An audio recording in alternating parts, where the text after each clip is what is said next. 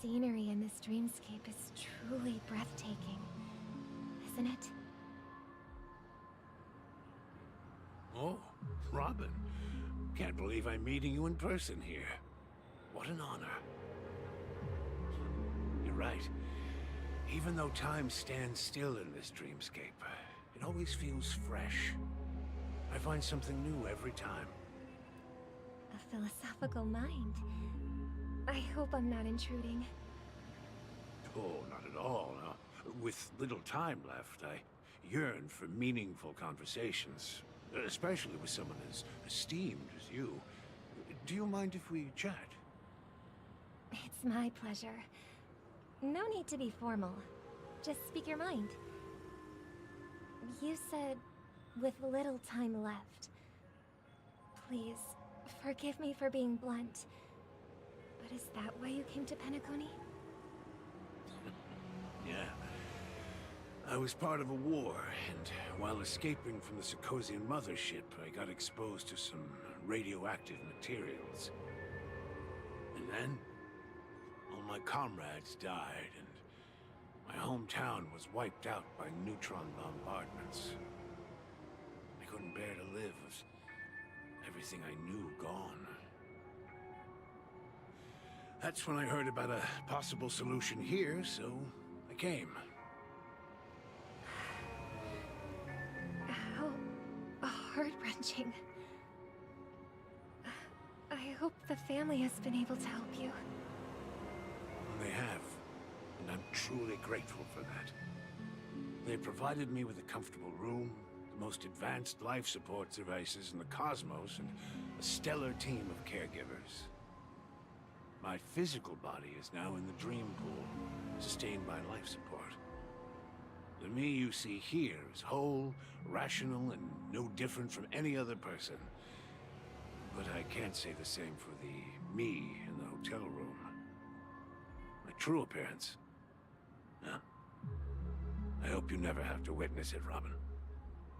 So, you'll be living forever in this dreamscape, right? Just being able to live at all is good enough for me. Whether it's in this dreamscape or not, well, I don't really have much say in the matter. My world has been torn apart, and my life could end any second. So, even if this whole place is an illusion, it's still my paradise, and I'll treasure every moment I spend here.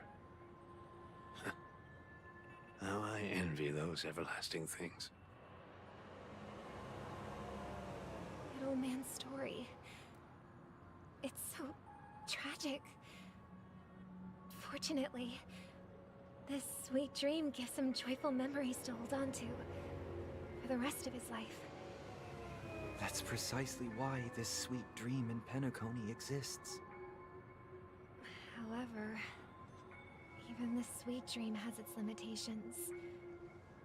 While it provides solace to the disillusioned, it can't completely eliminate pain in reality. There will be a way out. Penacony is already on the right track.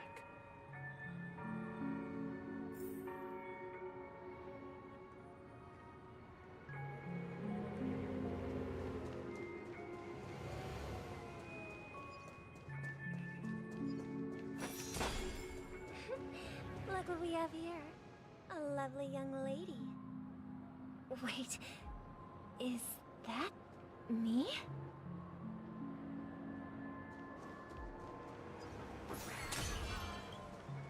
Brother, what a surprise to see you again. Show yourself. Your trick won't work on us. I've heard that a skilled mass fool received an invitation too. That must be you, right? Did you enjoy yourself? Barely. The people here are way too gullible. A little bait is all it takes for them to bite. And they run away at the slightest hint of danger. In other words, they're naive and cowardly. Now that you've had your fill, it'd be wise to leave before it's too late. The music of the harmony doesn't tolerate discord. What? Now that you have the real Robin, I'm useless? Oh, how disheartening. I've done so much for the family. You should be thanking me, because if it weren't for me cleaning up this mess, Penacony would still be in shambles. Don't you think? That was a personal request from the head of the Iris family, and it has nothing to do with us. Step aside and stop causing trouble for the Charmony Festival. The Charmony Festival? You think you can scare me? You think I have no idea what you're planning? I don't care what you're thinking, Chicken Wing Boy. But I'm pretty sure lovely Robin won't be appearing on stage. After all, you're well aware of what a sorry state this dreamscape is in under the banner of harmony. Penacony, the land of the dreams. Is this truly the paradise you desire? Stop it. What's the rush, Chicken Wing Boy? Did I get to you? Our paradise is none of your concern, masked fool. Leave now, or the family won't tolerate you anymore. All right. I'll go.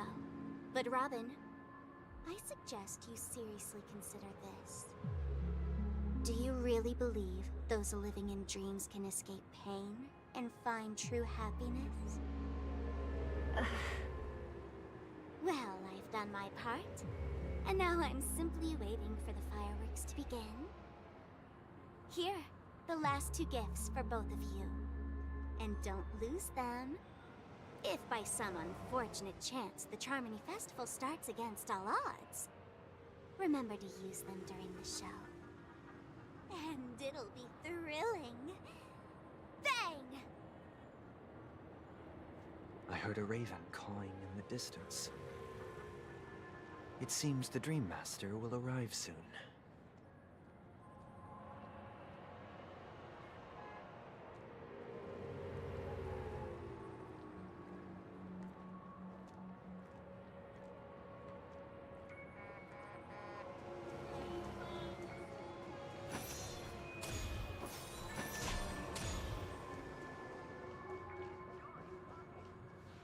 Let's wait here for the Dream Master to arrive. Okay. By the way, brother, I heard you no longer have a sweet tooth. Back when we were kids, you used to steal my desserts. Seems like a lot has changed during my absence. What exactly happened? Well, someone has to stay awake even in this sweet dream. But that someone doesn't have to be you, or anyone in particular. You're carrying too much on your shoulders, brother. The paradise in our dreams. It shouldn't be like this. Penacony is nothing more than a dream. It can't erase the worries and pain of reality, or bring true happiness. It only offers an escape from reality. Nothing more. Remember the old man we met earlier? Without this dream, he might have completely lost himself. That might be true, but even without Penacony, he could have chosen another path. As far as I know, the Intelligentsia Guild has been promoting their rehabilitation techniques for a long time now. That path may have been more ordinary and challenging, but now he is receiving hospice care in a comatose state, and his fate is sealed. Is Penacony granting these people a future? Or is it taking it away from them? Well, don't forget this. Not everyone really has a future. The future for humanity is like the sky for birds. People mistakenly believe that flight is inherent to birds because they've never witnessed those birds crashing to their death. Do you remember how we took in that little Charmony dove when we were young? Yeah. We took care of it. Provided food and water, groomed its feathers. And later, when I decided to leave Penacony, I opened the cage and set it free. Well, I didn't mention what happened to it in my letters, because I didn't want to upset you. Shortly after you left, it crashed to its death right in front of your window. I had surmised as much. I knew you wouldn't have avoided mentioning the bird for no reason. Despite that unfortunate outcome, I still believe it was the right decision. Birds aren't meant to spend their lives in cages. They belong in the sky, even if they can't fly. But here's the thing. If there are birds in this world that can never fly, can we really assert that they belong in the sky? Are you implying that the same goes for humans too? Let's take the Astral Express as an example. The Nameless made tremendous efforts to bridge worlds, gaining fame across the universe. However, only a few extraordinary individuals can endure such a perilous journey. That's because the pursuit of the Trailblaze exceeds the capabilities of ordinary humans. Otherwise, why would this path be filled with broken rails, an abandoned express, and even a fallen Eon? That's just sophistry.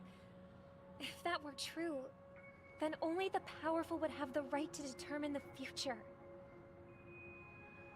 Unfortunately, that's exactly what happens. Another name for the future is self-value. While this world has its fair share of heroes who inspire people and garner admiration for their heroic deeds, the majority of ordinary people will never become heroes in their lifetime. Some are born weak and vulnerable. Some find themselves trapped in unfortunate circumstances. Some fall victim to malice and cowardice. When it comes to survival, everyone is equal. And the weak can only watch as their value gets constantly diminished by external forces. That's why we should care for the weak and support them as if their suffering were our own. That's what the Odes of Harmony have always taught us. While the Harmony holds noble aspirations, the strong will always be strong, and the weak will always be weak. Even in this carefree dream. Human nature contains greatness, but it also harbors inherent weaknesses that can't be eradicated. In the end, if people can't even secure their own survival, they won't care about the illusory future of equality. As long as the law of survival of the fittest prevails, there will always be fledglings crashing to their death. But if people don't live for the future, do they merely exist for survival? If even you, my brother, don't believe that the Harmony will save the weak, then which Eon can make our dreams come true?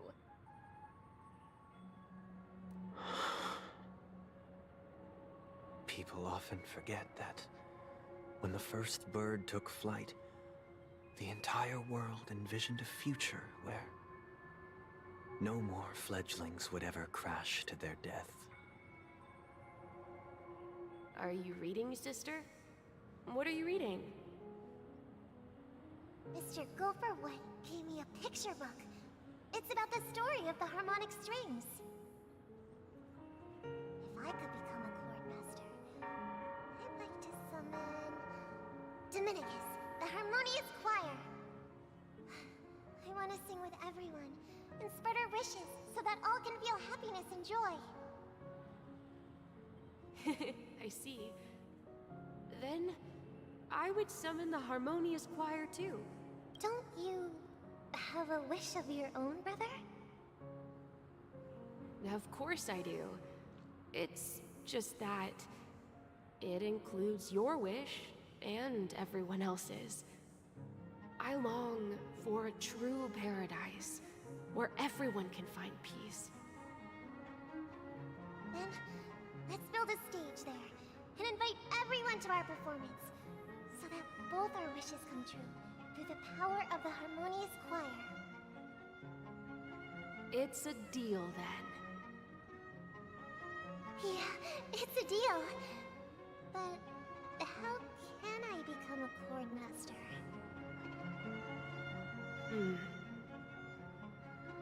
Maybe you'll have to become a star first.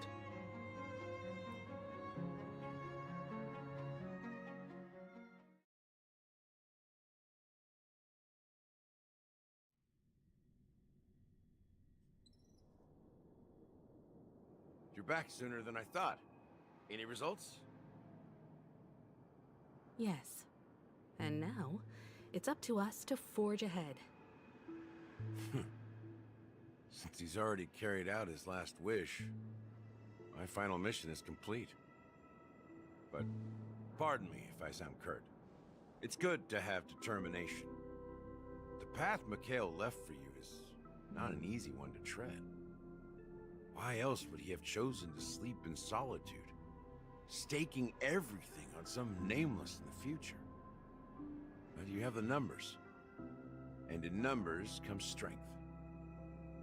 So that might just delay your inevitable a little more. Got any more encouraging words?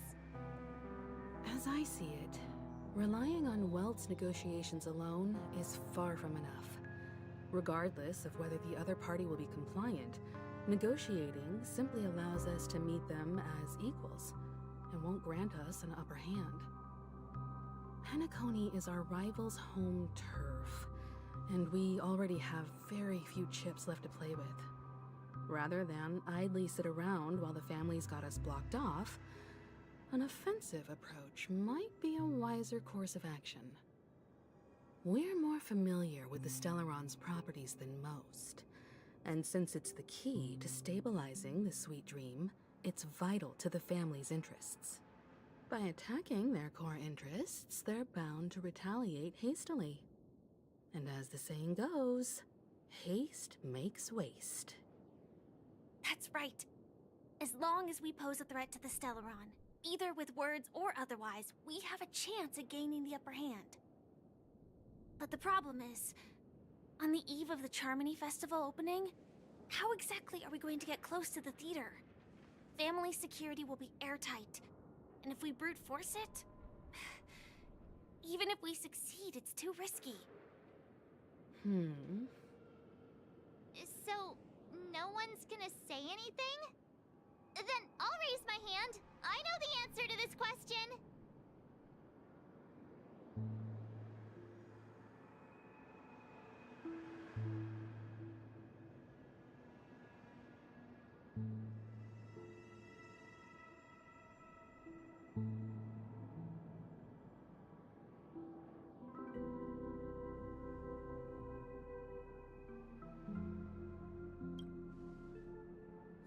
The express crew would have been disbanded long ago if it weren't for me.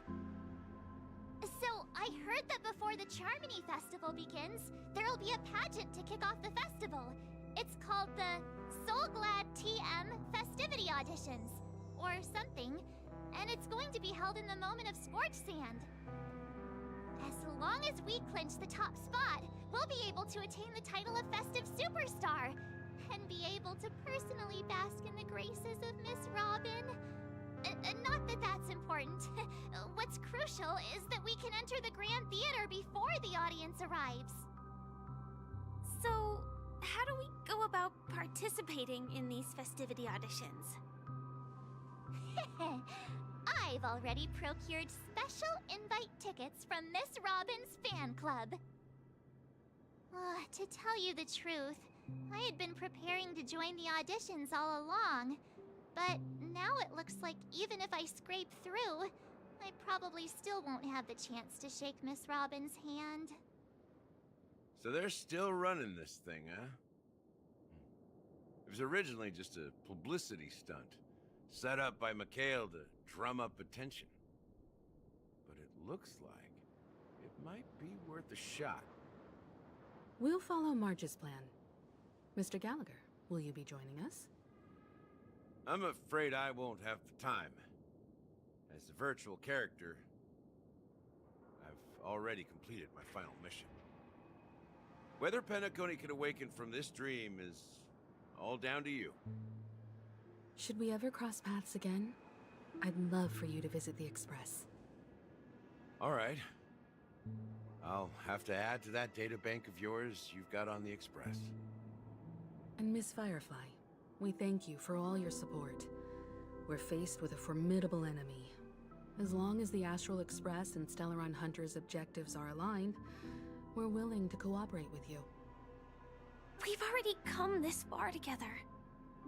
I'd like to join you for the rest of your journey on Penacony. I'm pleased that we can finally fight shoulder to shoulder. I couldn't ask for a better ending.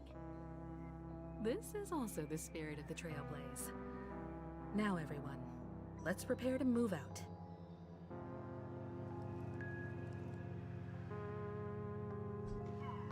Ladies and gentlemen, welcome to Scorched Sand Hall. This is where challengers thrive and dream chasers shine, all under the watchful eye of the entire universe. If you have ambition, dream, and the drive, dear friend, the next superstar of Penacony's Charmony Festival could be you. Oh, wow, they've really outdone themselves. Oh, I'm starting to get excited. Behold, here come four friends with spirits high and full of steel. You aspiring to be the superstars of the festival? Is he talking about us? Yes, you! There's no doubt about it. I see you have all the potential of a superstar in you. Excuse me, you four. What are you hoping to get out of all this? As the last group of contestants, how confident are you in overcoming all of the challenges? Would you be open to a brief exclusive interview with us? It'll be quick. Your journey is long and fraught with peril, yet under a sky blanketed by banners, you vie for the crown. The sword and rose! Protect the beauty! The beauty, the beauty! Magnificent and majestic! A knight's head is hard as steel. Brother Lance's focus is stubborn as a heel. We don't all have to be winners, but if we don't have fun, we'd all be sinners. People are pouring in. Kinda feels like all sorts of baddies are showing up. Let's get in there quickly and enter the competition. Ladies and gentlemen, please make way. Make way. Coming towards us now is one of Penacony's top 10 wealthiest tycoons and the soul-glad business empire's founder, Mr. Ideed. Allow me to introduce myself. I'm the director of Soulglad's factory, Ideen Leader. My four friends, introduce yourselves to the audience across the cosmos. Hello, everybody. I'm Himiko, a nameless from the Astral Express, and these are my companions. Don't you guys need to hide your identities? Hide it anyways. Penacony is plastered with our posters. And because the Astral Express is so well known, the family won't dare to make any rash moves.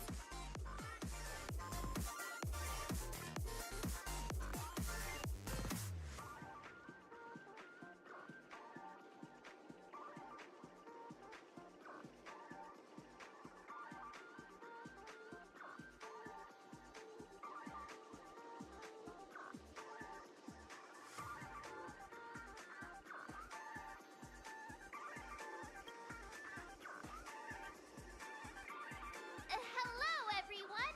I'm March 7th. I'm an ordinary girl who loves adventures.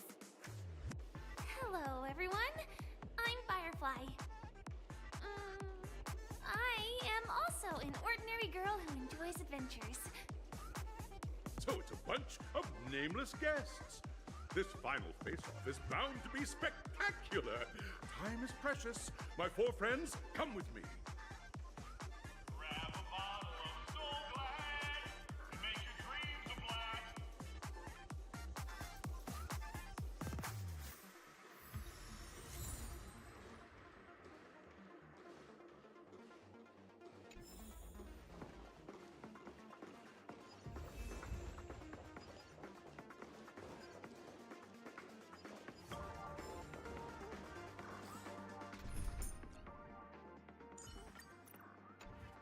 This place is buzzing. That's right.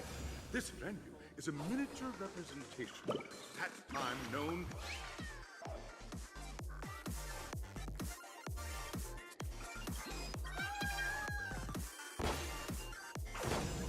Stream 4.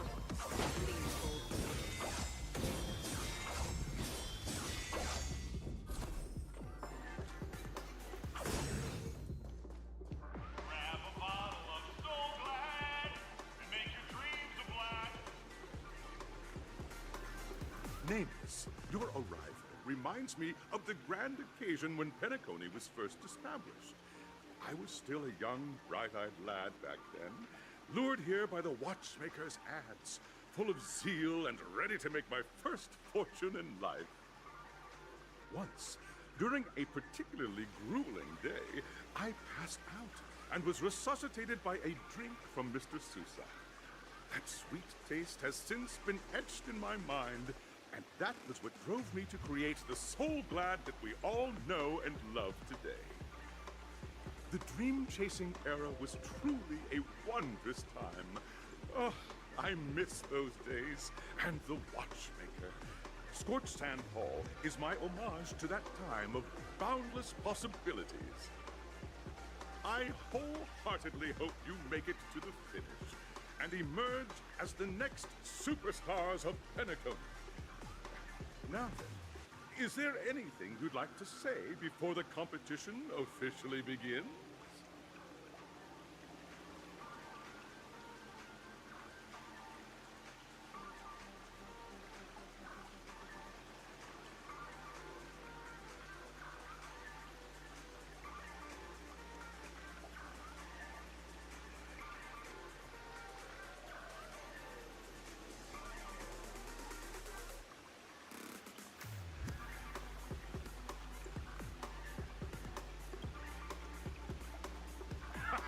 That's the trailblazing spirit. How about you, Miss March? Hello, everyone! Next up, get ready for the Mega March 7th adventure, where I'm going to break the speedrun world record! Trailblazing into the uncharted and challenging the limits. That's Miss March 7th for you. How about Miss Firefly? I hope that by the end of this journey, everyone will have achieved the outcome that they hoped for. Ah, a wonderful wish! Miss Himiko, what are you expecting from your team? Safety first, everyone. Simple words, but full of warmth. Waiting for you are 3 stages, each connected to that era. The first 2 stages offer 2 distinct paths to choose from, with unique challenges on each route. And in the last stage, you will face off against a champion who has defended the title to this very day. A beloved contender whose noble virtues are unrivaled. Those are the rules. Simple. Everyone clear? Now, I hereby announce that the 33rd Scorched Sand Festival of the 20th season, sponsored by Soul Glad Enterprises, has started.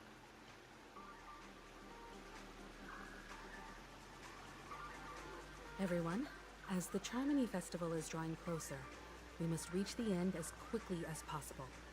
Factoring in efficiency and safety, splitting up into 2 groups is the best choice. March and I haven't known Miss Firefly for too long and aren't overly familiar with her. It'd probably be better if the two of you paired up. Fine by me. Let's do it. All right. I don't have a problem with that.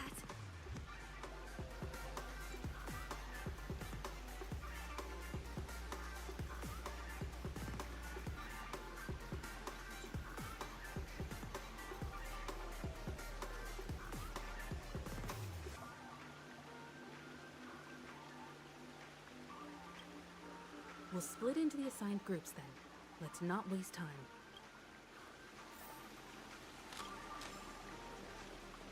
Stream 4. Welcome to the first stage of Soul Glad Enterprises' 33rd Scorched Sand Festival of the 20th season, Dream Play Fantasia. In this stage, you can choose between two challenges, the School of Acting or School of Action. In the School of Acting challenge, you have to complete 3 performances from 3 scripts and move the panel judges. In the School of Action challenge, you have to defeat 3 groups of enemies convincingly and reach the end. Now, make your choice.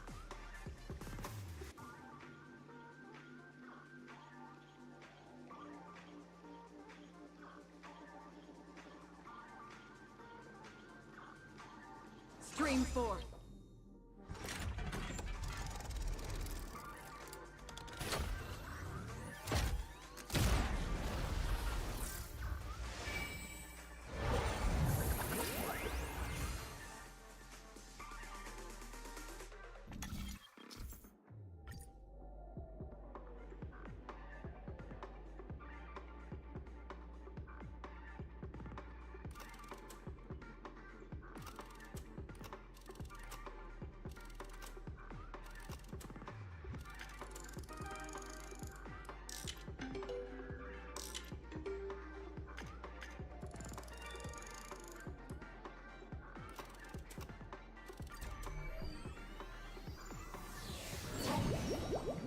The champion's crown awaits you on the stage. Welcome to the arena of action. Competitors, allow me to introduce the rules of this challenge to you. There are a total of 3 stages up ahead, each with their own challenges. The enemies you will contend against are antagonists from the film Once Upon a Time in Dreams. Defeat them swiftly and decisively to set a new record. It's worth mentioning that the fastest time for this stage was achieved by a contestant with fiery red hair. Astoundingly, he overcame all enemies across the 3 stages in only 5 minutes. Time is of the essence. Let's make this quick.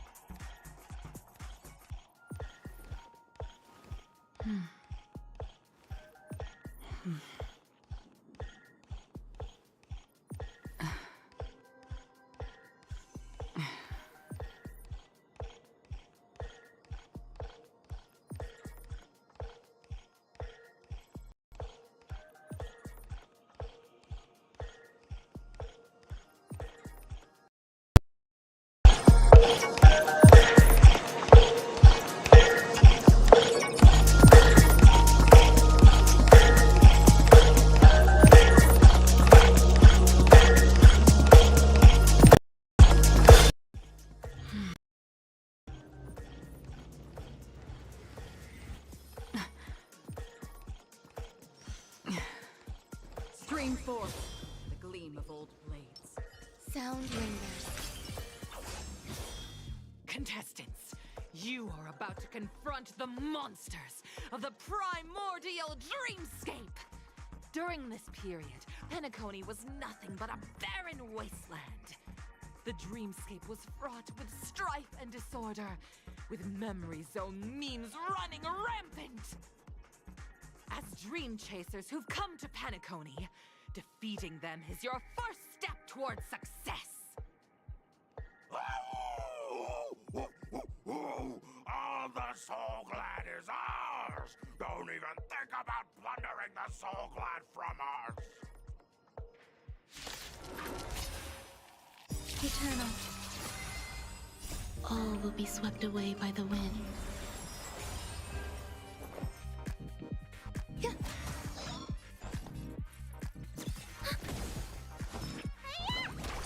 Another from still waters of oblivion. I weep for the departed. It too shall fall.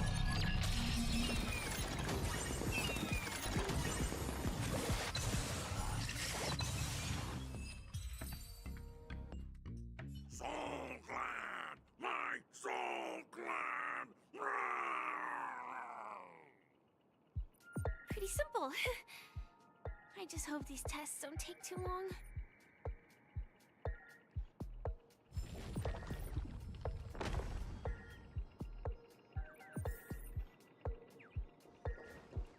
Stream 4. The gleam of old flame. Congratulations on becoming the first group of dream chasers! Answering the call from the watchmaker, you are disappointed to learn that Penacony isn't paved with gold. Resigned to your current plight, you start from the hierarchical dredges, biding your time for a chance at success. Just as you're about to give up, a downpour sparks a business idea. You enter the umbrella business! But just as things are looking up, you encounter a competitor. Defeat them and emerge victorious from this trade war. Why is our opponent Soul Glad? Because Soul Glad Enterprises' 33rd festivity auditions of the 20th season! Isn't this just product placement? To safeguard the integrity of Soul Glad, I will soar high into the sky and become its shiniest star. Whoosh!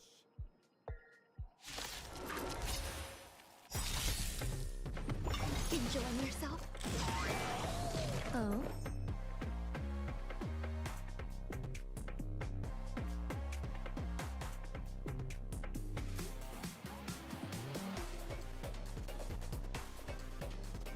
Existence is unity. Enemy data secured. Net markers activated. Time for a good old counterattack.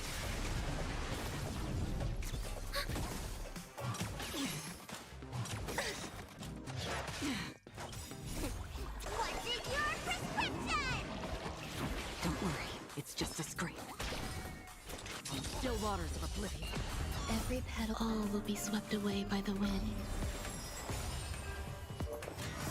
Commencing support. I weep for the departed. It too shall fall.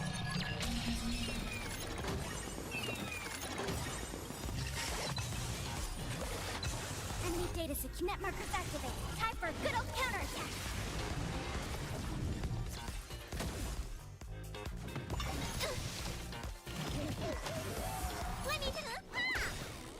Destined for oblivion.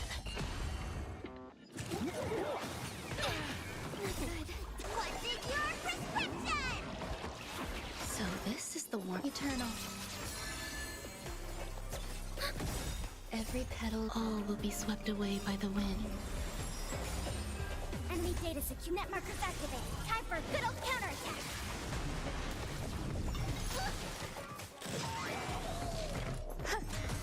Enemy targets detected. Free from still waters of oblivion. I weep for the departed. It too shall fall.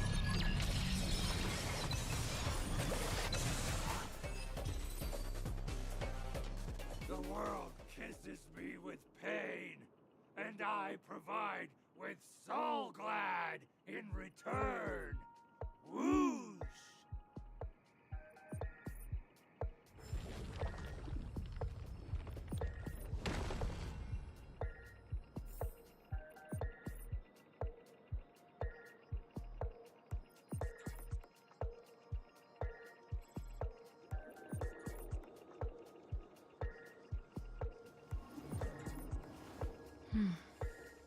Stream forth the gleam of old blades.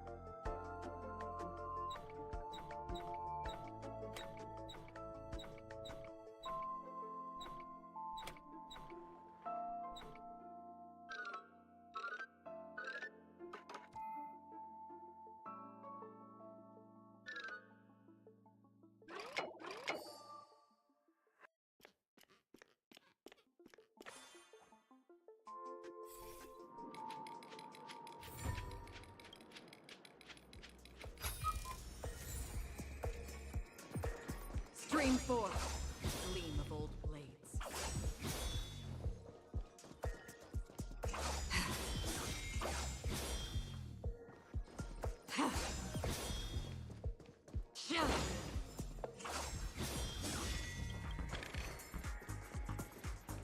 Stream forth.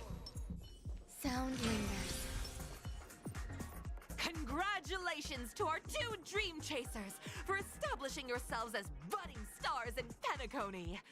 However, now you face a competitor selling at low prices, pushing you to the brink of bankruptcy. No matter how lengthy the battle, you always persevere. Topple this powerful opponent, and the tides will turn, paving a way to success! None will take my soul glad away from me. I will use the transmutation arcanum to turn into a dinosaur! Oh, dinosaur! Devour my enemies! Grab a bottle of soul glad and make your dreams a blast!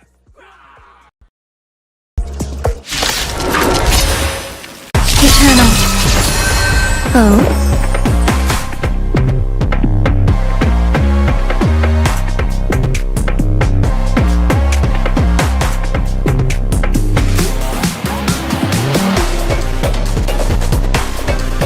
Waiting means change.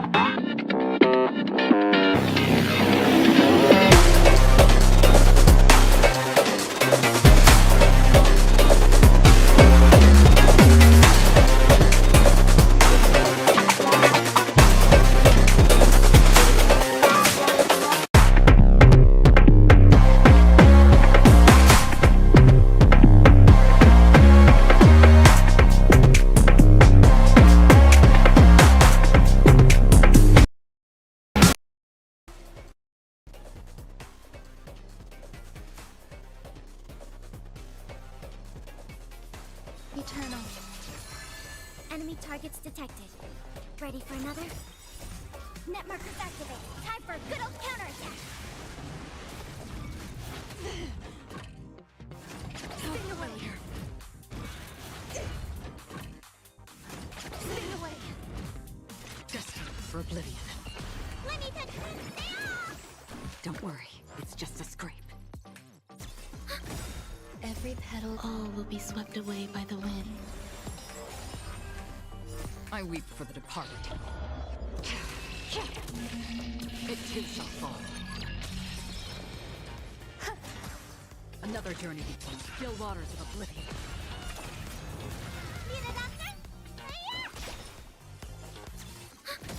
Enemy data secure. Net markers activated. Time for a good old counterattack.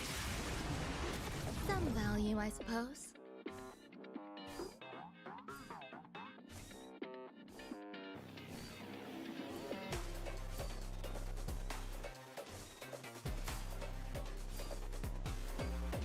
Waiting.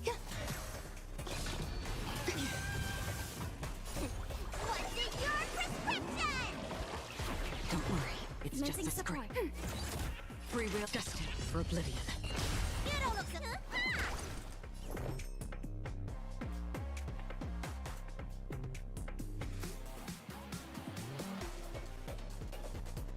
Eternal. Enemy targets detected.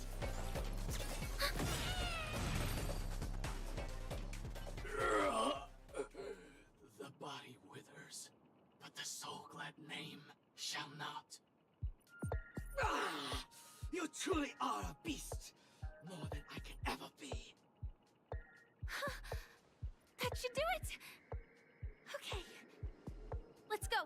Mr. Yang is waiting for us. Isn't this fight way off from the actual storyline? Transforming into a dinosaur isn't imaginative enough for you? This is the sort of magic only seen on Penacony. Anyway, let's get back on track. Where were we? Oh, that's right. After an extended battle, you finally emerged victorious! But the companion who journeyed to Penacony with you chose to leave, having lost all hope. In the years that followed, you encountered each other once more on the prosperous streets of Penacony, but dared not call out to one another. Perhaps akin to the lingering regret of every dream chaser. Ah, well done!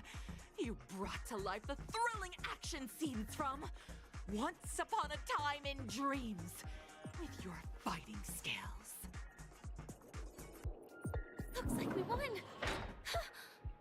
Let's hurry up and get to the next stage.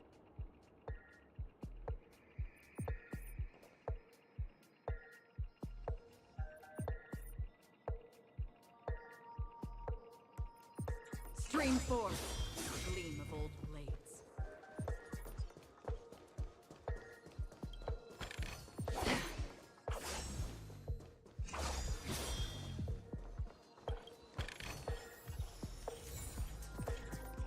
Stream. Congrats to both of you for clearing the stage, but more importantly, are you having fun? fun is more important than success. Look at the time! You finished much faster than that red-haired contestant did. That red-haired contestant. Who is that exactly? You'll find out eventually, but only if you clear the next test first. Welcome to the second stage of the 33rd Scorched Sand Festival in the 20th season, sponsored by Soul Glad Enterprises. Gunfire time! You have the option to choose Gunfire and undergo Brother Hanu's trial, or Time, where you'll face Clucky's trial. And now, make your choice!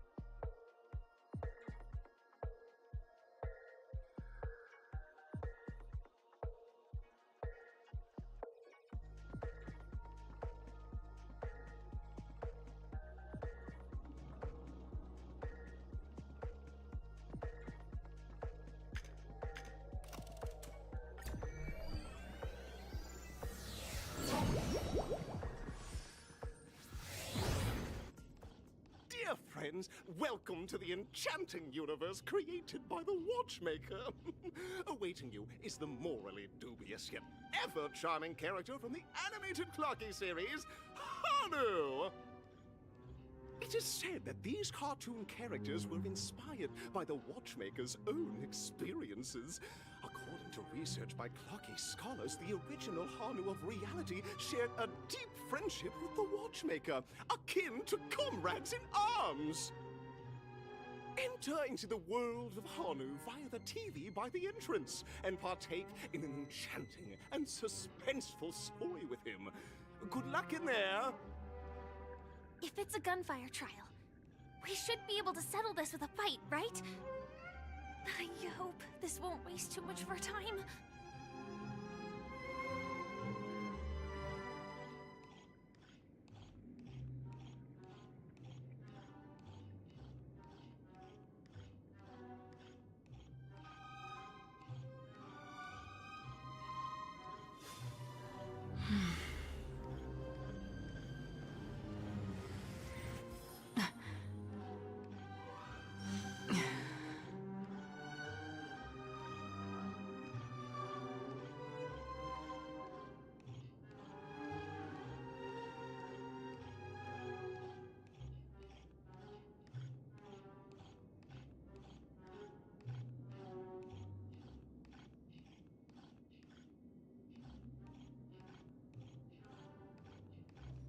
Dream Force.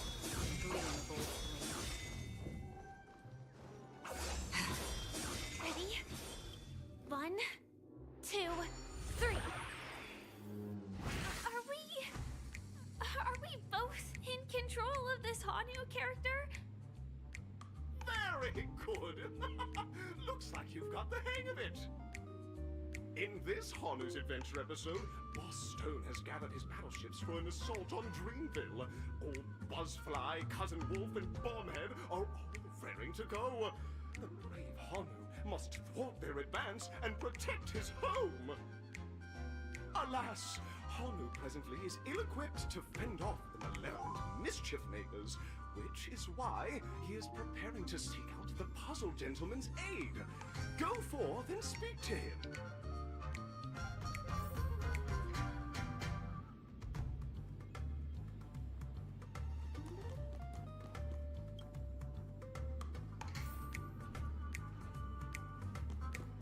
Oh, brave Hanu, you look like you could really use some help.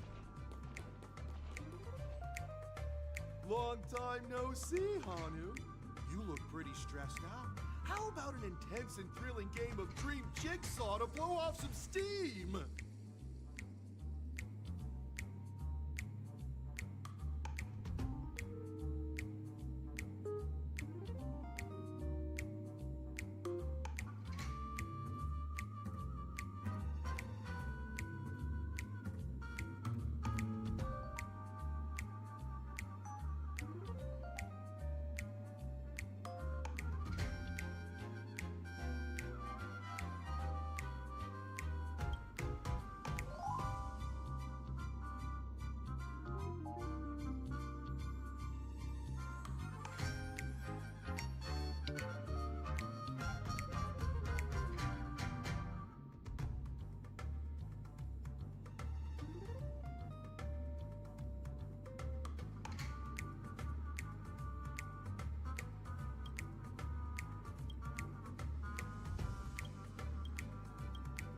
Oh, listen closely, Hanu.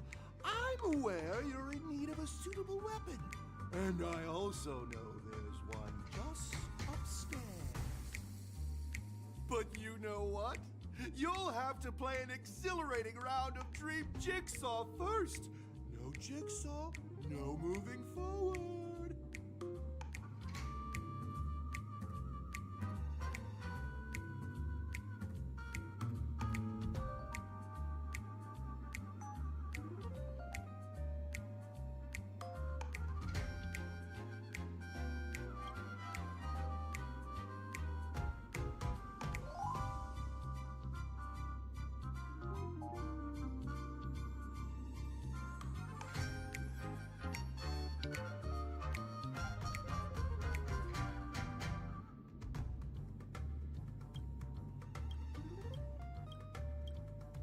Now scurry along, Hanu, but tread carefully.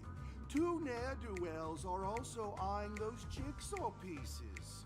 Either outsmart them with the quick knockout, or ensure they don't catch you in the act. I can't wait to see you finish the Dream Jigsaw. Best of luck, Hanu. Let's stay alert and make sure those monsters don't spot us.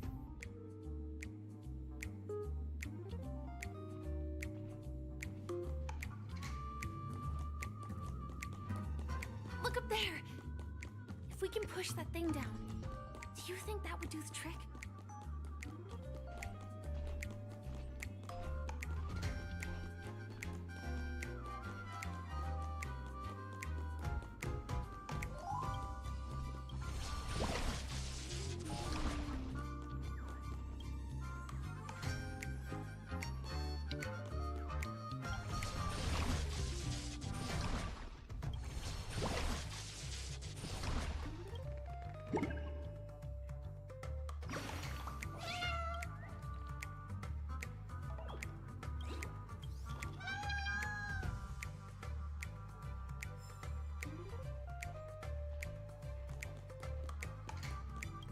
Finally, that's all the jigsaw pieces.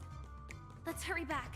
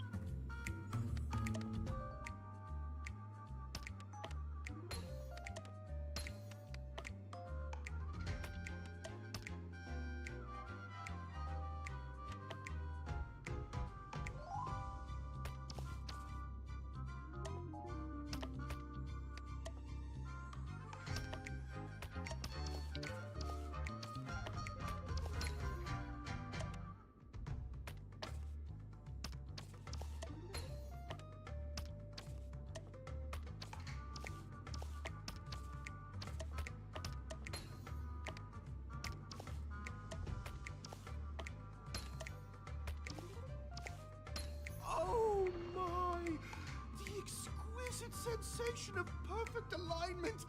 My organizational itch has been quite thoroughly scratched. Hurry now, Hanu. Touch that TV set and transform back into your old self. Then head upstairs. Your weapon awaits you there. Are such haphazard instructions really okay?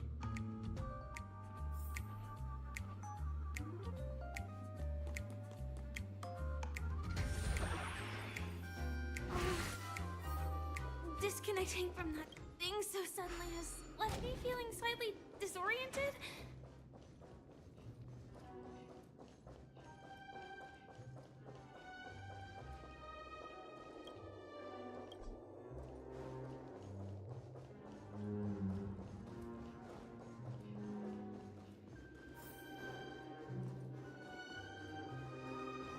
Is that Hanu?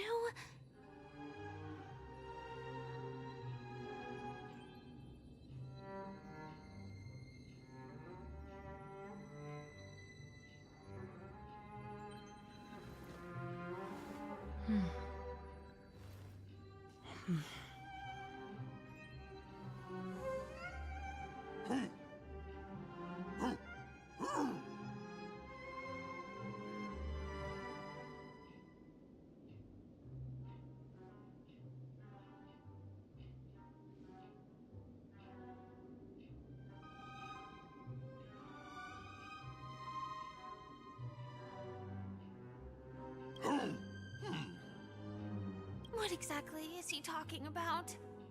Tick-tock! It's time for me to make an appearance! Clocky? I can also see him. Is this character part of the show? In Dreamville, Clocky is everywhere and can do anything! Like right now! I can be your translator! Tick-tock! Hanu says, battle! We must do battle! The enemy is at our doorstep, and we have no path of retreat for the future of Dreamville!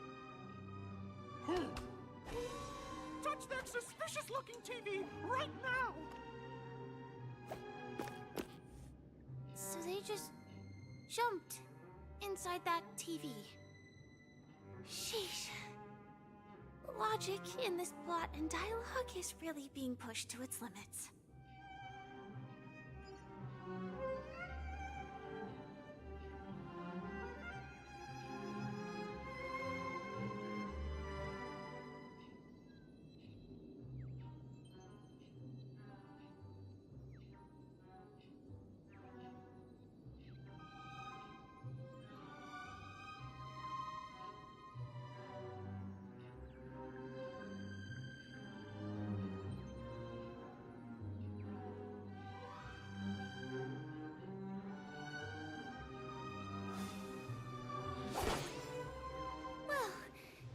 Go again.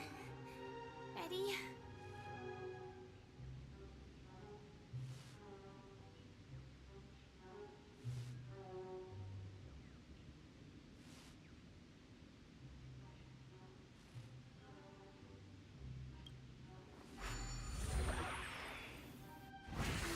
I am gradually getting used to this. Huh. Who knows? I might even be able to perform some high-level moves with Hanu. Oh? Did someone say high-level movies just now? That's right, pal. The upcoming script is just exploding with all sorts of high-level shenanigans. Last we saw, Hanu was preparing for battle. Suddenly, he hears heavy footsteps coming from the hallway. Malevolent mischief makers have broken into his home. But brave Hanu won't go down without a fight. He instantly sprints for the storage room, ready for a do-or-die showdown against the baddies. But we still don't have any weapons in hand. Guess what? Hanu's favorite bazooka just so happens to be in that storage room. So get a move on. What a coincidentally convenient plot twist. It'd be even more awesome if the organizers allowed me to wear armor.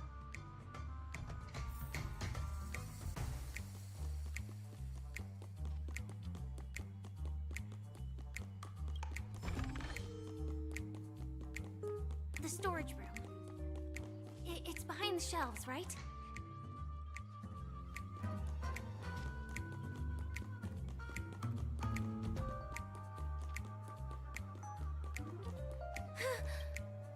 He wasn't lying. There's actually a bazooka here. Now we should have a way of dealing with those baddies. This thing feels just like the Soaring Locust too.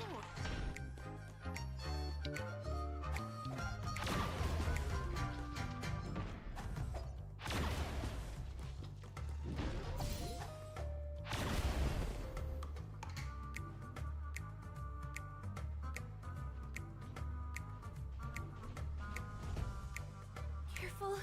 It looks like we've got more company. Get ready to fire!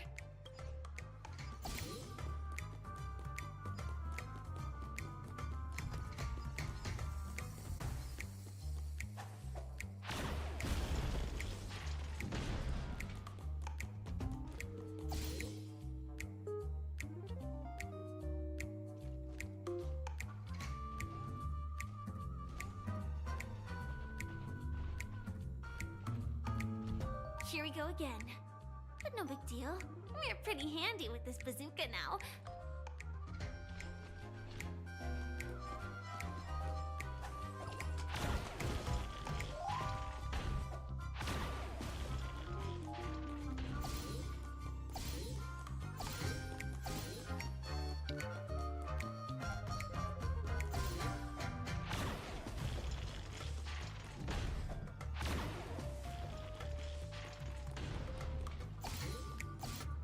Should be all of them, right?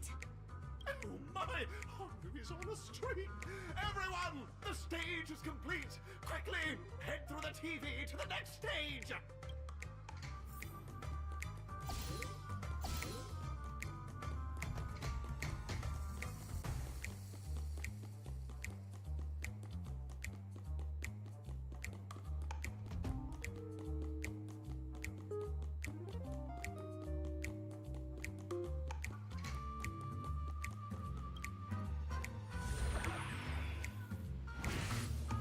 Well, that's that.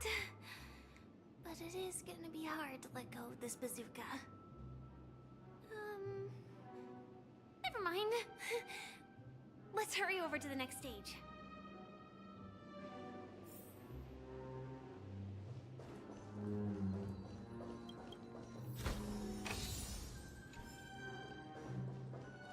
Stream 4. Gleam bold.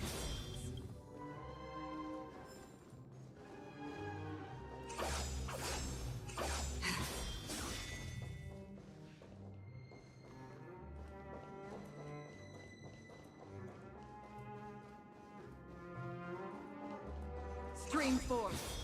Gleam bold.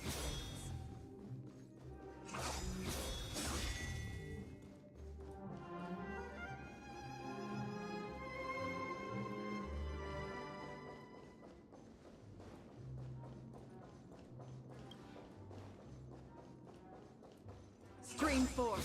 The gleam of old blades.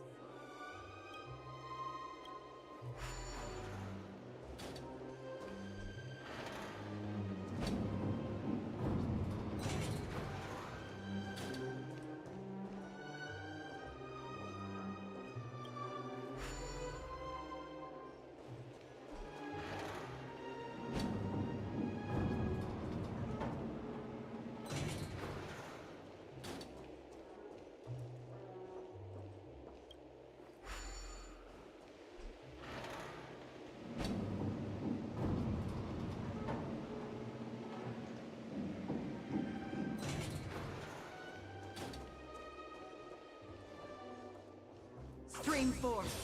Gleam bold.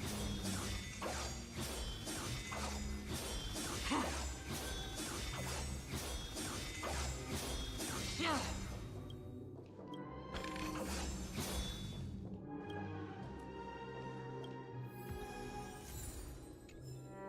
Stream forth, the gleamful. Congratulations to both of you! Oh, you've overcome all obstacles and proven yourselves. But, unfortunately, there is only one who can be Penacony's festive superstar. In the final stage, you will face the defending champion. If you fail, you will lose the opportunity to become the festive superstar. Welcome to the 33rd Scorched Sand Festival's third stage in the 20th season, sponsored by Soulglad Enterprises' Superstar Showdown. Stream forth.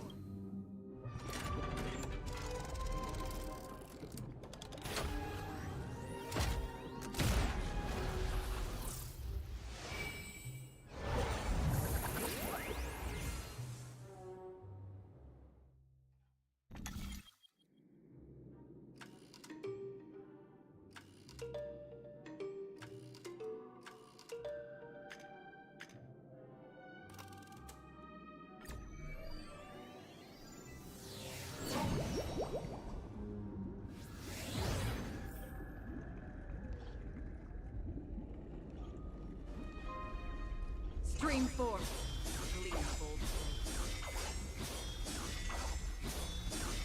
No way. I think I just saw someone. Someone extraordinary.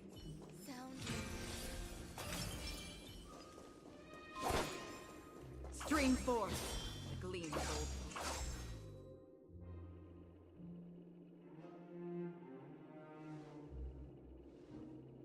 Are you a knight of beauty?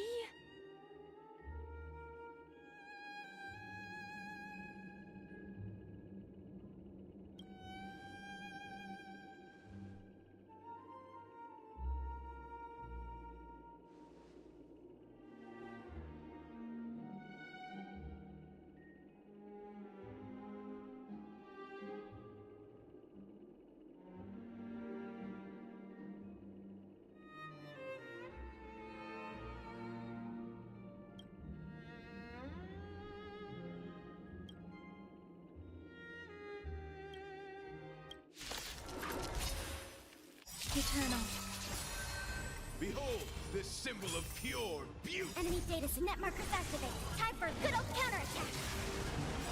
Every petal, all will be swept away by the wind.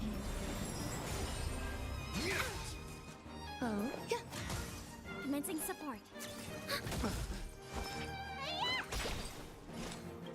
I weep for the departed. It too shall fall. Destined for oblivion. Confess! Familiar. Put forth all your might! Some value, I suppose. Enemy. Enemy data net markers activate. Time for a good old counterattack. Let the duel commence. Let me turn your. Thanks for the support. Another journey begins. Still waters of oblivion. The flesh wound. Pledge thy loyalty. Put forth all your might. Again. There's more to life. Existence is unity. Commencing support. Familiar. What's in your prescription? Don't worry. It's Every just a petal, all will be swept away by the wind. Enemy data net markers activate. Time for a good old counterattack.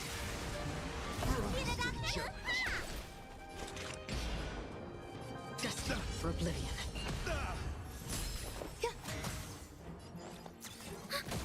You are fighting a gentleman. Put forth all your might.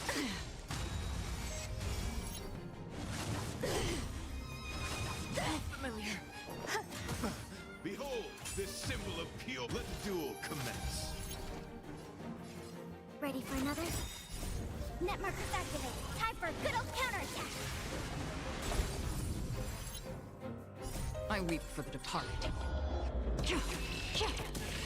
It too shall fall.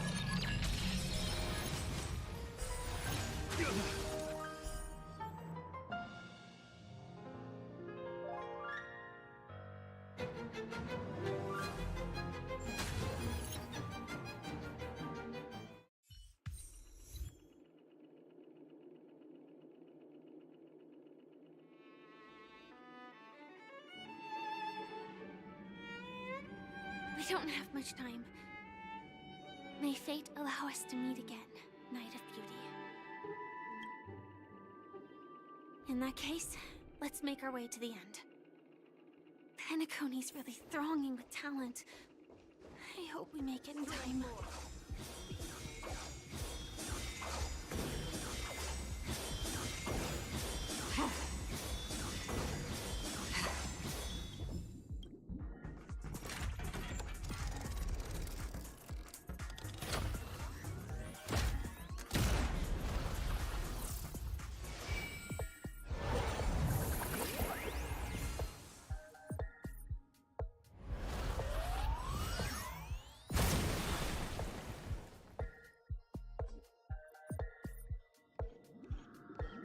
Stream 4. Congratulations to the Galactic Baseballer and Firefly on becoming Miss Scorch Sand Festival champions!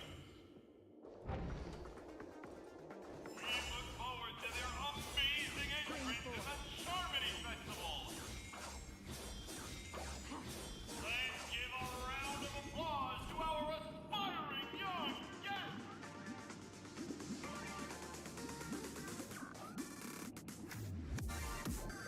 Stream 4.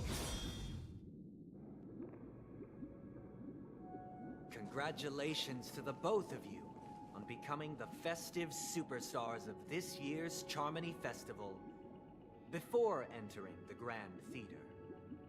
I, on behalf of the organizers, extend my sincere congratulations to you, wishing you joy under their radiance.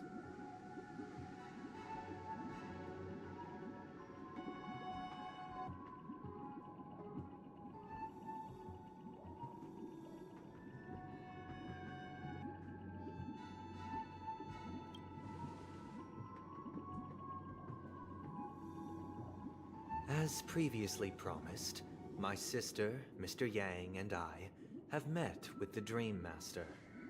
We delved into the truth about Penacony and its Stellaron, and have come to a consensus. Both I and the Oak family cannot acquiesce to your request. Just as expected. We acknowledge the perspective of you, Nameless. Penacony does require change, but not as you propose. The planet of festivities cannot and will not revert to a place characterized by chaos, disorder, or anarchy. Through your journey of overcoming obstacles, you must have glimpsed the essence of that era. The vulnerable ruthlessly eliminated, equality non-existent, common folk living precarious lives, eking out a dreary existence. Ultimately, only heroes like yourselves manage to achieve success. But I would dare ask, if you did not possess the special status of having a Stellaron, and you were but an anonymous and frail member among the masses, which Penacony would you prefer? A dystopia for the survival of the fittest, or a sweet dream paradise for all?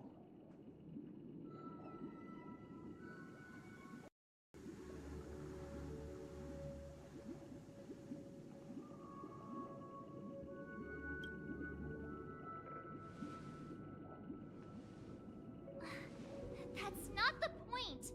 Don't let him mislead you! Mr. Sunday, even if the members of the Oak family can't fully agree on what to do about the Stellaron, now's not exactly the time to be holding an extensive discourse about Penacony's past and future, is it? The Stellaron issue concerns the life and death of everyone on Penacony. If anyone has a better suggestion, the crew is more than willing to listen. Also, it'd be best to tell us the ins and outs of that meeting. This way, we'll at least know what Welt and Ms. Robin are dealing with, and the reason why they failed to make our appointment. Ah, Navigator. That is precisely my intention. With all present, let's begin by discussing the details of that meeting. Let's talk about our tribulations and choices, our ideals and beliefs, and our final course of action. The only path to take.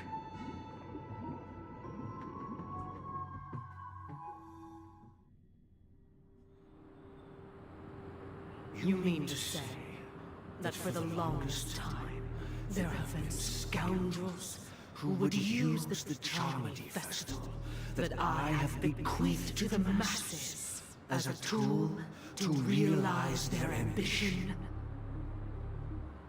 Indeed, Dream Master. Once the Charmony Festival begins, the Stellaron's powers, along with the song, will be broadcast across the entire planet of Penacony. And then everyone in their dreams will be unable to awaken. This is indeed surprising to me. The dreamscape is maintained by the collective effort of the 5 families. If someone were to use the Charmony Festival to recklessly disseminate the power of the Stellaron, this individual must hold a position of great authority. Do you have any suspects? I'd like to ask, did you really not know of the Stellaron's existence? I would have never thought that this nameless would point the spear at me. Quite astonishing indeed. If I have offended, the Astral Express extends its sincere apologies. But the current circumstances are dire and leave no room for meticulous inquiry. We're doing this out of concern for the Dreamscape's safety. So, if you could, please alleviate our concerns. Dream Master, it's just to prove that the Charmony Festival has nothing to do with the Stellaron. If we're being overly cautious, I will return to the stage to offer tribute in song, just per the arrangement.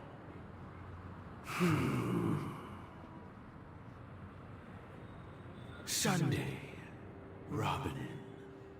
I've watched you two grow up, and know your dispositions like the back of my hand. Both of you, right now, can surely be lauded as their most devout advocates. I already know your resolve. The magnitude of this matter is enormous, and cannot be taken lightly. Since Mr. Yang has asked with such earnestness, I will personally respond in kind. If there is a need, the entire Oak family will be mobilized to heed your call. Sunday, might I ask you to beseech them to cast their light unto me, and question me in their stead, so that no lies may be concealed? I will do as you command. Robin, could I entrust you to be present as a witness, to document the truth, and to proclaim my innocence, so that all slander may be utterly dispelled? I will do as you command. May thy will be carried out on earth, just as it is in the heavens. Oh, triple-faced soul, please sear his tongue and palms with a hot iron, so that he will not be able to fabricate lies and make false vows. Let us begin. There is nothing else to prepare. Understood. Question. Have you devoted your life to your god, never worshipping other gods? Naturally. Do you love your god as you do yourself, always heeding their admonishments? Naturally. Have you strayed from the path expected by your god, betraying their name? Never. Have you ever been inordinate with your asks of your god, coveting more than the foundation of the... Do you swear to fulfill all vows, past, present, and future? With the Eon as my witness, if I do not deliver on my words, or if I renege on my vows, may I be cursed in accordance with divine law. They have seen your faith, and have endorsed your faith. With this, it can be evidenced... Just a moment. What is it, Mr. Yang? I have another question I hope to have answered. To my understanding, the family's harmony and prosperity have never relied on so-called divine laws. The god you both mentioned, are they truly Xipe? Mr. Yang should know that those belonging to the family toil together as if they were kin, embracing solidarity and unity under their light. All duplicity is laid bare before the harmony. Such a delicate and complex symphony. Which other god could perfectly harmonize this, if not for the Great One, Xipe? Perfectly harmonize it. Therein lies the problem. It isn't an outsider lurking in the shadows who changed the harmony, but a dissonance that has surreptitiously emerged from within this very symphony itself. In the distant past, there existed an Eon. With one flick of the wrist, they crafted the laws of the cosmos. Their followers formed the Beyond the Sky Choir, spreading solemn and reverent hymns throughout the universe. Later, they fell.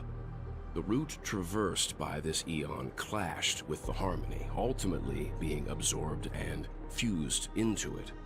The chorus that once reverberated across worlds fell silent, and when it echoed anew, it was transformed into the hymn of harmony. Though an Eon may perish, paths with no masters still linger. In the all-forgiving harmony, echoes of bygone dissonance may subtly arise. Mr. Yang. Being overly astute can be a detriment. Especially when you find yourself alone and without allies. So this is how it is. For the sake of our grand cause someday, please afford these two an opportunity to rest. What?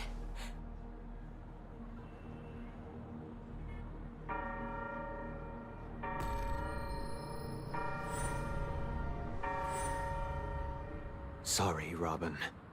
It's just you. I did not wish for you to know this. It's a pity that things have turned out this way. So, this is the true reason I can't sing? The shadow that envelops Penacony is actually... We were never children of the harmony. Our ideal paradise could not have been crafted by Xipe. True bliss can only be guaranteed by the one who transcends the many. Within the foundation of law, humanity establishes civilization, and through harmony, we obtain order.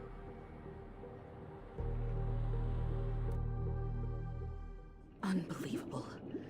To think that there would be remnants of the Order on Penacony.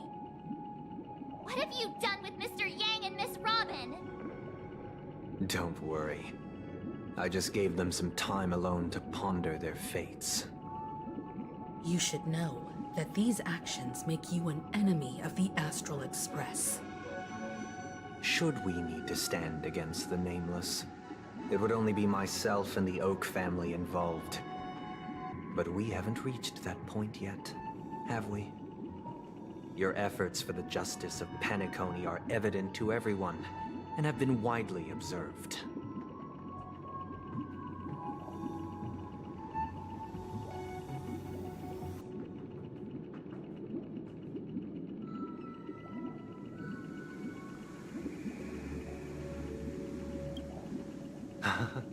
Patience is a virtue.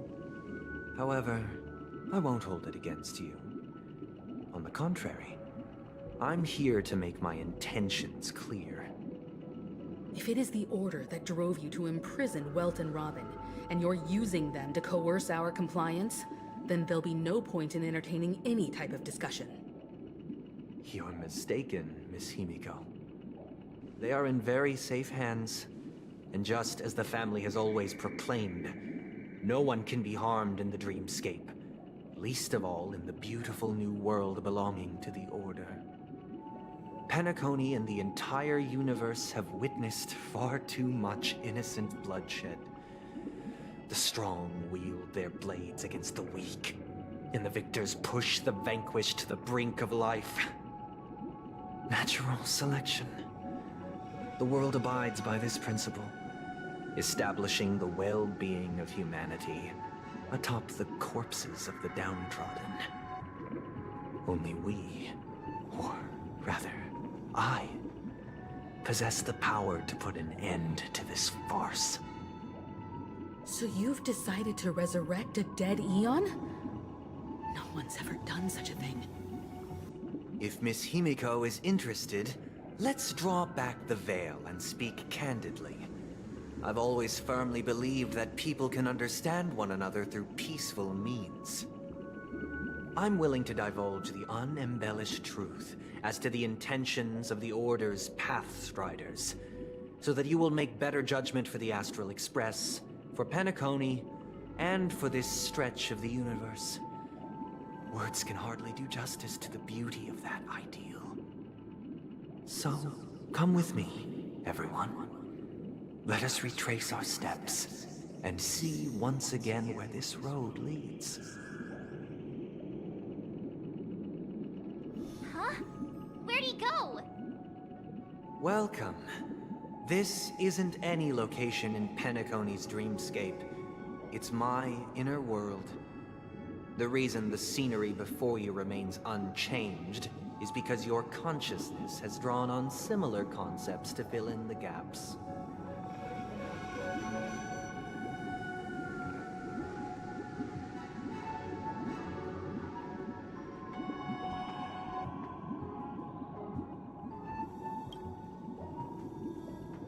That means... Did you do the same to Welt? It's a tuning process. Stronger in effect and more draining on the mind. The gray-haired guest has experienced it before, so she should understand what it entails. Tuning allows you to intuitively grasp my feelings, which also means that I cannot hide anything from you. Now, everyone, please look at the huge screen. The road we once took begins here.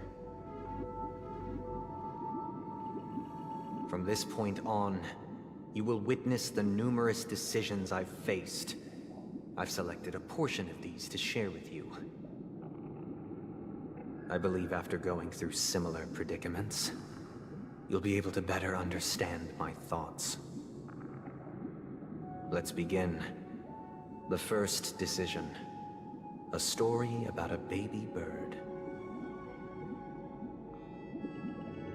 This story happened when Robin and I were very young.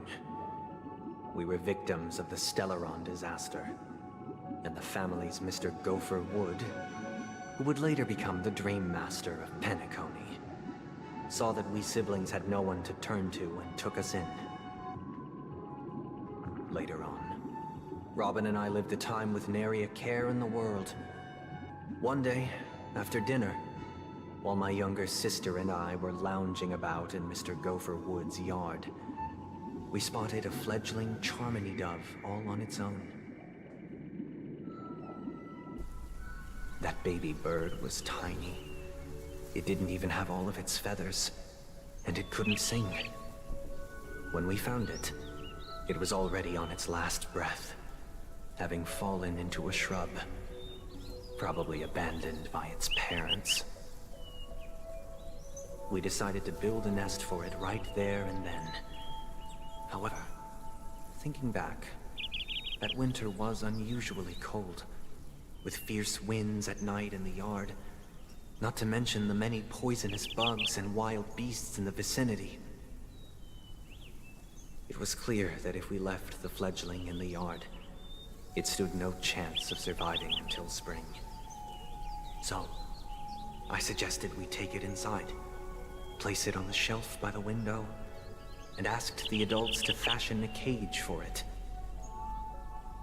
We decided that when it regained its strength enough to spread its wings, we would release it back into the wild.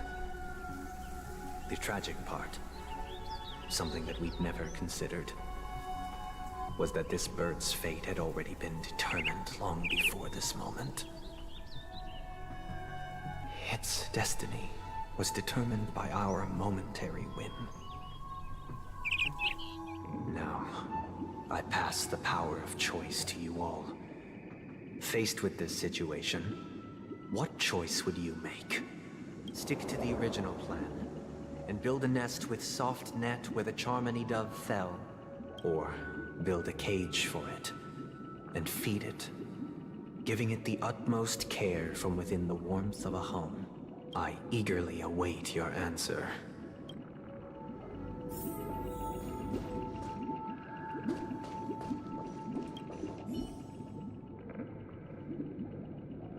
That guy just casually throws this kind of question at us?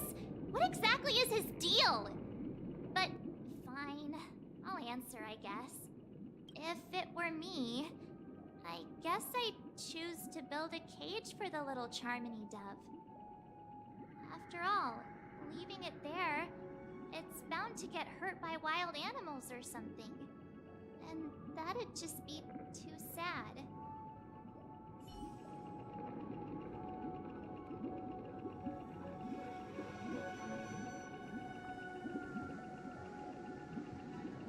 Stream forth the gleam of old blades.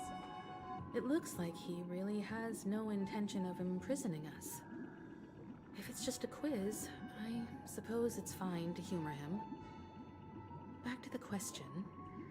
I would personally choose to build the little Charmony dove a cage. No special reason. I do think that a fledgling should have the right to fly into the sky. But if it can't even live to that point, then there's nothing to talk about to begin with.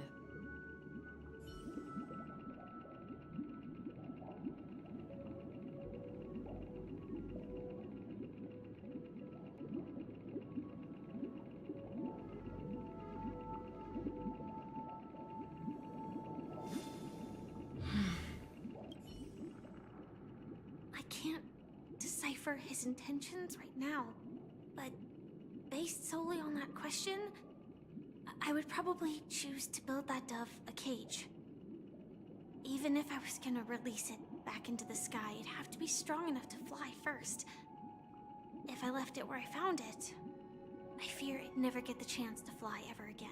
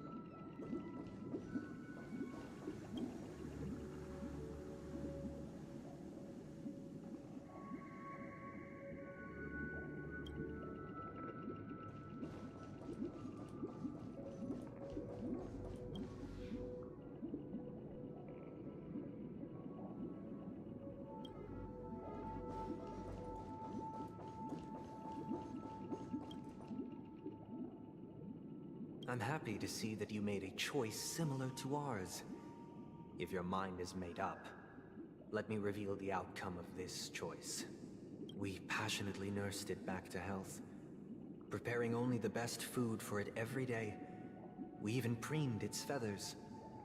Later, on the day that Robin left Penacony, we opened the cage door and let it fly back into the sky. I watched it for a long while by the window, probably about 3 or so days. In those 3 long days, the little Charmony dove tried again and again to spread its wings to fly into the sky, but fell to the ground, only to keep trying. Finally, on the 137th attempt, it succeeded. But its attempt did not go perfectly. After flying unsteadily for a while, it fell to the ground, unable to grasp the direction of the air currents. The fall shattered its wings. It writhed helplessly in my embrace. But it was all for naught, finally succumbing to a painful demise.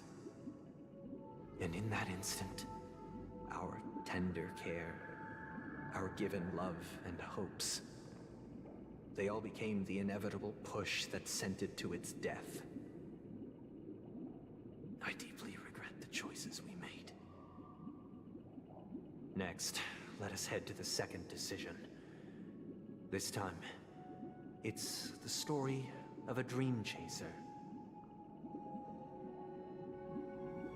This story happened when I was appointed as Bronze Melodia, a position exclusive to the Oak family, charged with listening to the problems and vexations of Dreamscape residents, and providing them with the relevant guidance. It was during that period that I had the opportunity to hear voices from all corners of the Dreamscape. Joy, sorrow, arrogance, regret. The complex tapestry of human nature that formed the world. And I was fortunate to catch a glimpse of it. He was a dream chaser, and an illegal stowaway. Just like the rest of them, he came to Penacony in search of a better life, except that, to most people, the price he paid, I suppose you could say it was everything. He told me I sold everything I could at home.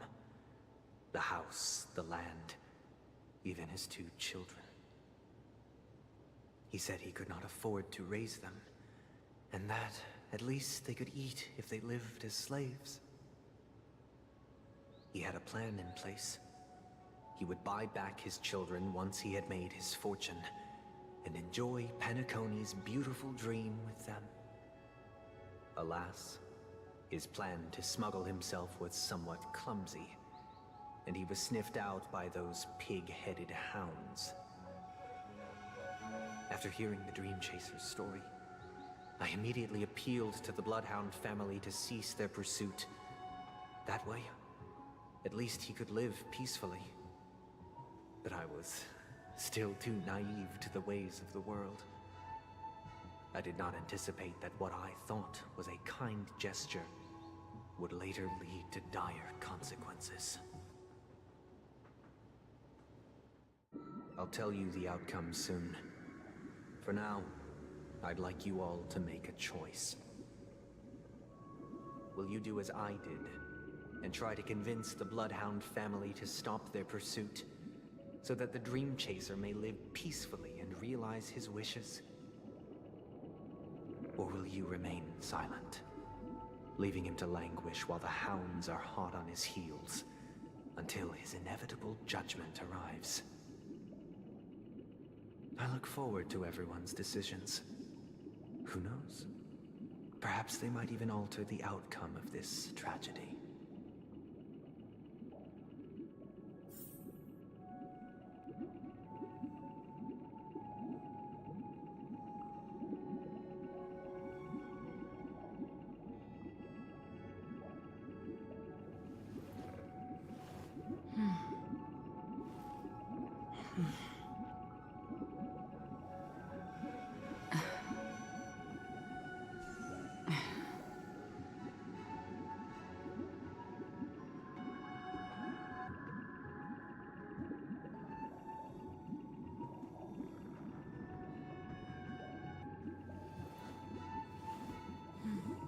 Stream forth the gleam of old blades.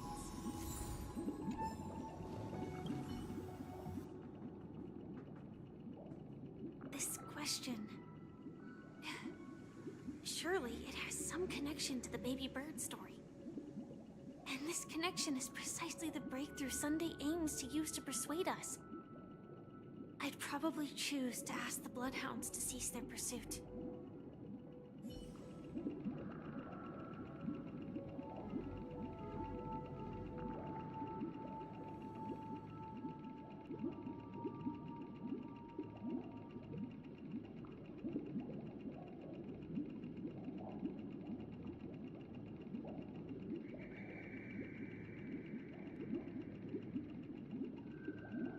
Stream forth the gleam of old blades.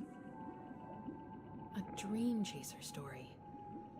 If I acted out of kindness, I would probably ask the Bloodhounds to stop their pursuit and lend him a hand. But what cruel repercussion would this choice result in? I think Sunday must have been deeply impressed by the limitations of the strong defending the weak through this incident.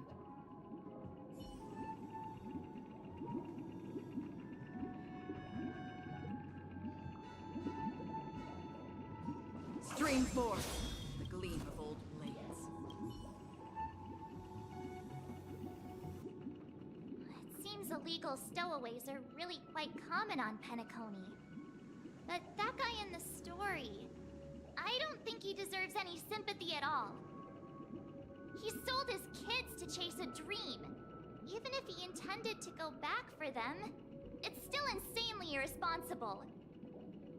With that thought, there's only one choice. Let the Bloodhounds send him back home. This person deserves to be punished.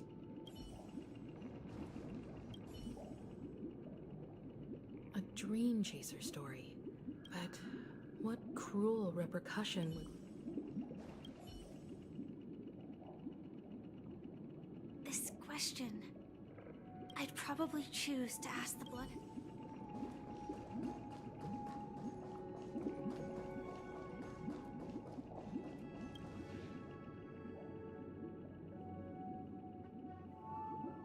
I'm honored to witness you arriving at the same decision. Out of respect, I'll share with you the dire consequences that my choice back then brought about. First, the outcome. He attained major success. After avoiding capture, he ran a business for a few years, very quickly making a name for himself, elevating his status. He might not have become a tycoon like old Audie, but he was considered a character of excellent repute. Now then, did he realize the wish he set out to achieve? No. The last time I saw him was in the real world, where the Hounds were going to permanently exile him, and I was the accompanying Bronze Melodia. The mission was simple. Listen to the criminal's repentance. He told me the reason he was in this predicament was because he conspired to usurp the head of the Alfalfa family. When I asked him about his 2 children, he instead responded with a question. What children? In the end, my heart aligned with the harmony, and the good deed I dared to undertake held no value, turning instead into a wrongdoing. It created a lamentable oppressor and countless oppressed individuals. As to your choice, I once again offer my heartfelt apologies. Next comes the third and final decision. And the story this time is my own. This story happened the day I was appointed the Oak family head. At that time, Mr. Gopherwood was the current Dream Master, and as per his wish, we had a private conversation. What surprised me was that the Dream Master had only come to deliver a letter to me.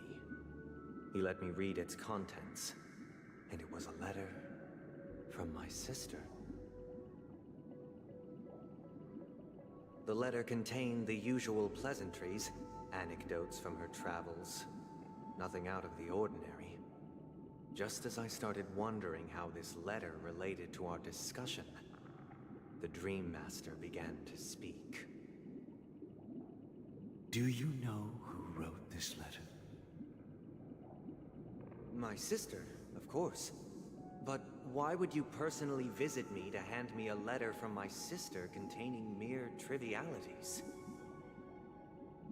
To help you grasp the full scope of this issue. Do you know where Robin is at this moment? From what the letter indicates, she must be in Caspelina 8, correct? She's touring there right now. Correct. Has she mentioned anything about a stray bullet? A stray bullet? What? A war has broken out on that planet. It is because of this very reason that Robin chose this destination. To spread the word of the Harmony, and to save the lives of that planet she personally made for the front lines. She hoped to ease the people's suffering with song, and was willing to brave mortal danger to deliver the IPC's medical supplies. Unfortunately, stray bullets show no such compassion. Is she all right? If the operation was successful, she should probably be recovering in the field hospital. By the eon above, the bullet struck her neck directly, yet possibly as a reward for her consistent deeds of harmony. It didn't hit any vital arteries. Once you've attended to your outstanding tasks, it'd be advisable to write her back as soon as possible. Those damned savages! I'll pack my bags right away. My gratitude for bringing this to my attention, Mr. Gopherwood. Now you understand why she always wears such elaborate neck ornaments, don't you? How could this happen? Miss Robin. It's all in the past, so please don't worry. I share this in the meager hope that you will understand the Harmony's limitations and predicament. As grandiose as the strong defending the weak sounds, many times, it is nothing more than wishful thinking. Likewise, I've prepared one last question, one last choice. But rest assured, this choice will not have any grave consequences. Because this is merely a figment of imagination, a nightmare that has haunted me through countless nights. If you ever had the opportunity to make a choice like I did, would you still support Robin's journey on the path of harmony?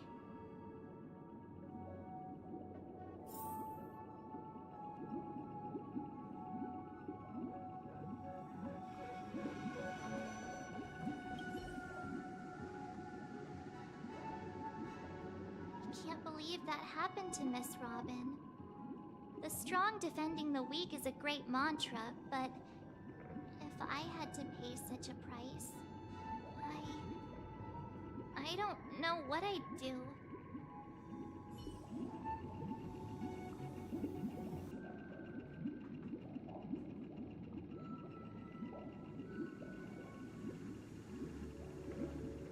Stream 4. I often feel like I've dreamt of similar scenes on certain nights. In the dream, I see blurry faces. I don't know who they are, but I sympathize with all of them, fighting for survival against some unfathomable force. Their confusion and fear are lucid to me, but I also remember they chose never to give up, just like Miss Robin. If Mr. Sunday's question leaves you puzzled, you should find the answer from your own experiences. With each trailblaze, dangers and tribulations will surely follow. But would you ever back away? Would you stop March and Don Hung from reaching their next destination? I believe you have an answer of your own in your heart.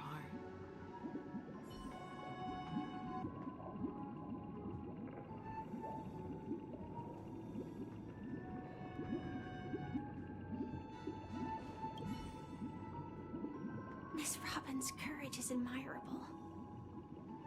And here I was thinking she was just another superstar celebrity. But the fact that she's also Mr. Sunday's younger sister?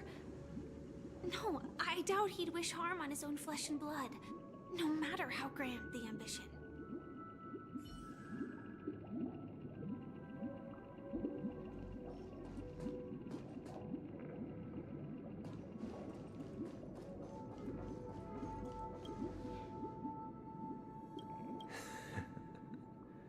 I see.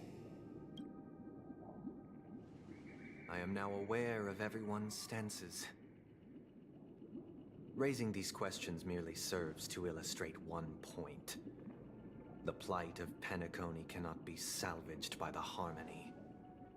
The true foundation for a sweet dream paradise can only be established through the Order, where the strong govern the weak.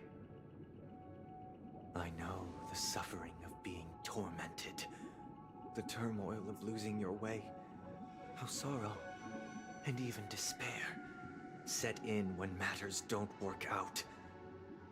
All of this causes me unending pain, because this is not what happiness is at all. We must teach the weak how to live a happy life. And this life isn't some noble propriety that the upper crust preaches, but in definitive terms, a way of survival that belongs to everyone. So what is your definition of living a happy life? Good question. Human consciousness is fundamentally an illusion, a cage known as self-worth. People lured in by this illusion make mistakes, yet still ask that external influences bear the burden. When one mistake after the next permeates the masses, they become impossible to trace. Thus, the amassing of these individual cages culminate to form a prison, a place dictated only by the rule of survival of the fittest. Nature is always accompanied by predation and sacrifice. Its antithesis is known as order. That is what I want to do. Unite people's happiness under the banner of order. They won't need to make bitter choices any longer, nor face the weaknesses of humanity. They can cast aside their primal instincts to build a haven for mankind. Simply describing thoughts is far too abstract, so allow me to provide a simple example. As you all may know, there are societal norms like weekends and long weekends that exist on some worlds.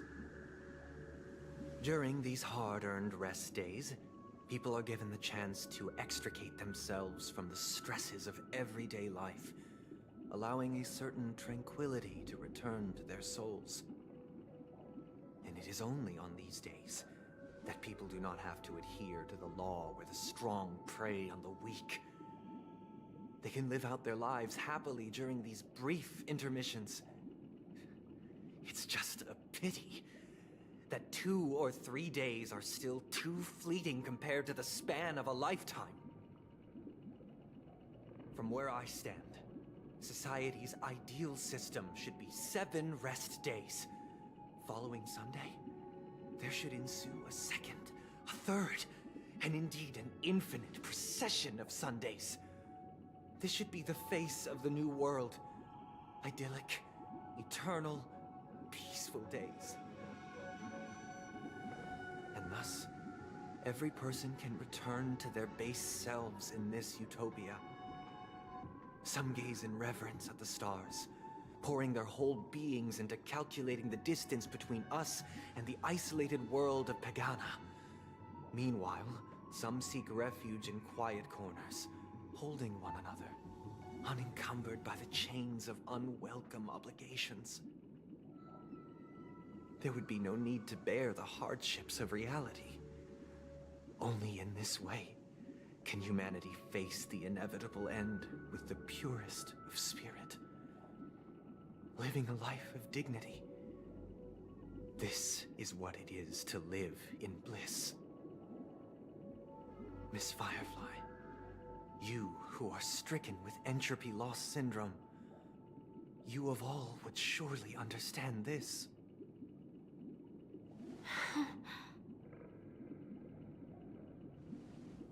It sounds like a flawless theory.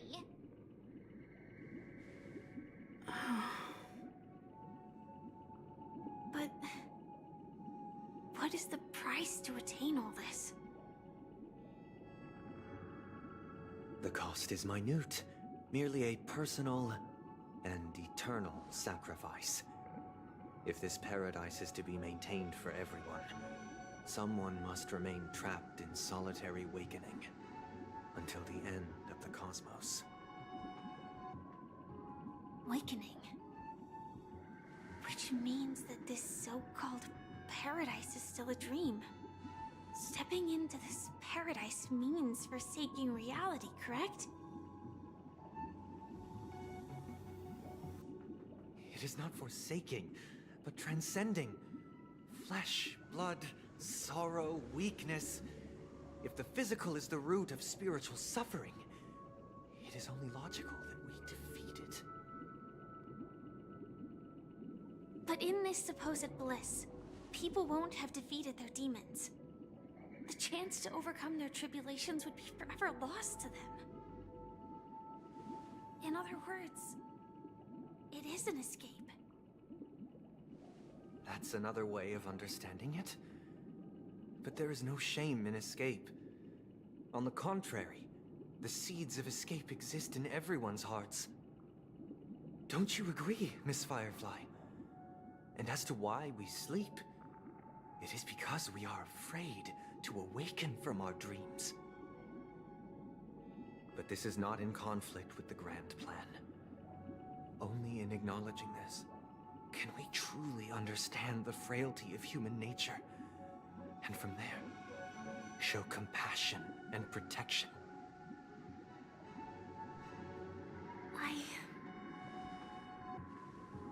I admit that you are a born leader. Your perspective on humanity brims with pessimism.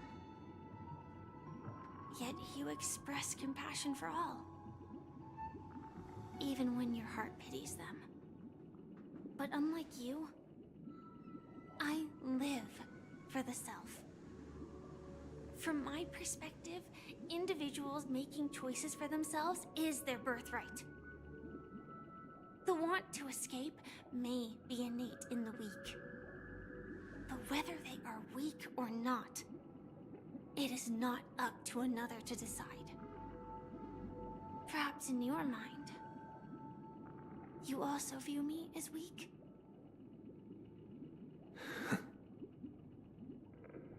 Because I don't think so. Since Miss Firefly has said her piece, the Astral Express will also naturally give you our answer. We'll leave it to you. Just as Mr. McHale instructed before. Tell him our choice.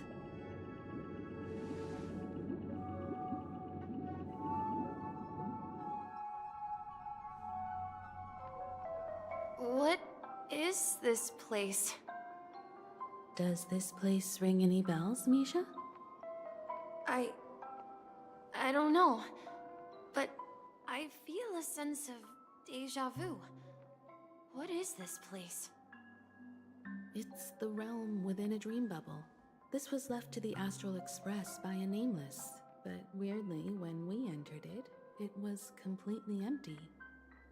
Dr. Edward from the Dreamscape sales store told me that dreams are formed from memories, and a dream bubble can't take shape if its core is empty. So I thought you might be able to help us in unraveling this mystery, Misha. As a hotel doorman, you know Penacony best among us. I don't know much about dream bubbles, but if you want to figure out what this mansion is, I'll do my best. I'm counting on you then. Himeko, I still don't get it. Why were you so sure that Misha had a connection with this dream bubble? I wasn't sure. It was just a hunch. But since Misha feels familiar with this place, my hunch might be correct.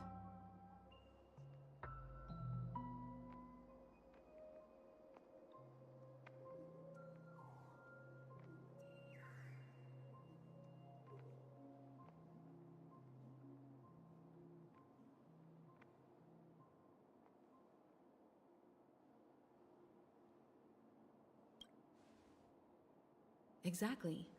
This is where you and Firefly encountered death, which we now know as dormancy. Considering its connection to Dreamflux Reef, it's not surprising it appeared here. The question now is, who brought you here? Based on the clues we have so far, it's unlikely to be that masked fool. So identifying them is crucial to us. We're drawing closer to the truth once more. Let's give Misha some time, as I believe he'll unveil the secret of this dream bubble. All right, but there are doors all over the place. Which one should we choose? Do you have any idea, Misha? I guess... maybe this way?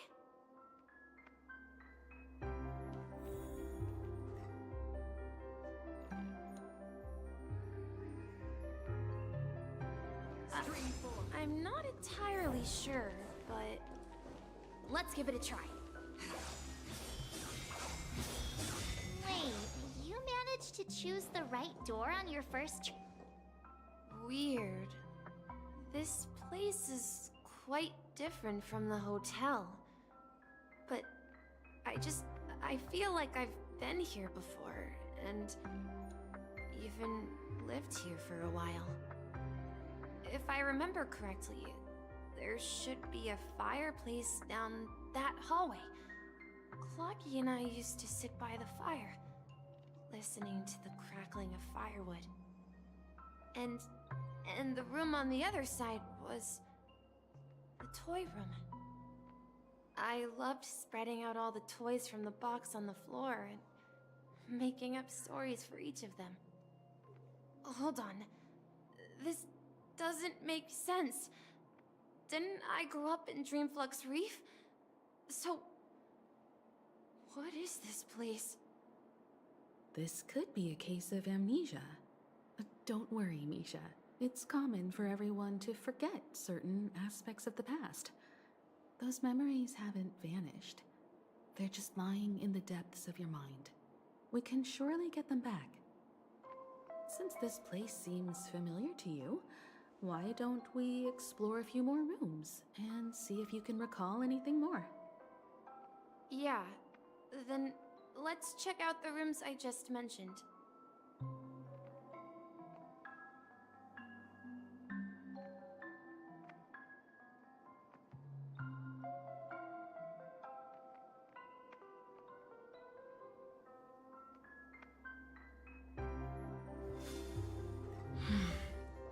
Stream forth, gleam bold blades. Tick-tock.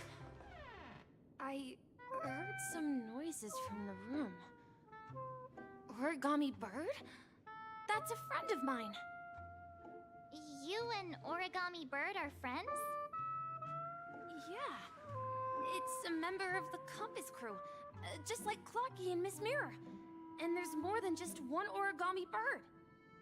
They are a big family with lots of brothers and sisters who look the same. They follow Miss Mirror's orders and handle all sorts of jobs on the ship. They're the best sailors. origami birds be sailors? Could you tell us more about the compass, Misha? The compass is a ship bound for the new world. Clocky and his partners travel through layers of fog to the depths of the sea. Whenever there is danger, Clocky will use a compass and guide the ship in the right direction. That's a great story. But in the Penacony cartoon, Clocky and his partners have always lived in Dreamville and never ventured out, right? Huh? Oh, that does seem to be the case. Weird. I clearly remember Clocky arrived in the New World in the end. Perhaps Clocky has a hidden past. So, where has Clocky gone? Did he leave to protect Dreamville? Mikhail, that's the name. Now we all know him as the Watchmaker. So, who is he talking to? Do you know anything about it, Misha? I'm sorry. I don't know much about the Watchmaker. But, Mikhail... Anything special about that name? Mikhail is Grandpa's name. Grandpa? Do you mean you're the Watchmaker's grandson? But we haven't heard anything about the Watchmaker having descendants. And the name Mikhail is not rare. Perhaps it's merely a coincidence. Could you tell us more about your grandpa, Mikhail? Yeah, sure. He was a seafarer who fearlessly ventured into mysterious seas and storms. He was always on the sea and had lots of friends who accompanied him on his travels. He didn't want me to call him Grandpa because that would make him sound old. He believed he was still young. The name Mikhail was given to him by his parents, Mihaly and Elise, both renowned seafarers.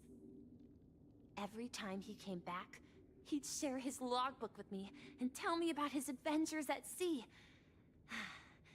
I want to become a great adventurer, just like him. It appears that the seafarer has nothing to do with the Watchmaker.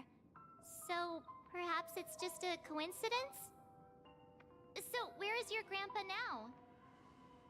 He went off on a new journey. And it's been quite a while since I last saw him. I think I hear the sound of water. You once mentioned there's a magnificent fountain up ahead.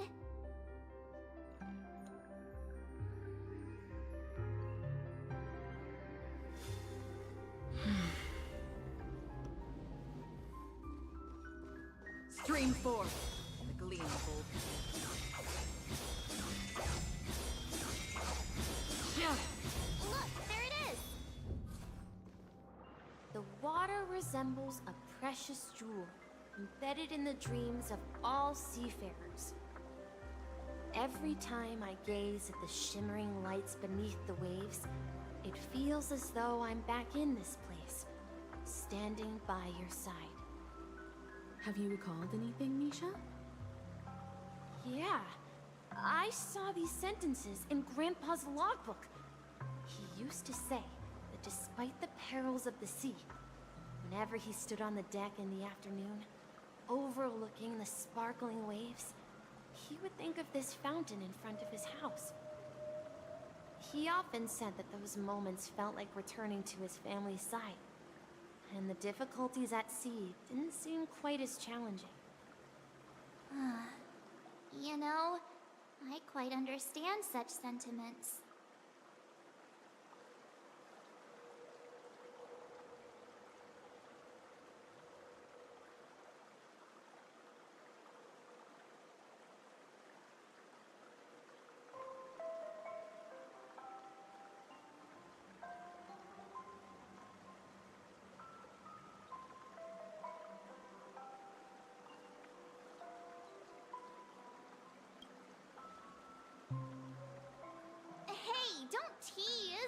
was just being a bit sentimental. Perhaps every adventurer far from home carries a fountain within their soul. Even though the other side of the sea remains shrouded in the unknown, the fountain in front of his house serves as a compass, leading him back to his cherished ones. Yeah. While Grandpa was at home, we would stand by the fountain and place the compass, a toy boat that I made, into the pool. Back then, I would ask him when I could go on adventures like him, and he would always laugh and say I was still too young. It seems this Mikhail is truly a seafarer and has nothing to do with the watchmaker. Yeah. Based on Misha's recollections, the scenes in the dream bubble appear to be his childhood memories. But this raises more questions. According to Misha, he was clearly born on an oceanic planet and led an ordinary life, with no connection to Penacony at all. Could this be some sort of metaphor? Perhaps the sea refers to the memory zone. I'm sorry.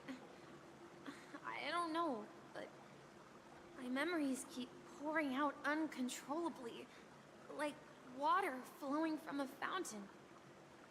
Perhaps I'll remember more things if we go further.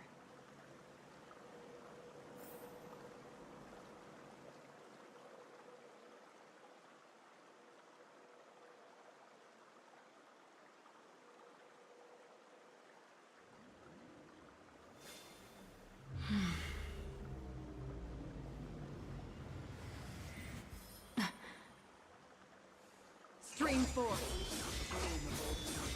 We're going to the opposite side, right? No, we should turn left. Huh? Something feels Up ahead is... The atmosphere in this room feels totally different. Misha! You finally come! Clocky! You're here! Huh. Yeah. This is the room where we first met each other. Are those books on the bookshelf logbooks left behind by that seafarer? Yeah. Whenever he came back, he placed a logbook on the bookshelf in his room. They contain records of his expeditions to every corner of the world. He described our world as a fountain. At some point, the sea started to gradually swallow up the land where people lived. To ensure that everyone had land to settle on, he had to continue exploring the sea in search for the source of the rising seawater. On that day, he called me to his study, telling me that he was embarking on another journey. However, I could sense the gravity in his expression. It was the same look I had seen on my father's face before his final voyage. I asked him if I could go with him, but he said that my adventure lay elsewhere, and told me to stay home, and patiently await a certain sound at the door. What sound? He told me about a vast ocean in the sky. An ocean of stars. He spoke of a train that transports children with a desire to venture far away, traversing the sea of stars without ever stopping. He said that he knew the crew on the train, and that he had asked them to take me along. He said the journey I had always dreamed of would start there. A train? Could it be? It's the Astral Express. I remember now.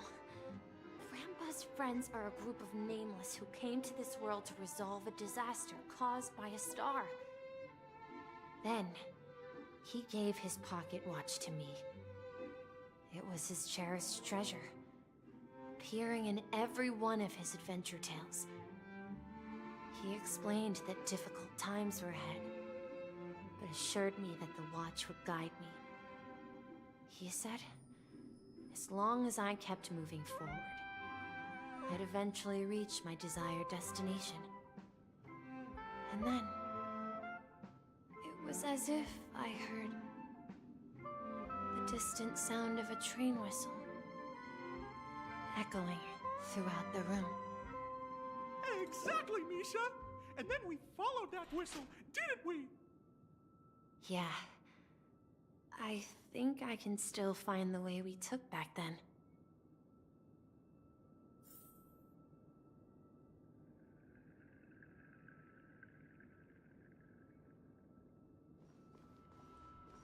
This is the dream jigsaw. Do you remember? You said you obtained a mysterious shard when you stumbled into this place.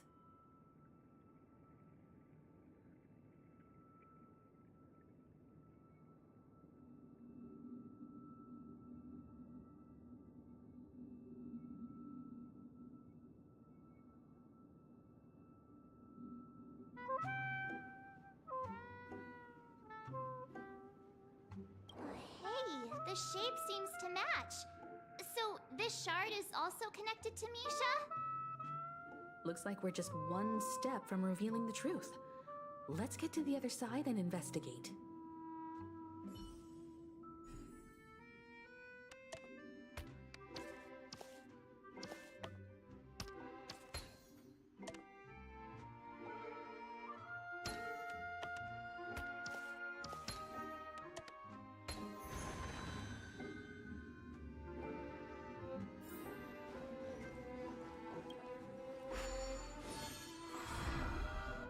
This is it. This is my room of clocks. While I spent my time waiting for Grandpa to return from his voyage, Walter gave me this workshop, and it became my secret base. Here, I learned how to repair clockwork and gears, out of my fondness of precision mechanics. In my dreams, I was the captain of the compass, embarking on adventures with my companions, Clocky and Miss Mirror, in search of the new world.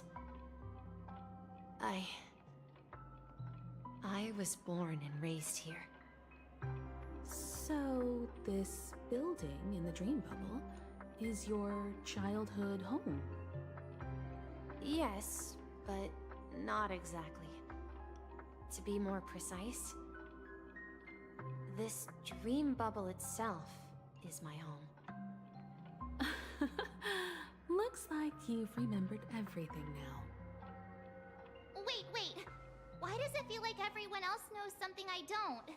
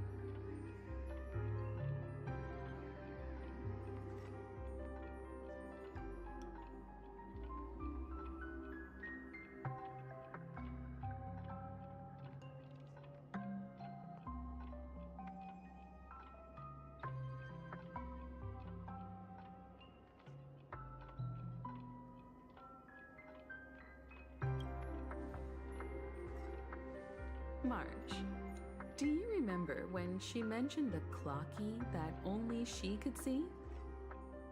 Yeah, the little guy here, right? But we all saw him in Dreamflux Reef, right? And Mr. Yang even greeted him. Looks like everyone on the Astral Express has a childlike spirit. The answer lies in the Astral Express. Her experience shows that neither Firefly nor Acheron can see this clocky. And when we were in Dreamflux Reef, you may have noticed that for some reason, nobody outside of the crew had ever talked with Clocky.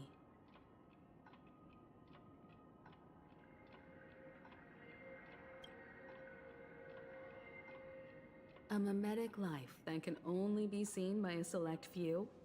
It's just like a hidden message, left by someone for the nameless. But Misha can see Clocky too, right? They even grew up together. But Misha hasn't started the way of the Trailblaze yet. That's the key to the mystery, March. Now, take a moment to recall. Have you ever seen anyone outside of the crew interact with Misha? Wait. No way! That's the answer, March 7th. This dream bubble is the place where I was born. And I'm a dweller in this dream. Just like a memory zone meme. I should have stayed here and waited for you.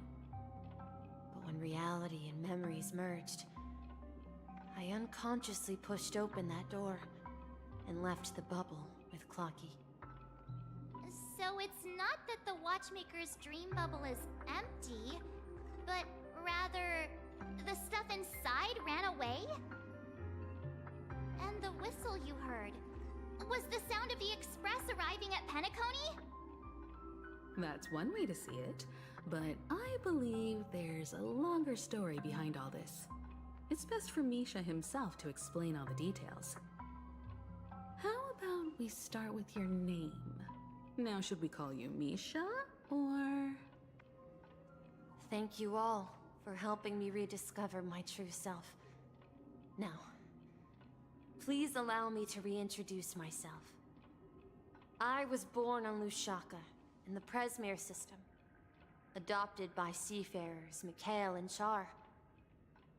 They gave me a treasure, a name that carried their hopes. Mikhail Char Legwork, or simply, Misha. If you prefer, you can call me by a more familiar name, the Watchmaker. So, you're the Watchmaker himself? Unfortunately, that legendary figure is no more. I am only a reflection of his life. As for the child who has been with you, he's the innocent protagonist of Misha's childhood dream. A friend of Clocky, a young apprentice, and a future mechanic on the Express. And this also marks the beginning of his journey, devoted to the Trailblaze. At the end of the journey, I left this little flame, which I so cherished, in my deepest dreams, hoping to pass it on to the nameless of future generations. However, he somehow left the dream bubble and forgot all about his task. I apologize for all the confusion this caused. Because he was born with a desire to trailblaze, wasn't he? I don't think Misha has forgotten his role as a guide. He remembered it, and that's why he mistakenly appeared as a hotel doorman in her dream from the very beginning. The one who brought our unconscious friend here must have been Misha. If that's the case, we encountered the Watchmaker's legacy from the beginning, didn't we? Well, I have a sarcastic friend who says I always take big detours and end up back where I started. Perhaps that's what every nameless has to go through. But in the end, you found me. I'm sure you're all wondering what my legacy is. I believe my hound has mentioned the Stellaron and my wealth. If I may apologize, the Stellaron part is real. As for my wealth, however, it's nothing more than a baseless rumor. I left my homeland as a child and embarked on the journey of Trailblaze. I traveled to various planets until finally reaching Asdana, where my friends and I built the original Penacony and fought for its future ever since. I've been moving forward all my life, doing what I could to overcome the obstacles in my path.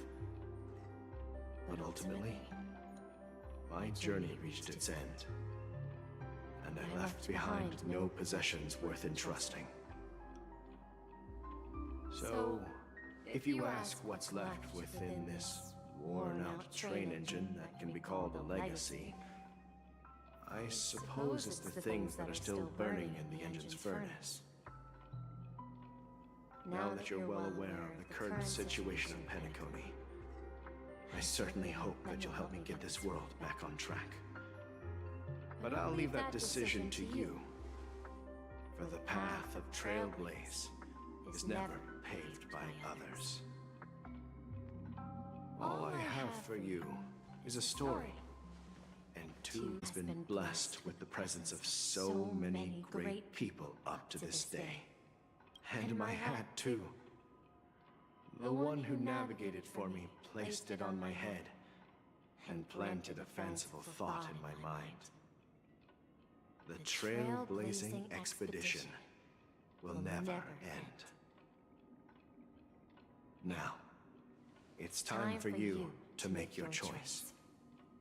Once you've made up your mind, open that door and enter the long dream of an old man. I'll be waiting for you at the end of this corridor of time. All right, everyone. Let's make a decision. Although I don't think anyone will have any objections.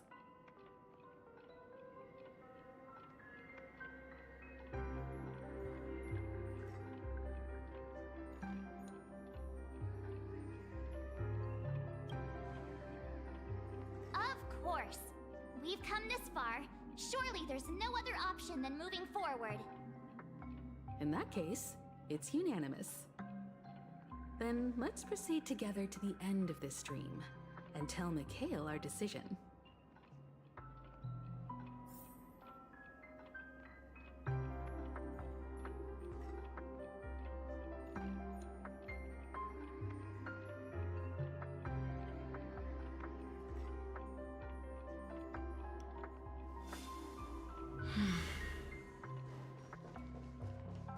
Stream forth, gleam of old.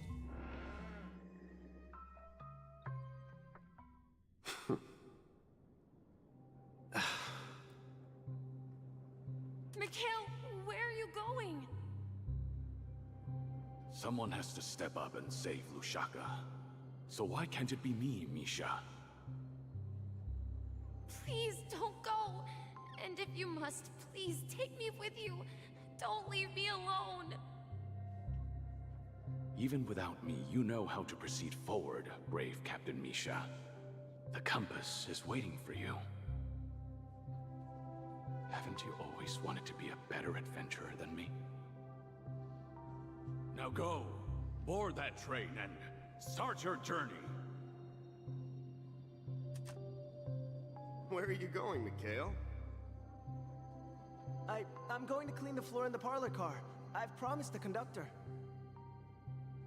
Wait, first tell me, did you fix this watch? Yeah? I know what it looked like before. Its chain was broken, the back case torn, and the marks on the dial all worn out. How did you manage to fix it? Well, it's hard to explain, but I knew it could be fixed. It's the hands, Mr. Amundsen. Its hands were intact and pointing in the right direction, so I knew there would be a way to fix the rest. I see. You'll work with me from now on. Haven't you always wanted to tinker with this train? You're its mechanic now. As for the conductor, I'll do the talking. But I only know how to fix watches. Don't worry. You've got what it takes. I'll teach you what you need to know. Where are you going, legwork? It's time to head to our next stop.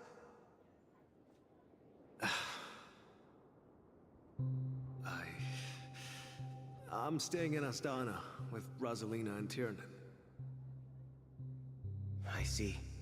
This place reminds you of home. The people of Astana have only achieved a tiny victory, and still have a long way to go towards true freedom. Hanunu needs us. Don't worry, not all journeys lead to the stars. Even if I leave the Express, our path of trailblaze will continue. Yeah. I knew you wouldn't stay on the Express forever. Leave in peace, my friend. And, take this with you. This is Mr. Amundsen's hat. But why? When he departed, he said he would leave it to his best student. Well, I suppose the time has come. Farewell, legwork. Take care of Tiernan and Rosalina. And don't forget to write to us.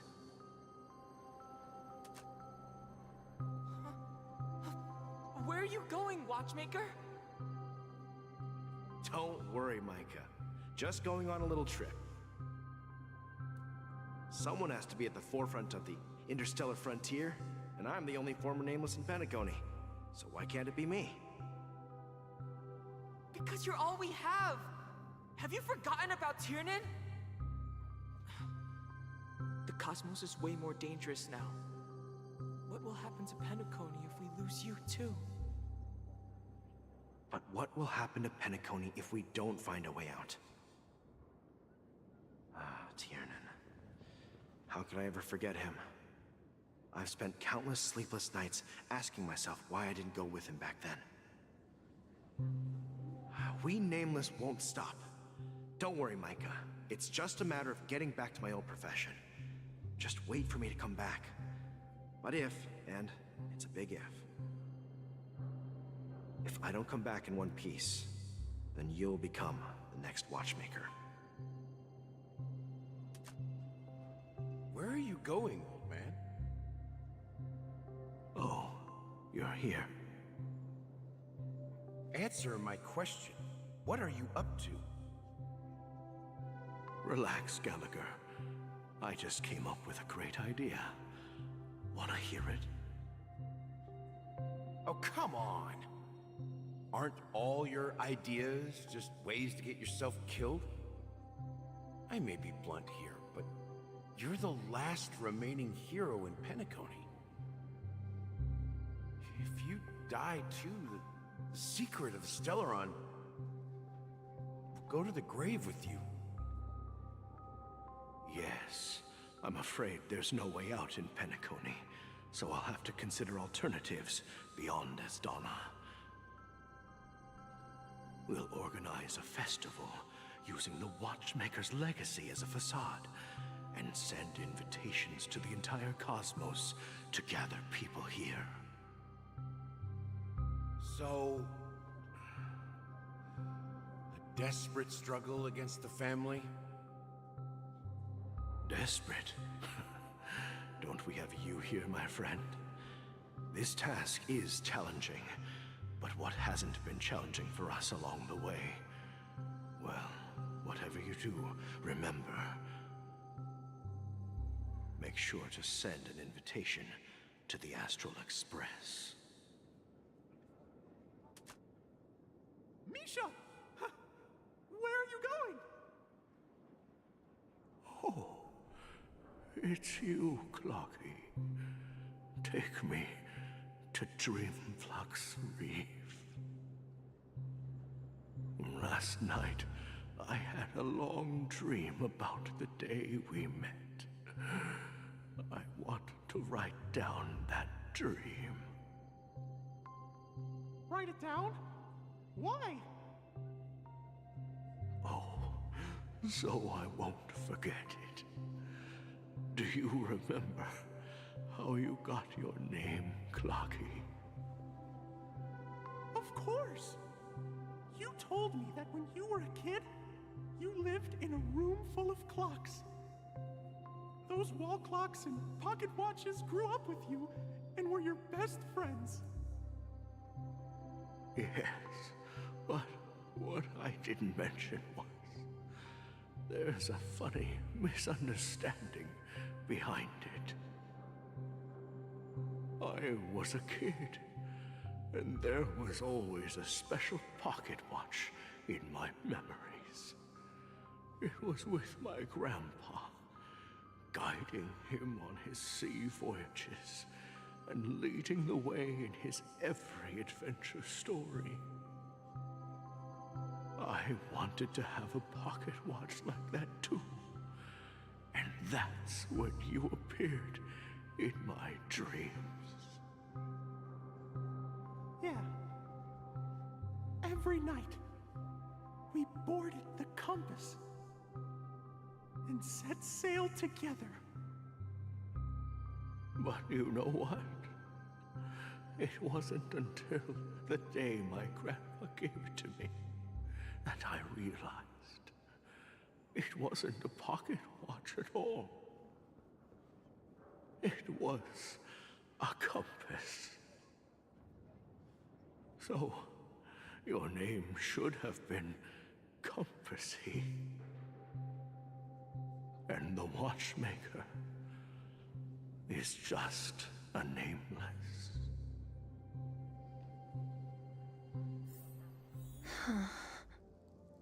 We've arrived at Dreamflux Reef. So, where to next? You know, Clocky, I don't think I'll be going anywhere else.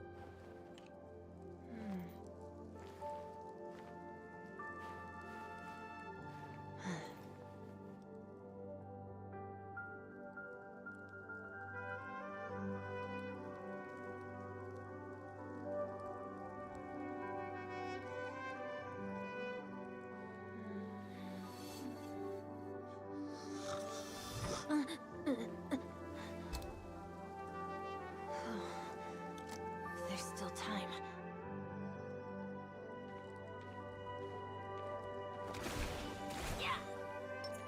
Stream force.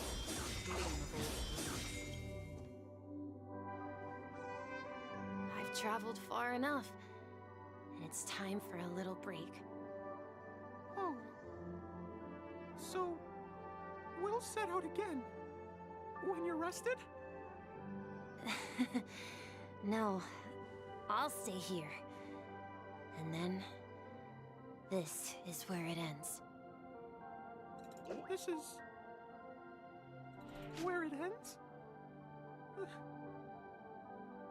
What do you mean, Misha? You told me that the trailblazing expedition would never end. Yeah, that's what I said. So now, it's up to you to decide your next destination. My next destination? What's that supposed to be? I've been following you. Misha? You're acting weird today. If you're feeling down, we can just do what we usually do. With the clockwork. No, I'm not feeling down. As for clockwork, Yeah, it resolves all problems in this dream. So, do you know what clockwork actually is? I'm not quite sure. Well, everyone gets lost at times. They may hesitate and doubt which way to go. That happens in this dreamscape and beyond. But don't worry. Everyone goes through moments of uncertainty and hesitation. Eventually, they gather the courage to make bold decisions. Whether it's calming, joyful, angry, or sad, all they need is a little nudge to take that step toward where they truly belong. I'm leaving that little nudge with you, and I hope you'll share it with others. Such is the essence of clockwork, the will of the Trailblaze.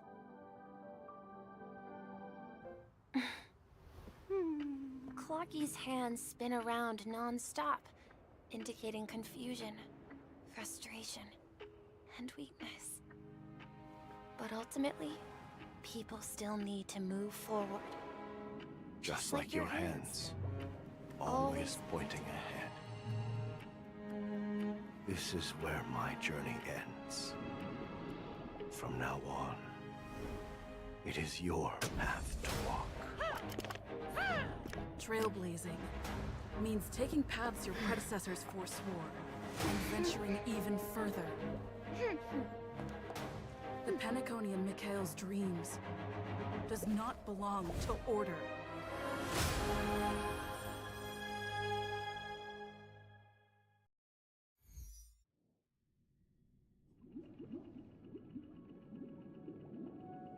I can't believe that Eon would cast a glance at Penacony at a time like this.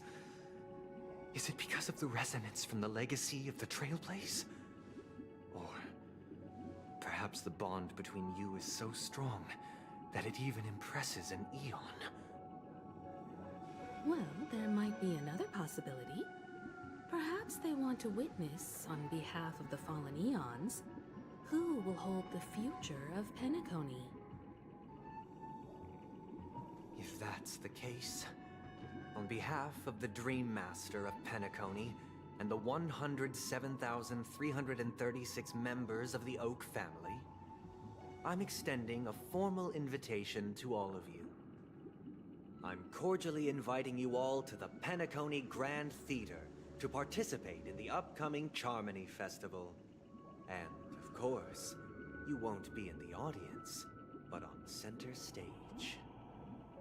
Since the future of the Stellaron, Penacony, and even the entire cosmos is at stake, let's draw a conclusion there, in all fairness. If you truly believe in Akavili's path, then show me their courage and determination.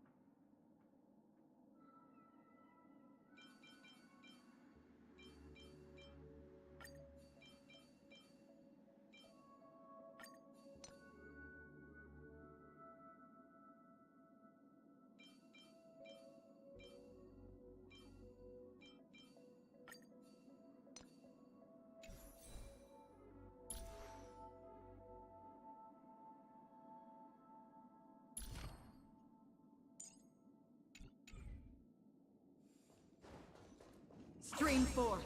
Does that mean he wants to fight us during the Charmony Festival? I'm afraid so. This is weird. Aren't Arc villains usually plotting some dirty conspiracy in the end? But he actually said something like, "In all fairness." Could it be that he's underestimating us? Well, in my opinion, Sunday is deeply committed to his own philosophy and genuinely wants to prove that the Order is right. I sensed a strong conviction and a desire for dominance in him. Maybe he won't accept the outcome unless he wins fair and square. That's why he'll give it his all in the upcoming battle.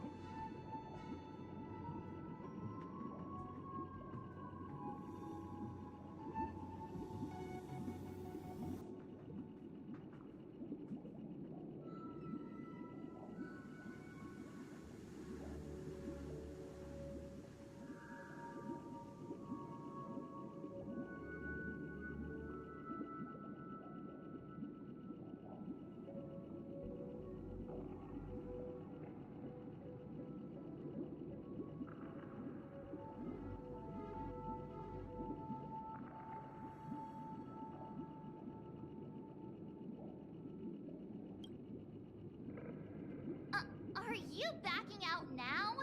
We've even dealt with a Lord Ravager of the Destruction, so a follower of the Order won't be a big deal. Anyway, we can't leave the Stellaron unchecked. This is about trailblazing a bright future for Penacony and fulfilling Mikhail's and his predecessors' long-cherished wishes. Now that we've taken up the mantle, we can't afford to fail them. However, the same applies to the Order. Their plan didn't materialize overnight, and they have the profound collective consciousness of the planet of festivities behind them. The desire to dream, to slumber and escape reality. All those hidden emotions have given birth to the sweet dream of the Order. They've harnessed the will of an entire planet to create an Eon. This confrontation is far more complicated than a simple power struggle. To secure Penacony's future, fighting on the stage alone is not enough. What do you mean? Are you not coming with us? I believe Firefly is trying to say that she's heading off to another battle.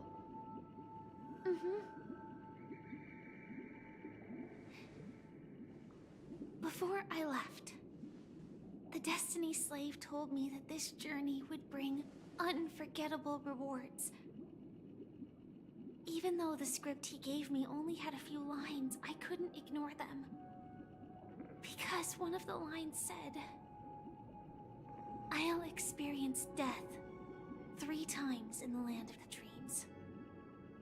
3 times? This can't be serious, right?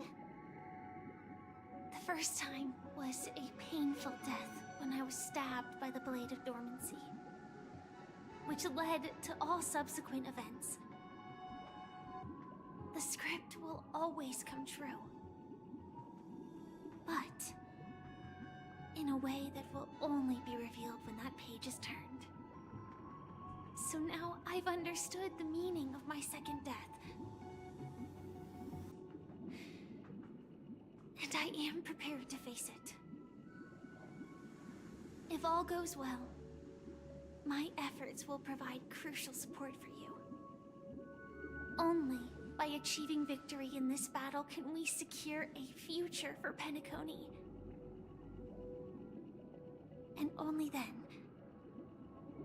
my third and final death won't come true in the most terrible form. The most terrible form? Does that mean... The true death, where everyone in Penacony loses themselves completely in the eternal sweet dream of the Order. We must do everything we can to prevent that. Have you made up your mind, Firefly? Yes. Otherwise, I wouldn't be here. Thank you again for your assistance for the Astral Express. May we meet again, in reality. Yeah. Farewell, everyone. May your trailblazing expedition never end.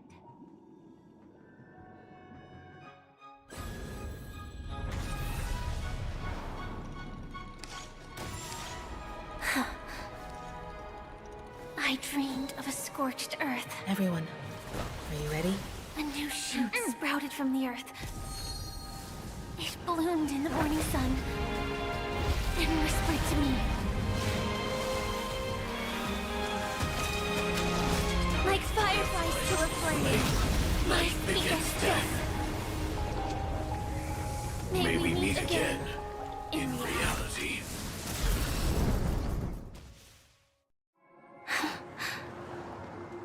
After today, Japella's name will disappear from Cosmos, and the Everflame Mansion will take its place. In the not-too-distant future, you'll receive an invitation. That's your next stop. Land of the dreams. Penacony. I hope you find whatever you seek there. Be it answers or salvation. You mean my 3 deaths? Silverwolf told me about it. It's such a shame that it's not part of my script. Well, I want to live. I'm never afraid of death. The opposite of death is eternal life, and that's something I'll never desire. People die, and I am no exception. Death is like a script, a fate that cannot be defied. But that's exactly why we have to choose where we want to rest forever. Do you exist just to perish? Are you not the same, Blade? The end you desire is not one dictated by others. If I were to die now, I would only be a weapon. I believe I should die as a human. Though its definition escapes me, isn't this the answer that ordinary people look for their whole lives? A name that can be carved onto their tombstone. The tombstone that belongs to me once bore the inscription, Glamoth's Iron Cavalry. Then it changed to Stellaron Hunter. But one day, it will bear the name Firefly. And all the brilliance she showed at the end of her life.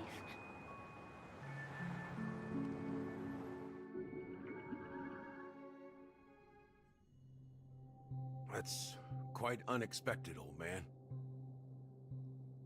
Who would have thought your crazy plan would actually work? Do all you nameless fools just act on a whim? I can sense that this false sweet dream is coming to an end. The Nameless may be young, but they had the ability to achieve this goal. Just like you did in your time. It's a shame you won't be able to see it firsthand. Maybe I won't either. Once something fictional is seen through, it ceases to exist. Yeah, not just those Nameless. Even Mr. Wings is just like you. Stubborn, won't listen or give up, no matter what. Well, fate is unpredictable, I guess. If we weren't bound by those cursed paths, maybe we could have had some good talks. But in the end, we managed to do it. Now we can find solace. Remember how those idiots cursed us? They said, "Go to hell, you worthless traitors." Well, I don't know if they really meant it, but if longing for freedom means going to hell, then I'll be joining you soon, you fool. Let's get together and have supper again in hell. Oh, I almost forgot. There's one more thing. Here's to you. A glass of hello and goodbye, Trailblazer. To the imperfect tomorrow.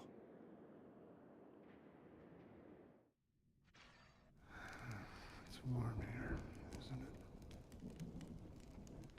You're lucky to have found shelter from the rain. Let alone fresh berries in this desolate place. I was just following the scent of life. It's particularly strong in a place like this. It's a shame these berries don't have much flavor.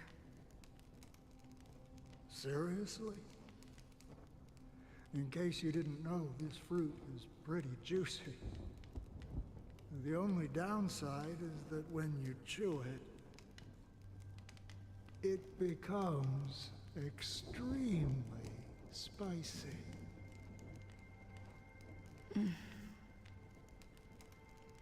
Have you lost your sense of taste?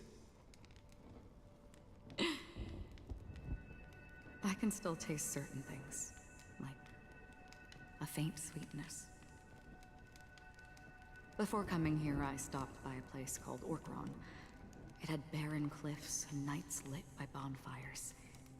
Burgundy snow would fall from the sky, and when it landed on my tongue, it tasted like raspberries. The flavor wasn't exactly sweet, but it left a lasting impression. When I think back on my past, I realize that what's tying everything together isn't the big events, but rather these small yet unforgettable moments. Don't worry about it. Losing oneself is a reality that every self-annihilator must face. At least I haven't completely lost my senses and memories yet. Well, congratulations on adding another footnote to your journey. By the way, are you always alone? No, I had a companion in Orkron. She's a short, nameless girl who aspired to explore IX. She always said she'd walk a path deeper and farther than Akavili's. Quite an ambition for such a small girl. So, what happened? She became stagnant water. Well, my condolences. Condolences. I don't need them. The girl left with a smile. She never regretted her choice and most definitely wanted me to say goodbye with a smile. So, that's what I did. That's proof that you're grieving for her. Or perhaps I'm just afraid. Afraid? I rarely sense that emotion from you. What do you fear? I'm afraid I'll forget the 30 days I spent with her. Just like all the other days in my life. Most of them have already washed away with the rain, disappearing into an unseen realm. I fear that those vivid red memories will fade away too. There isn't much color left. And besides this faint, warm red, there's almost nothing. Hard to imagine. A ranger accustomed to bloodshed, destruction, and chaos finding warmth in the red color. Because I have experienced this warmth many times. Long ago, I promised someone that I'd bring it to more people. And that for every remaining moment of my life, I'd strive for a better ending for all. As long as this red color still lingers, I have a chance to fulfill that promise. It represents a burning fire, a blooming flower, the berries in this cave, and life itself, fleeting yet still dazzling. In the end, it will lead me beyond the horizon of existence. And on the other side, I will cut off nihility. The one blessed by the sleeping and shapeless is considering how to kill them. That's truly pure nihility. But you're right about one thing.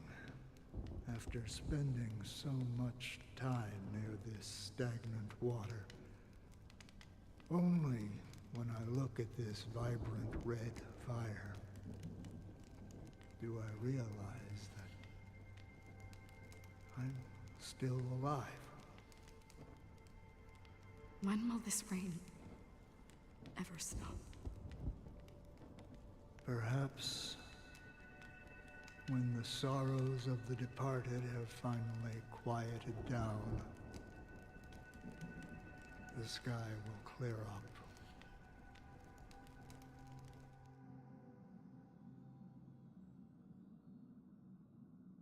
Have you heard of a planet named Biari Scamandros, Don Hung? It's one of the Paradise Kingdoms under the influence of the Harmony. A sought-after wonderland for the inhabitants of the Dardanu Major and Minor systems.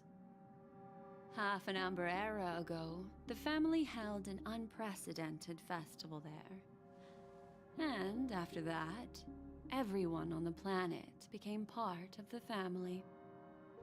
Do you think the same thing will happen on Penacony? Yes. Or how else can we explain it? The family deliberately used the Watchmaker's invitation to keep all the Pathstriders here, but banished the Emanator of the Nihility. Because of the Nihility, I'm rarely affected by the power of other paths, but somehow I can unconsciously infiltrate them. Maybe that's the risk they're trying to avoid. I would disagree. Biari Scamandros is not part of the credit system or connected to the Silver Rail.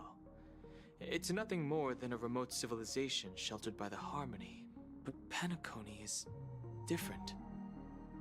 If the family messes with Penacony, that would be like declaring war on almost half of the factions in the cosmos. They have no reason to do that. No, they don't. If they truly serve the Harmony, that is. What do you mean? The path in Penacony is impure. The Harmony here has impurities. Do you remember the Ancient Swarm disaster? Tazeront, the propagation, brought endless havoc to the universe, and it eventually evolved into a fierce battle among all eons.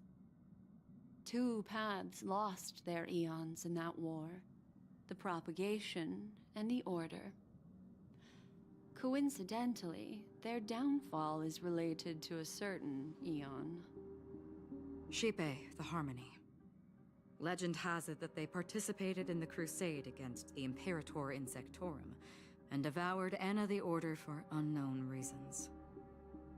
Holy forgaroni. So you're saying that the 2 leaderless paths are working behind the scenes? But I don't see any descendants of the propagation in Penacony.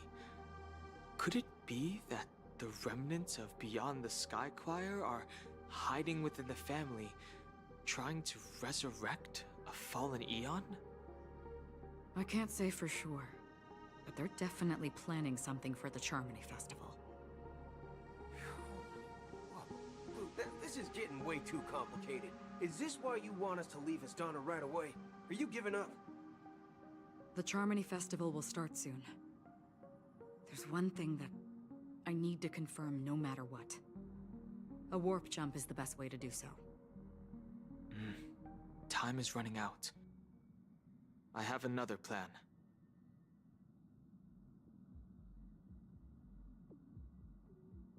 Hold on. Are you thinking of using the Jade Abacus of Allying Oath? Exactly. The assistance from the lawful Cloud Knights would be enough. Think it over carefully. You can only use that once in your lifetime. I have considered it thoroughly. My companions are... they're also once-in-a-lifetime treasures.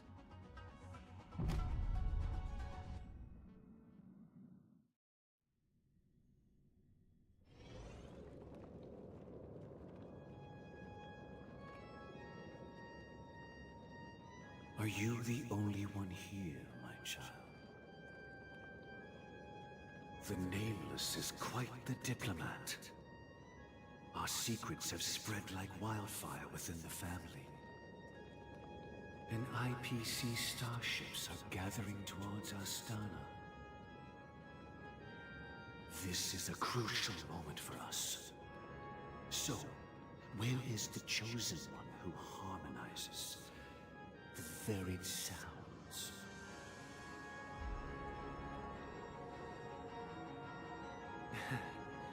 What do you mean, Master?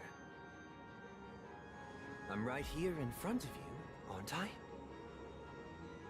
You know, she was supposed to be the star of the Charmony Festival in our plan.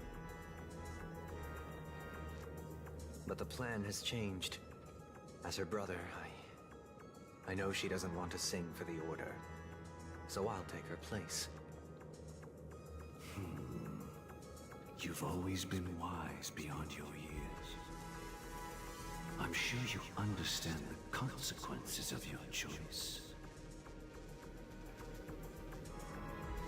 If you consider this a betrayal, well, there can't be two suns in the sky.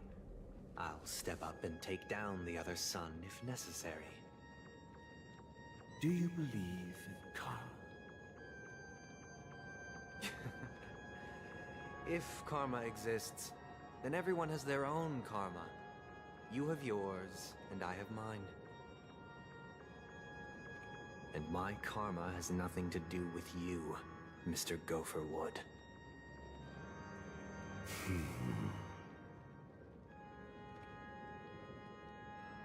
All right. Since you're willing to sacrifice yourself for her, I'll grant your wish. Well, the compromise came sooner than expected. Why? You and your sister were born as twins of the Order. And one of you is destined to follow this path to the end.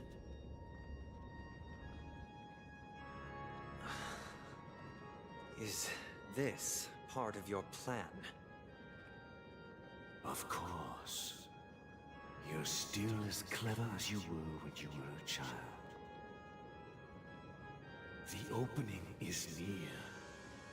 Go, my child. Seize the power of the harmony and reveal your karma. I have one final question, Master. Why did you choose to bring the Order to Penacony? Wouldn't it have been better to choose a desperate world instead of a city filled with hope and dreams? Why? It's for justice, my child. If we lose justice in our hearts, we'll make the same mistake as the Harmony did. So, it's not you who manipulates the dreamscape with the Stellaron, but... Well, that's where our conversation ends. Go ahead. The 107,336 souls of the Oak family have dreamed of this moment too many times.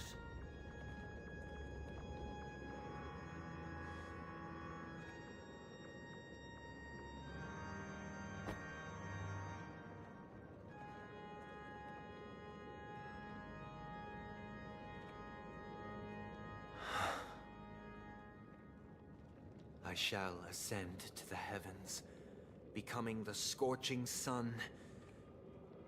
Bathed in my light, my people shall flourish, while all evil shall be eradicated.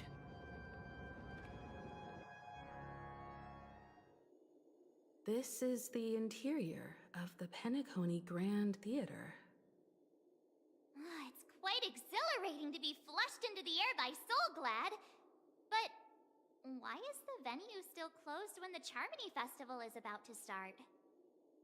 And not only that, the entire theater is eerily quiet. No audience, no staff, no one around.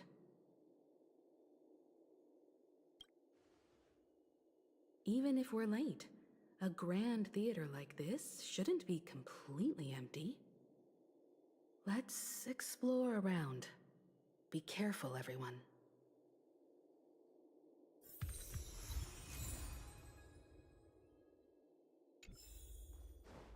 Stream 4.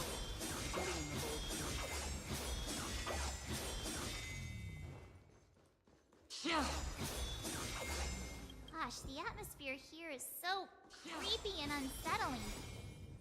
Even if there's no audience yet, there should be some staff around. Why is it so silent?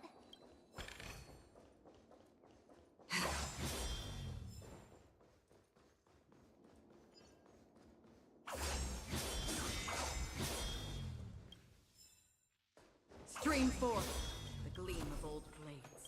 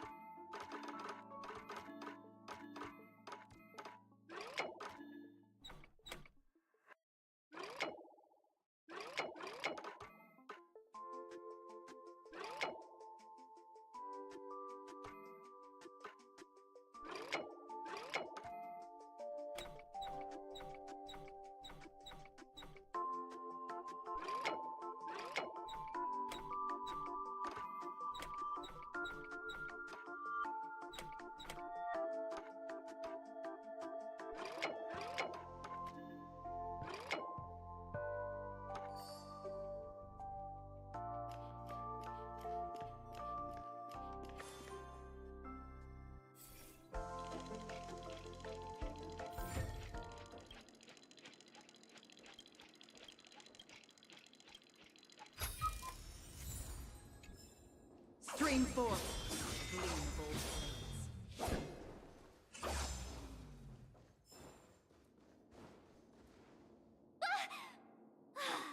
Yikes! They scared the life out of me! Why are there so many puppets at the ticket office?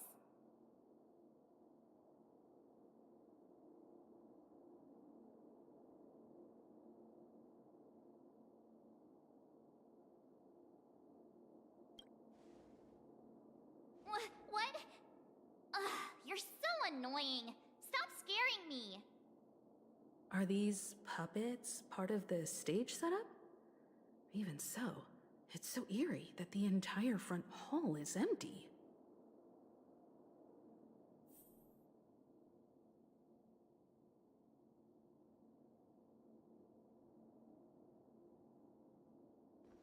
Stream forth. Gleam of old blades.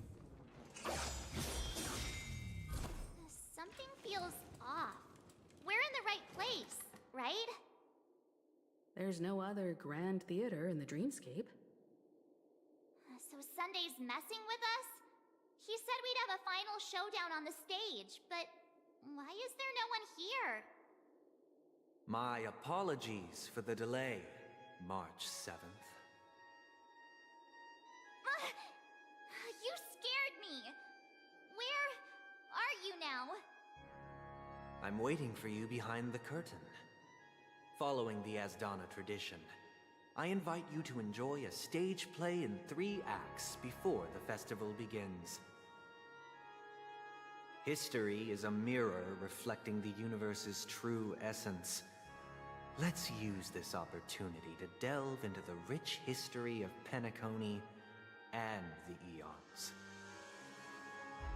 Within it, naturally, the future takes shape. Let us commence with the dawning of the world. After the Dusk Wars, darkness veiled the sky, and chaos consumed the earth.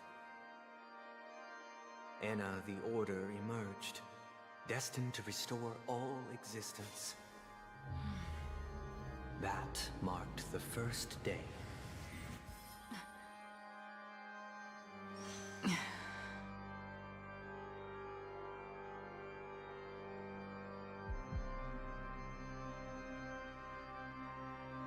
Stream forth. Gleam of old blades. Yeah.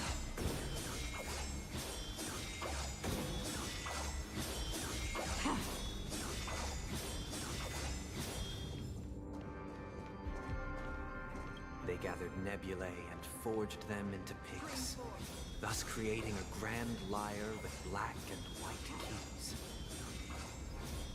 Strike the white keys, and the sun rose. Strike the black keys, and the moon rose. And so, the cycle of day and night arose. That marked the second day.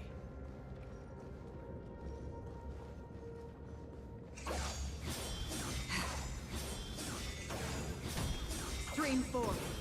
Gleam of old blades. Yeah. Yeah.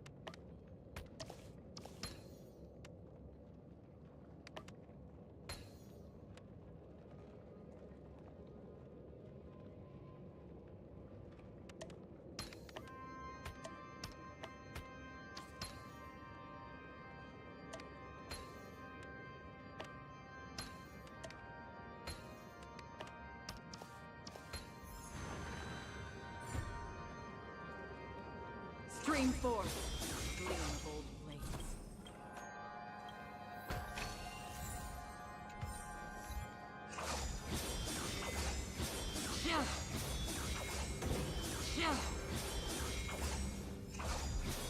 Stream forth, gleam of old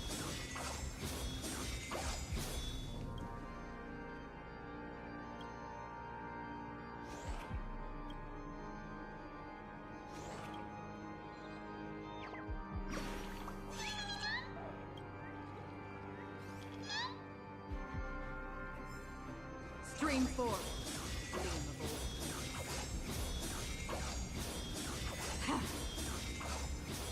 The puppets are gathering around the frame. Are they expecting us to enter it?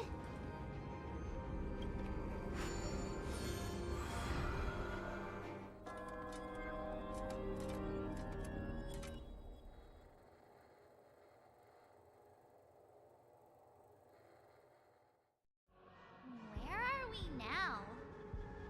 The atmosphere here looks similar to Sunday's inner world. Perhaps this so-called stage play is created with his abilities. This act is named Ode to Prisoner.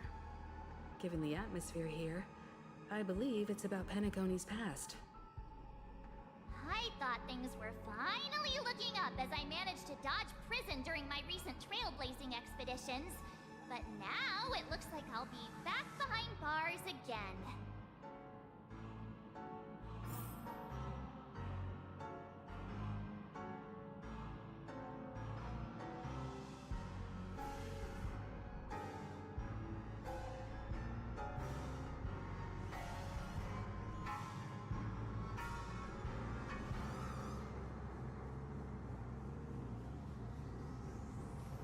I genuinely wish to avoid a violent clash with my esteemed guests from afar.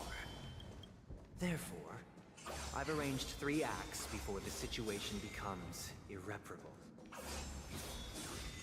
Where shall we start? Well, let's start with the time when Penacony was still a frontier prison.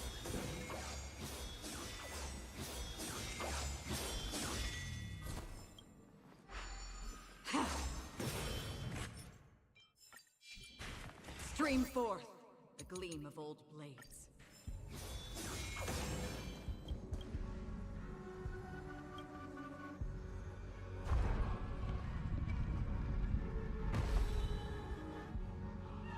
Stream forth, gleam. In 2147 AE, a prisoner named Hanun ignited a struggle for liberty and emerged triumphant.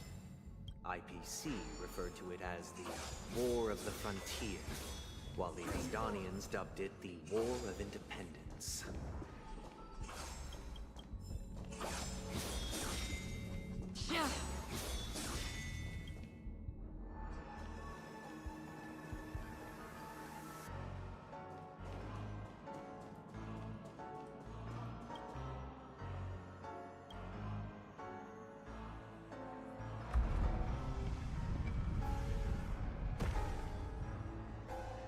Stream forth, gleam of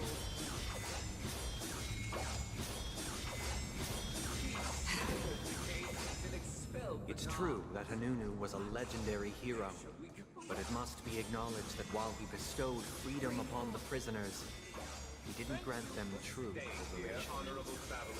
The 3 nameless stayed on the planet, endeavoring to spread the tenets of Trailblaze throughout the frontier prison. Alas, their efforts proved futile.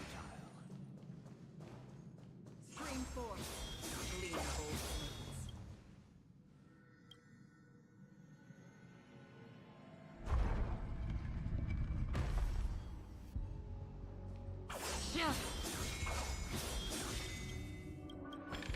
Stream forth, gleam of old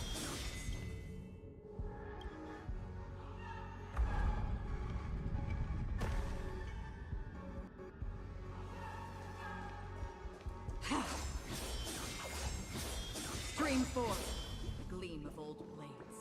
Let's build another.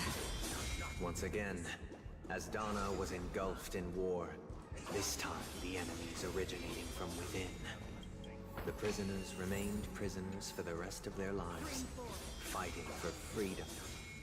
I hope you like this land of freedom on a scorched earth. As you can see, their sentences have long ended, and the IPC guards have long been expelled. Yet, these prisoners remain enslaved, not by external forces, but by the confines of their own minds. Freedom permeates every corner, except fragile souls. It gives solace only to those who believe in its existence. Prisoners, this is my order. Learn the essence of freedom and teach your fellow prisoners to fight for their lives.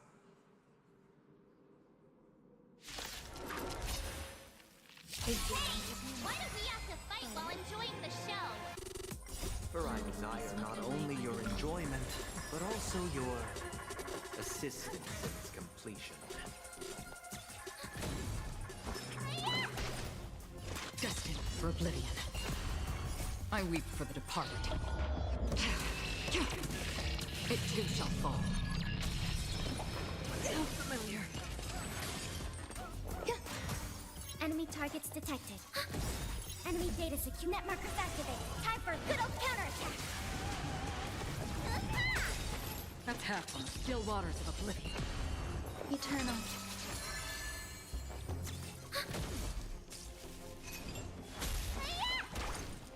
Destined for oblivion.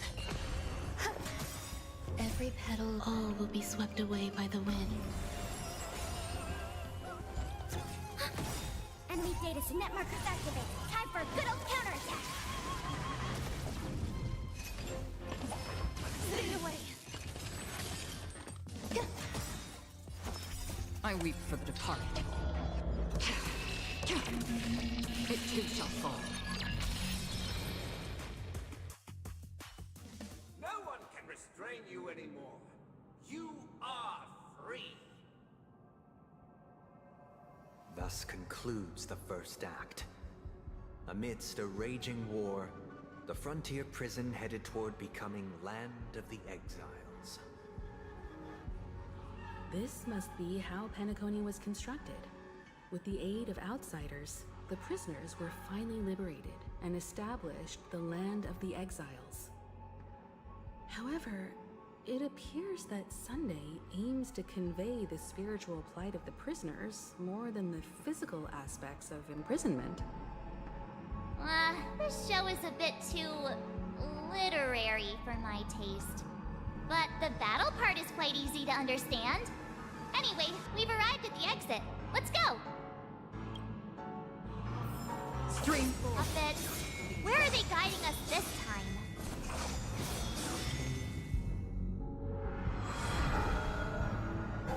They transmuted streams of stars into inked nibs, creating symbols to be pronounced and counted. They molded stardust into flowing rivers, assigning the righteous upstream and the unjust downstream. Thus, all things were marked, and the world learned to discern between good and evil. That marked the third and fourth days.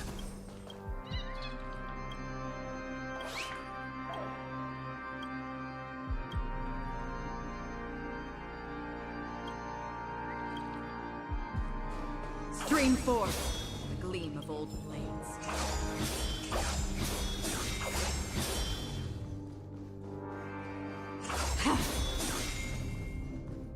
Look! Another frame!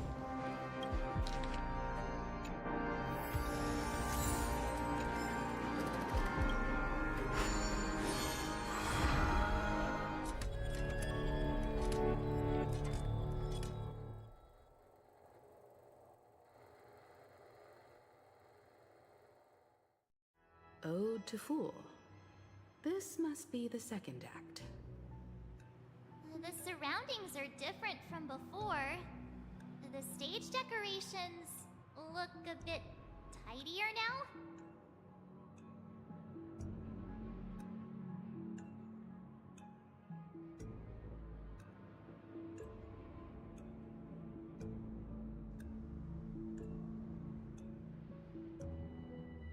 Behold the ensuing tale, a struggle for power. Penacony witnessed the ascent of the 7 major lineages: tree, grass, flower, bird, beast, fruit, and insect. Peace never truly graced Land of the Exiles. The history in this era is rich and intricate, so please allow me to present it in allegorical form. Stream 4.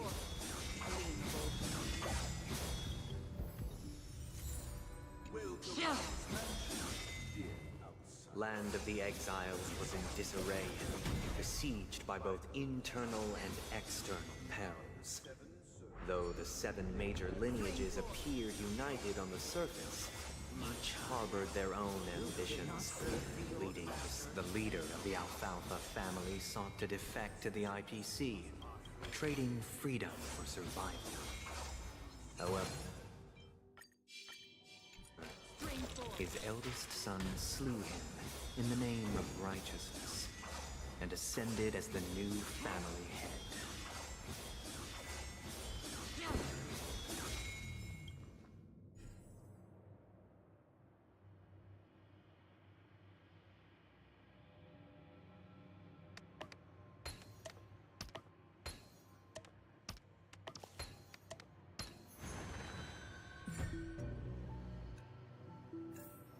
Stream 4. The gleam of old blade. The Black Plum family was the first to fall. They withered away in the White Desert event, orchestrated by the Alfalfa. Because Master shaped you from clay, the force of fire. I'm superior to you.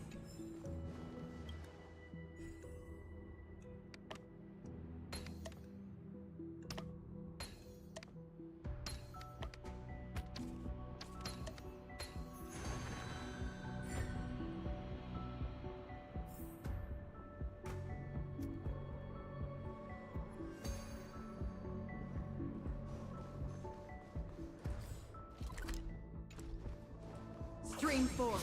The gleam of old blade.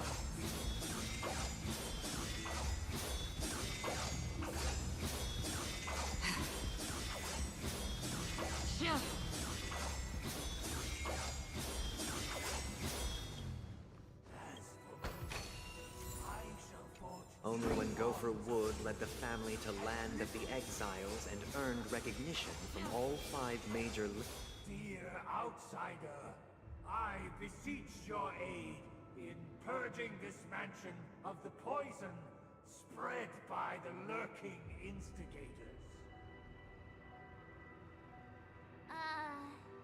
You want us to help you? What do you need? I wish they could regain their reason and cast away the shackles of hypocrisy. This is the second act. Looks like it's about Penacony's journey to becoming the Land of the Dreams, during which the family plays a crucial role. But this new master seems like a bad guy to me, don't you think? Perhaps this is the truth Sunday is trying to express, if you read between the lines. The Harmony changed Penacony just as the guards once did. Looks like we've gotta help those guys kneeling down over there calm down a bit, right?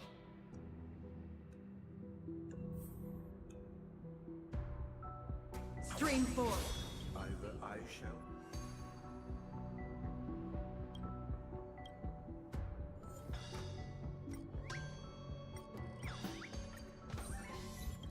This puppet isn't responding at all. Did something go wrong?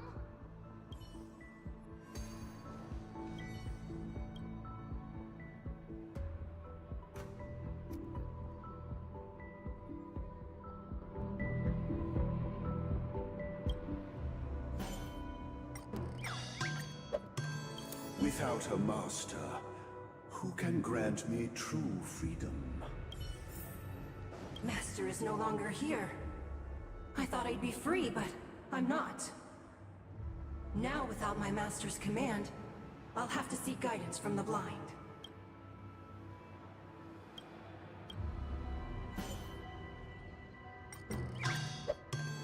Master is no longer here. I must seek a new master and serve them faithfully. Once, I stood as the most loyal guard among all the servants. Now, with my master banished, it's my right to assume control of his dominion.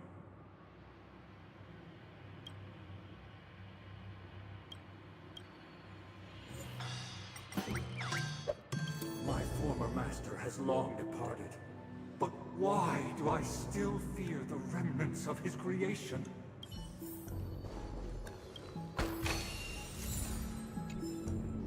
Master! Oh, you will return in due course, and I shall stand vigilant, awaiting the reward for my loyalty.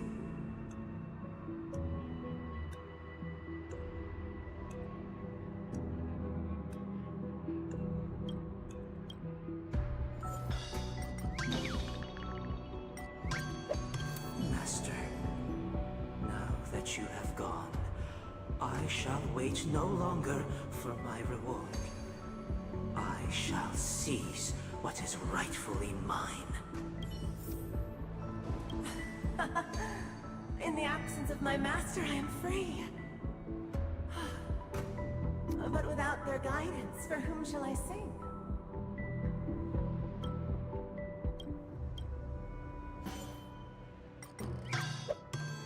I shall sing for my new master, just as their noble voice once resonated throughout the cosmos.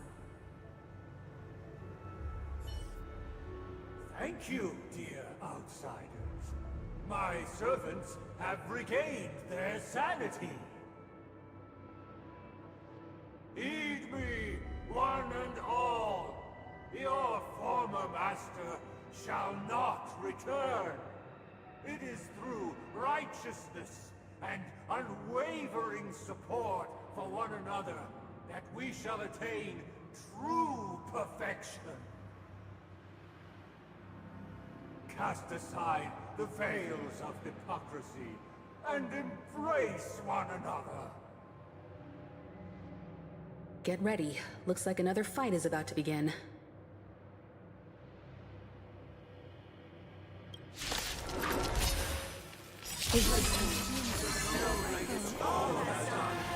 The sky trembles, and the earth teeters on the brink of collapse. At the edge of the silver universe, the first light sprout in their rising sun.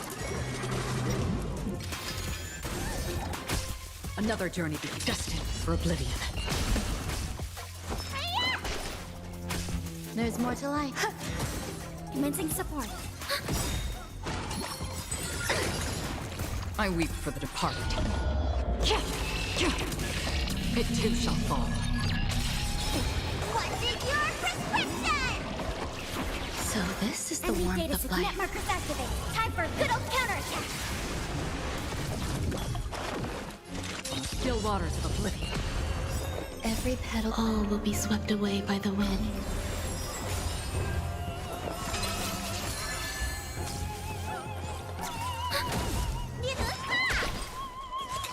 Enjoying yourself? Free with destined for oblivion.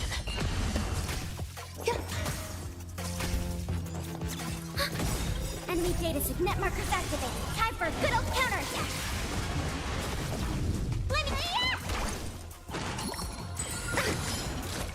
Enjoying yourself? Another one. Still waters of oblivion.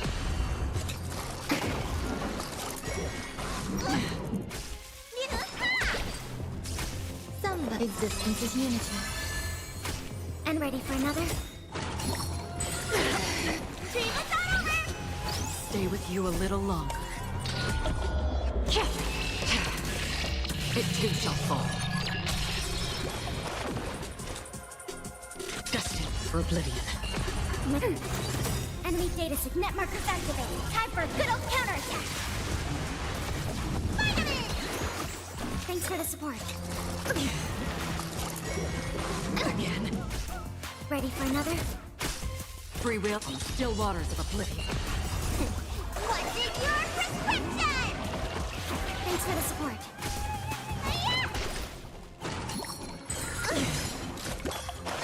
Enemy. Destined for oblivion. Again. Let me go. Enemy data net markers activated. Time for a good old counterattack. I weep for the departed. It too shall fall.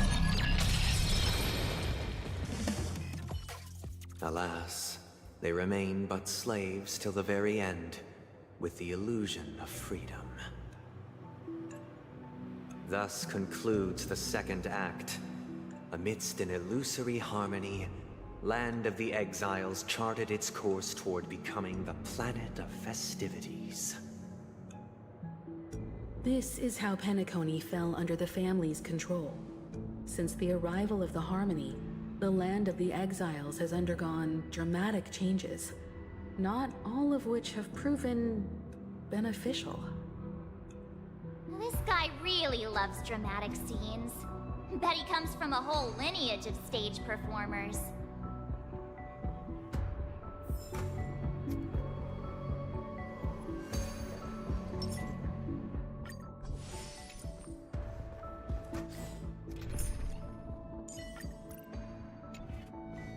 Stream 4. Gleam of old blades.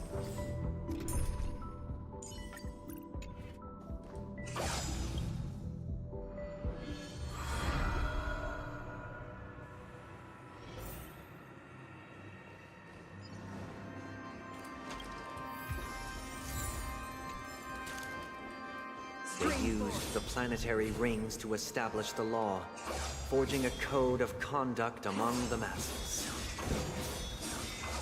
A grand lyre with black and white keys served as an instrument, while symbols of articulation and numerical notation took the form of musical notes. The downward flowing river became the melody, and the canon of law dictated the form. Thus, all mortals found their unique place within this symphony. That marked the 5th and 6th days. This guy is really into these puppets.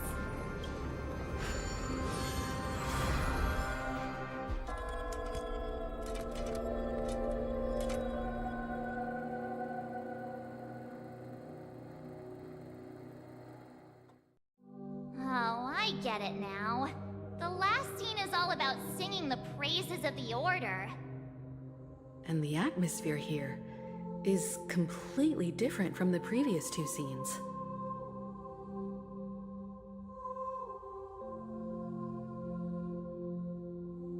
This is the concluding act of this play.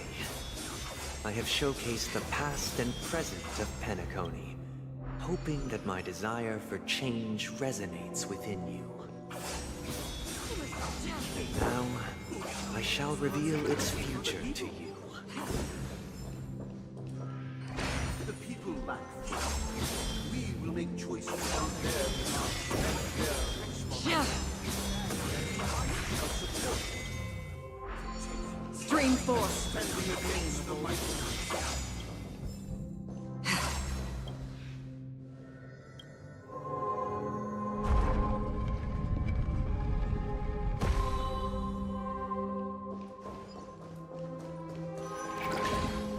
Stream 4.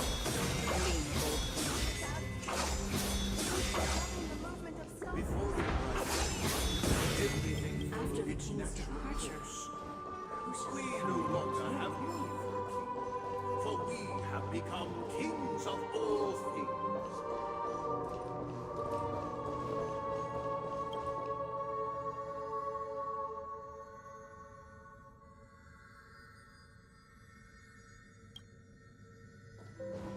Stream 4. The gleam of old blades.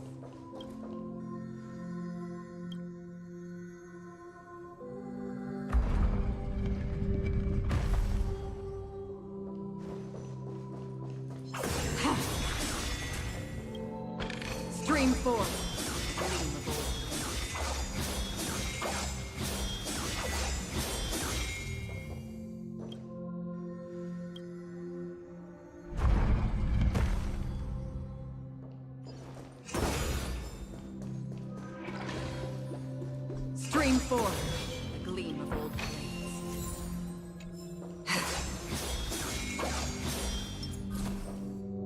Hey, aren't we supposed to kick off a short story and have a fight here just like we did in the previous acts?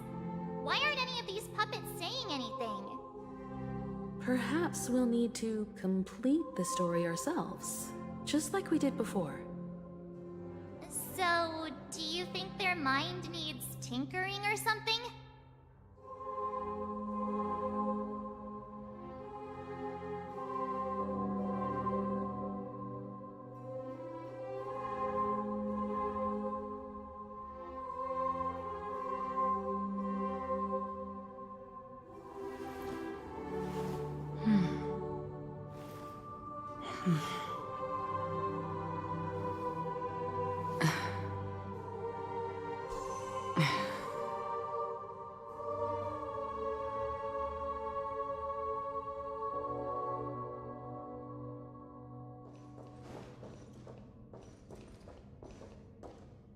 Watch this. A little something for everyone.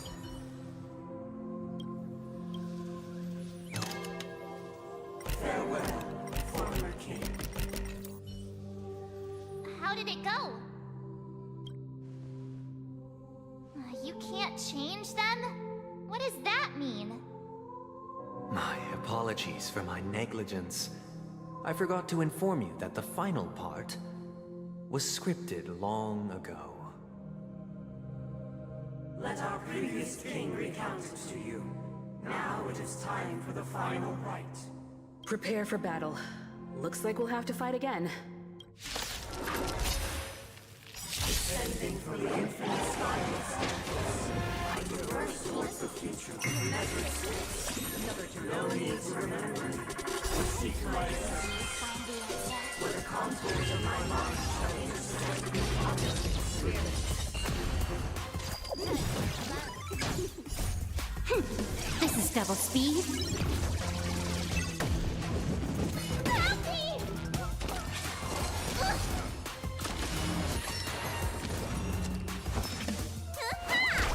Let's go.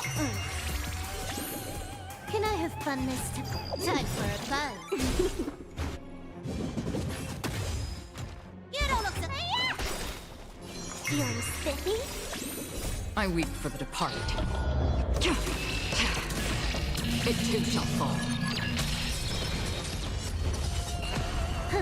Time for a buzz.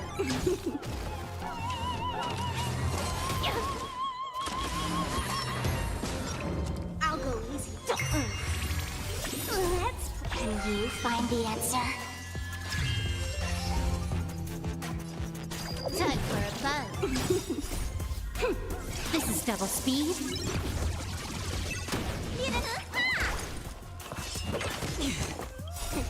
What's in your prescription? Good as new. Let's feeling spiffy. We're destined for oblivion. In the hushed expanse of a nocturnal reverie, I leave faint traces behind. No need to remember me, or to recall the essence of dreams. What is mine shall wane, while you shall transcend its delicate nature.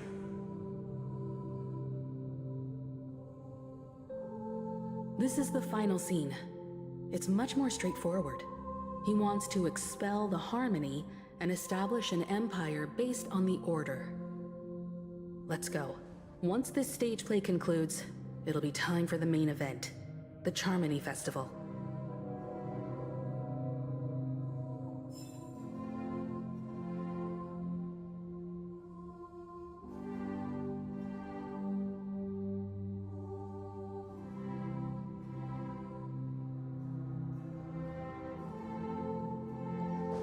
Stream forth, gleam of old blades.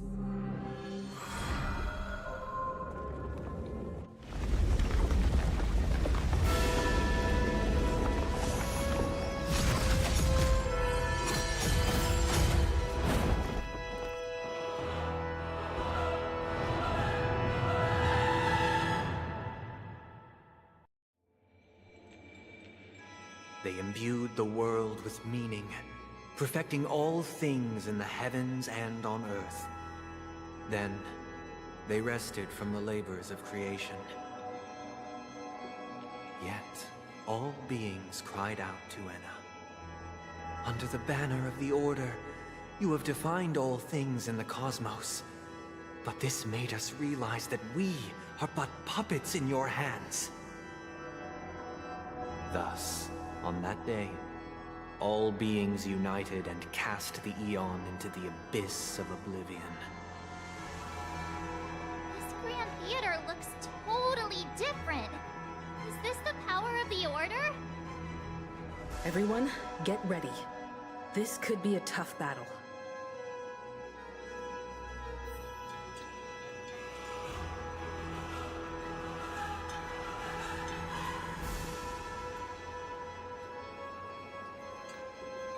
Stream forth, the gleam of old blades.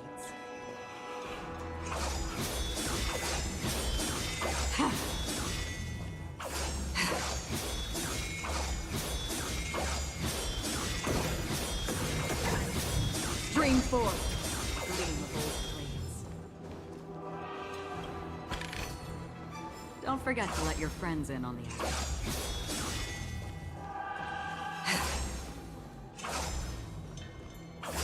Stream forth, gleam of old blades.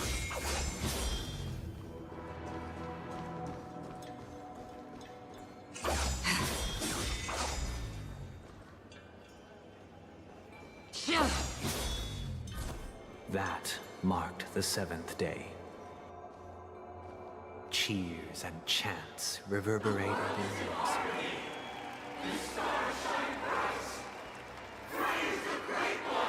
Stream forth, gleam of old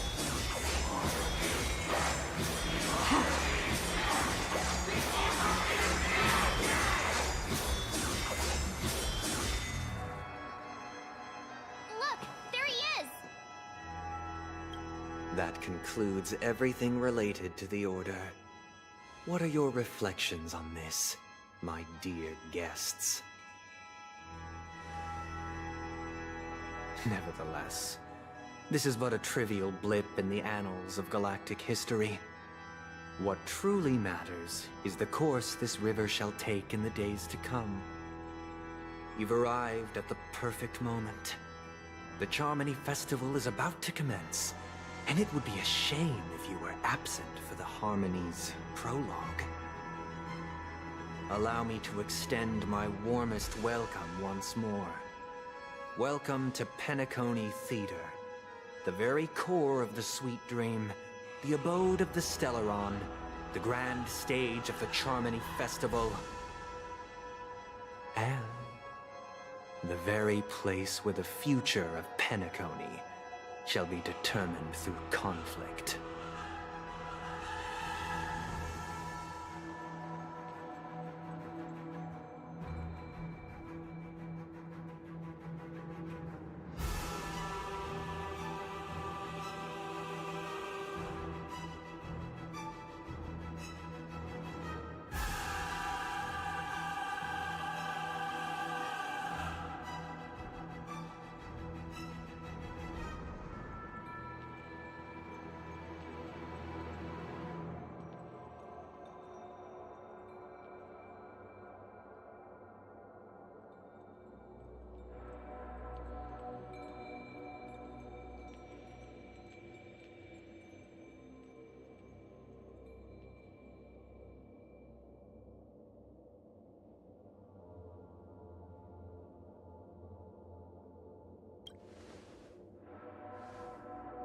Because our shared goals give equal weight to the beliefs we strive for.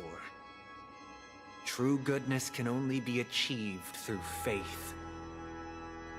Allow me to point out that falling into a permanent slumber is not happiness, especially when those people are driven by someone else's will in their sleep. Do you still believe that the Order only seeks to control the universe as their puppet, Himiko? No matter how perfect your vision of paradise may be, a cage remains a cage. People will never achieve true true happiness in a world like that. They would just be toys for the Eon. It seems you have misunderstood my intentions. Allow me to clarify. My desire is not to resurrect a fallen Eon, or become one myself. My sole objective is to create a paradise free from Eons, where the Order ensures the dignity and happiness of all humanity. A paradise exclusive to us human beings. That's not the case. If people are to live with dignity, there must be nothing and no one above them. In your so-called paradise, you would be the one reigning supreme. Looks like we won't be able to convince each other. Now that our conflict has been destined, let's unveil our paths and reveal to the universe the true path. However, before the prelude to the future begins, please take a moment to ponder the questions I've posed. Is darkness equal to daylight? Are sinners equal to the righteous? If you are born weak, which god should you turn to for solace?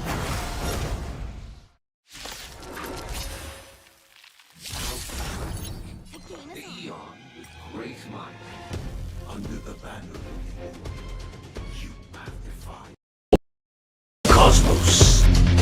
But this made us realize that we are but puppets in your hand! You have 10 seconds. 10, 9, 1.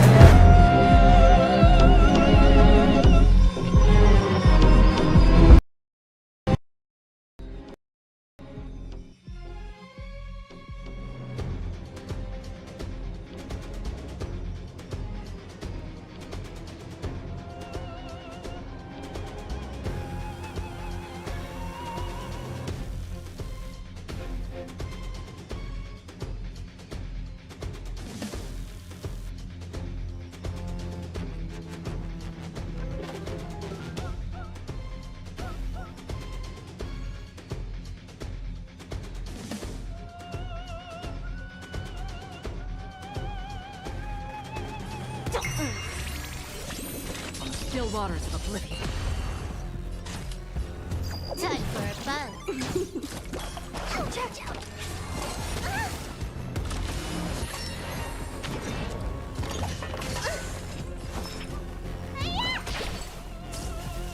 Feeling spiffy? Can you find the answer? Another destined for oblivion. Time for a buzz. I weep for the departed. It too shall fall.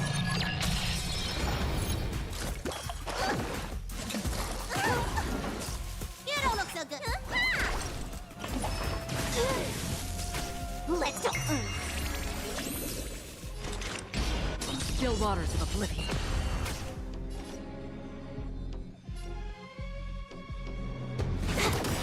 This combat needs optimizing. This is double speed.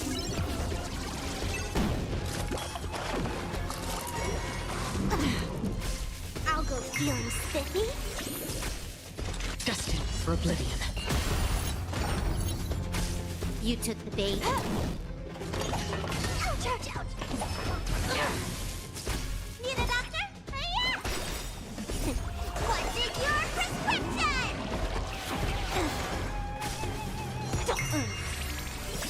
Let's play. Can you find the answer?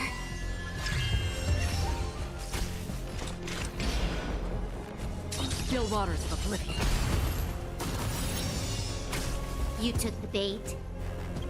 I weep for the departed. It too shall fall. Time for a buzz.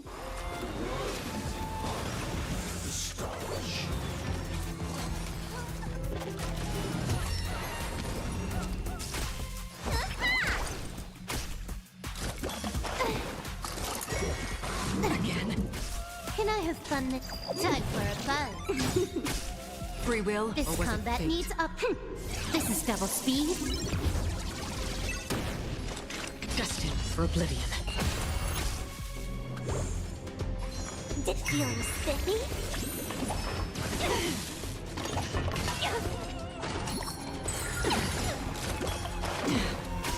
Another journey begins.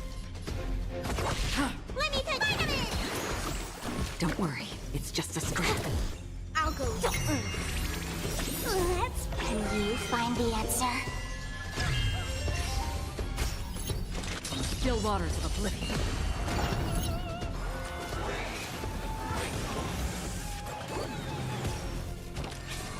Done playing for dream. It's not over! Can I finish my nap first? Hiya! Let's feeling spiffy?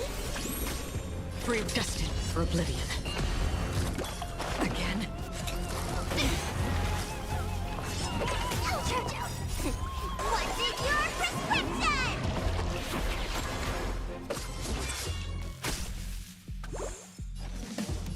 Time for a buzz. I'll go.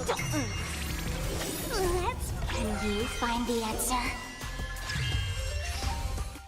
I weep for the departed.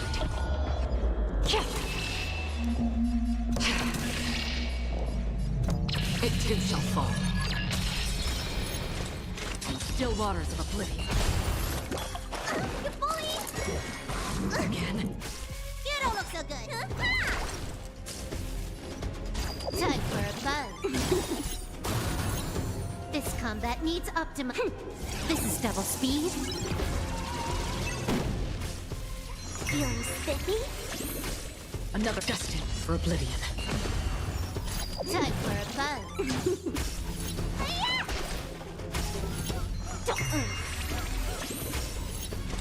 Still waters of oblivion.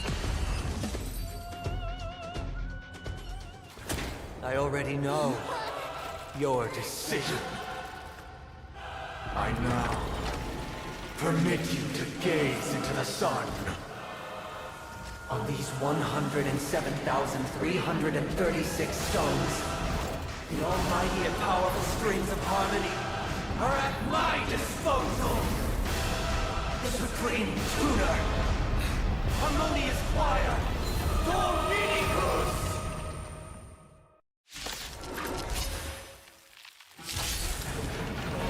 Lost souls, come and meet your master! The embodiment of the harmony? So the true purpose of the Charmony Festival is to usurp it?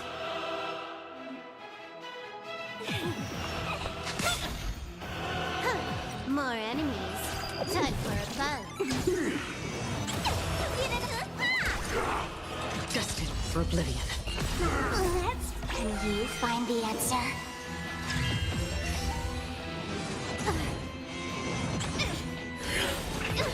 Why is it accepted as you are? Answer me this. Why could the harmony and the order merge into one? Noisy. I weep for the departed. It too shall fall. Free will on the still waters of oblivion. Because neither side could tolerate discord.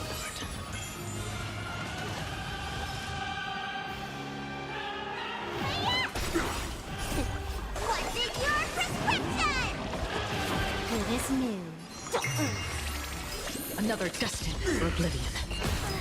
I'm feeling like there's another world in front of my eyes.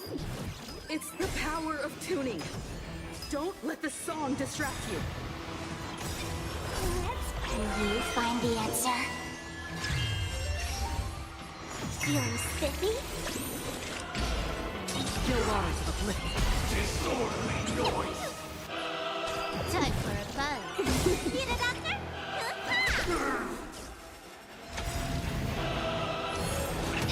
This combat. This is double speed. Noisy. Again.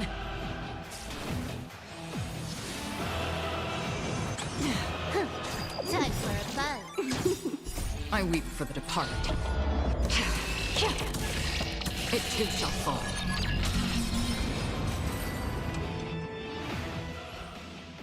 The time has come. Creation will be reborn from the remains of the gods. Danheng?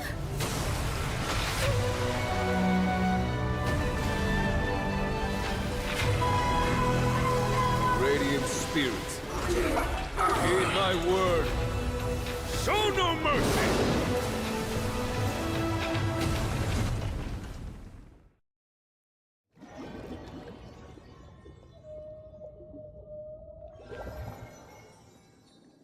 Wake up! Wake up! Hey, wake up! The sun's frying your butt!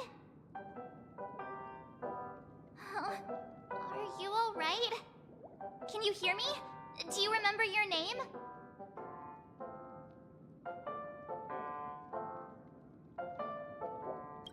It does? Well, doesn't ring any bells to me. Looks like your mind's still in one piece.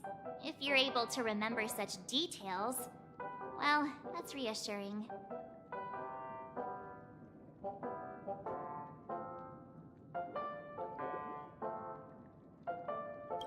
It's a long story. Simply put, Danheng used the Jade Abacus of Allying Oath when we were in the middle of a fierce battle, and summoned the General to help us just in time. And then we returned to reality. Look, this is your room. Everyone else has also returned from the dreamscape. Himeko and the rest are at the lobby discussing matters with the General. And now that you're awake, we should tell the crew that you're all right. Come with me. Not going to come chat with me, sleepyhead? That voice. Is that Black Swan?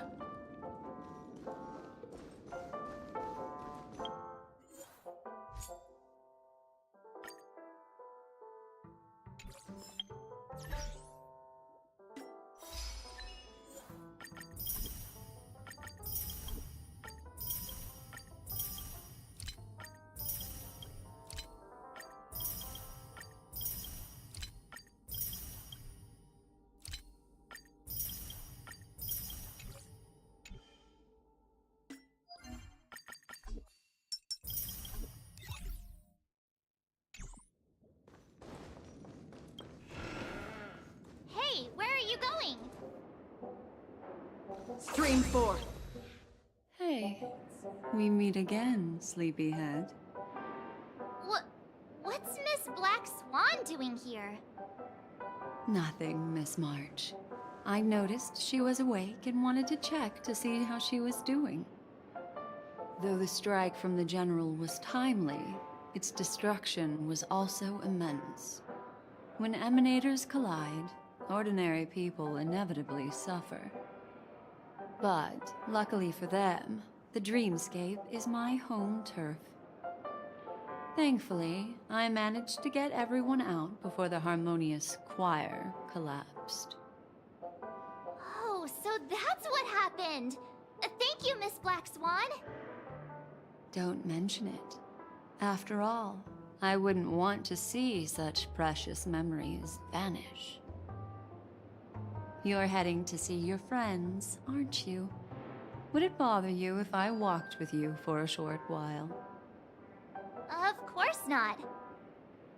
But you're not planning on doing something like last time, are you?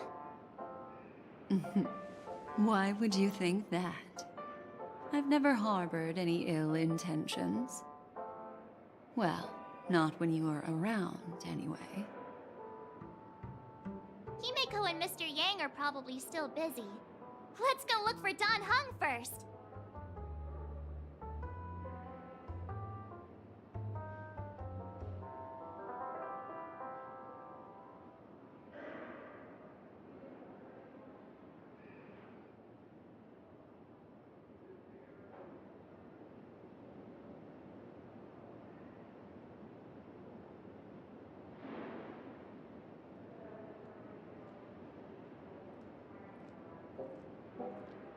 Stream 4. The gleam of old flame.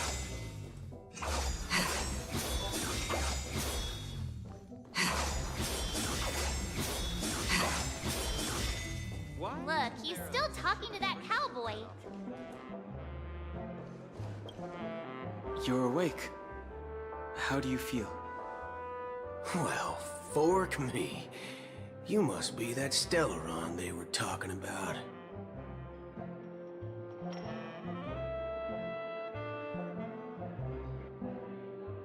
Don't worry. She's been up and about for a while now. But hey, Don Hung, why don't you introduce this cowboy to her first? Allow me to introduce him to you. This is Boot Hill, a Galaxy Ranger. During our pursuit of a certain person, we crossed paths and just so happened to uncover a shocking plot being concocted by Mr. Sunday. Which is why we sought you out, to help the Astral Express save the world together. No need for thanks. The Galaxy Ranger's principle is correct every injustice one sees. That's how you lot in the Ciencio put it, right, Don Hung? More or less. Wait, hold on a sec. This is the first time I'm hearing about this certain person. Who are you chasing? And why would that lead you to the Express? Good question. It's, who was it again? Don Hung. Do you remember?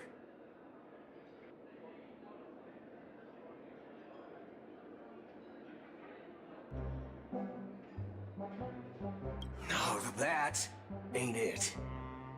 I just can't seem to recall. Weird. My neurochip hasn't registered any malfunctions. I can't seem to remember either.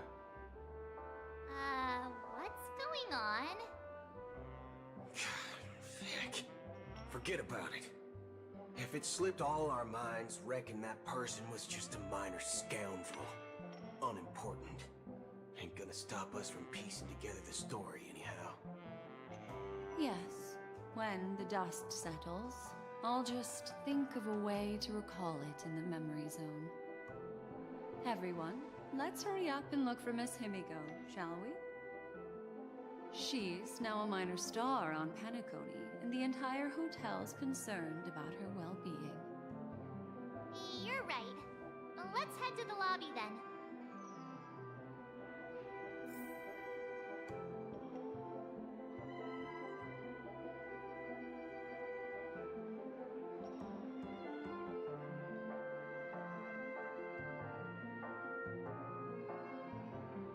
One peach soul glad, shaken, not stirred.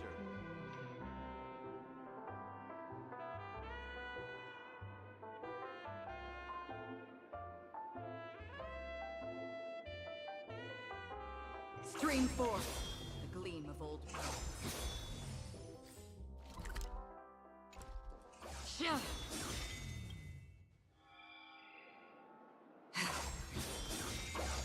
Look, they're with the... That's all right. In these times of conflict for the sake of utmost safety, it is only right that the Alliance steps forward to mediate on behalf of the Astral Express. We must not allow you to take unnecessary risks. Furthermore, despite the IPC's eagerness for success, it prioritizes peace above all. And the family, trapped though it may be, professes a desire for harmony. The Alliance has always won people over with reason. I firmly believe both parties can indeed put aside their differences and come to a peaceful agreement. The General possesses a deep understanding of the greater good. With the Cienjo Alliance mediating, peace for Penacony is within reach. You flatter me. But ultimately, it's been all down to the Express. Without your efforts, this sweet dream paradise would have been claimed by the last remnants of order before there was even a shot at peace. Well, would you look at that? Here comes the big hero.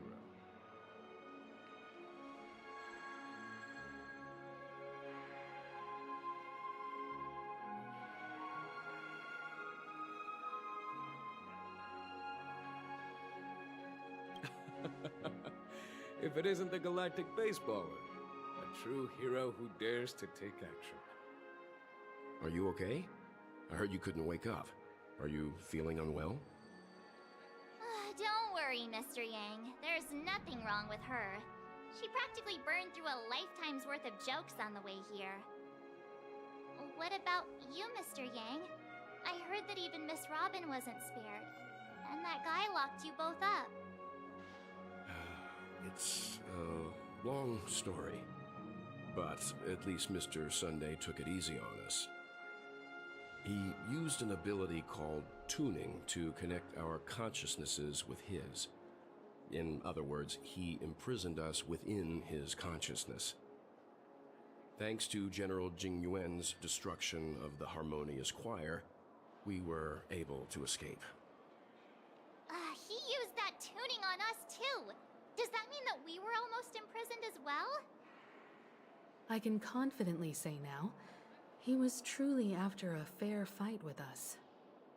Had he wanted, he could have easily taken us down, without so much as lifting a finger.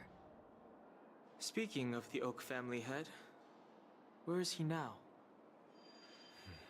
It's complicated, but in a nutshell, he's now the former Oak family head.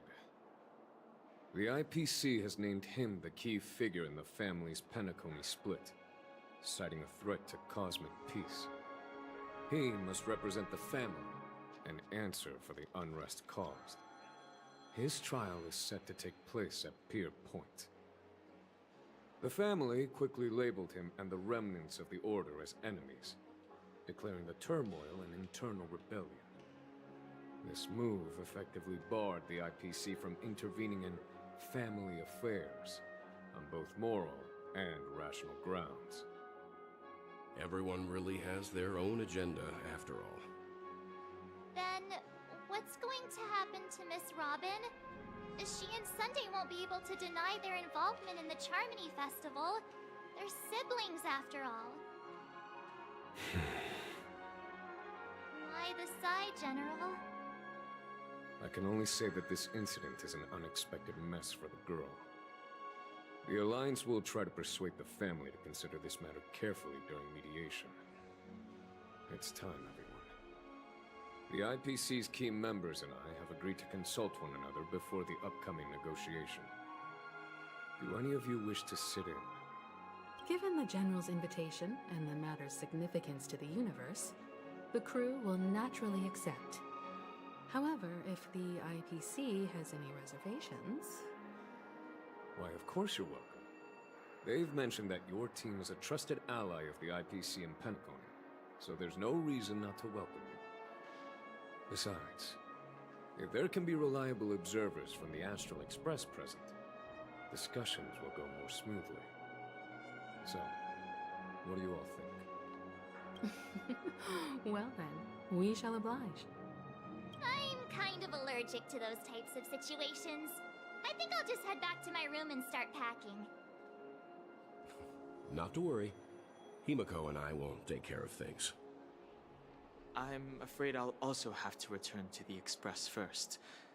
The conductor is worried about us. It's best I go and explain the situation. Thank you. What about you, Will you join Welt and me? Or have you got other plans?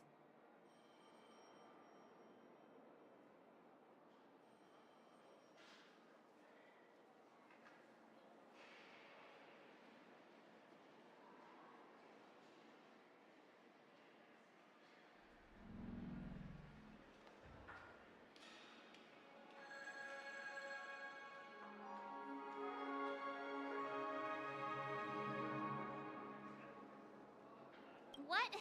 I can pack it myself, you know. If that's the case, our galactic baseballer can join us. Although I'm not too sure of the reason, the representatives from the IPC have insisted on her presence. Allow me to lead the way. Follow me, please. The negotiation will commence at the hotel lobby. Everyone, please, follow me.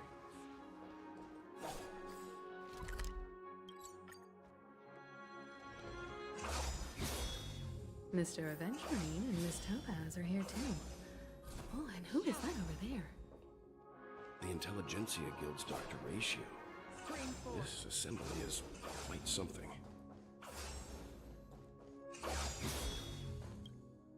It's been a while, my Astral Express friends.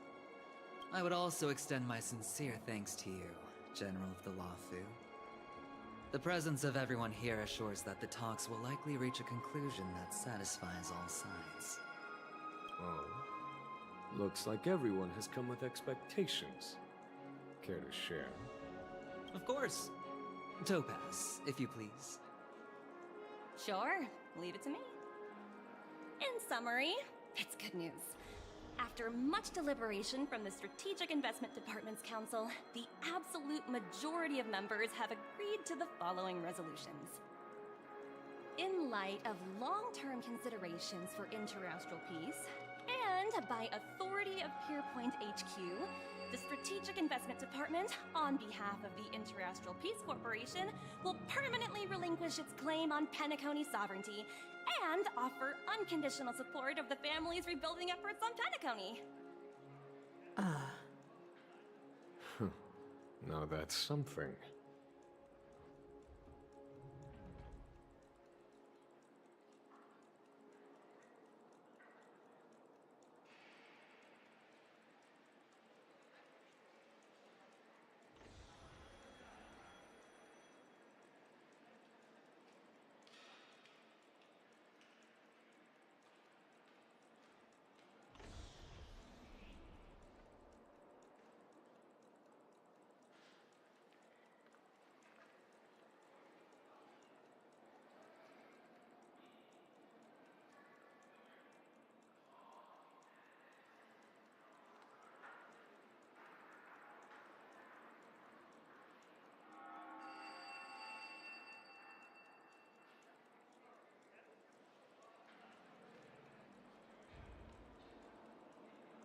To be honest, it does nothing to benefit the IPC. But it is extremely beneficial to the long-term development of the entire universe. Has the IPC finished sharing all its thoughts? Then it's our turn. The Guild, much like the Genius Society, has taken a keen interest in the recent calamity in Penacony. Ultimately, both parties have agreed to a comprehensive collaboration, offering technical support for the reconstruction of Penacony. The floor is yours for the finer points, Mr. Screwlum.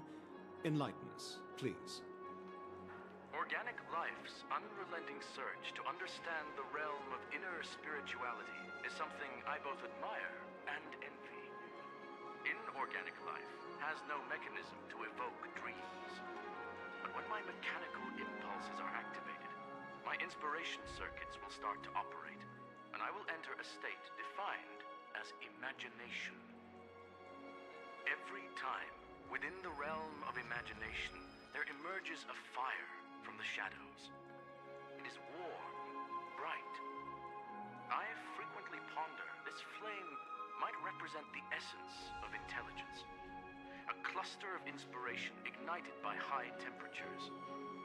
The future direction of the universe may well lie within it. Alas, they are nothing but projections of my thought system to me. Desired, but unattainable. But after learning of Penacony's accomplishments, I have come to realize that the flame is not beyond my grasp.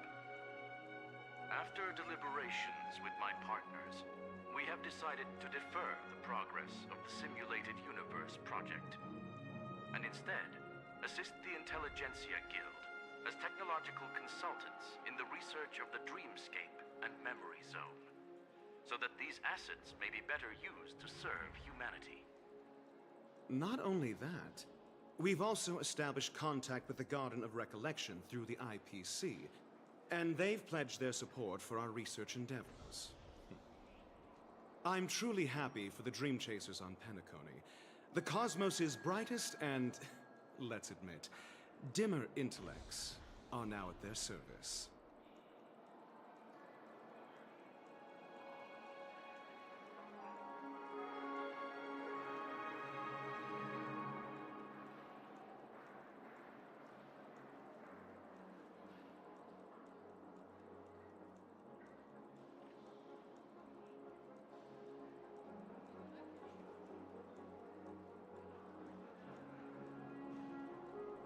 Agreed.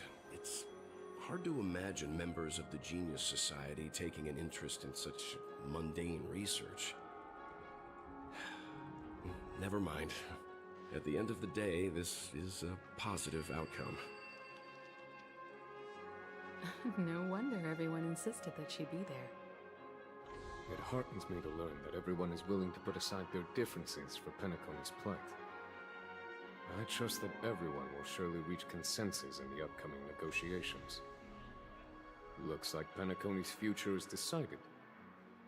I'm wondering, is there anything else the crew is concerned about? Peace is our greatest wish.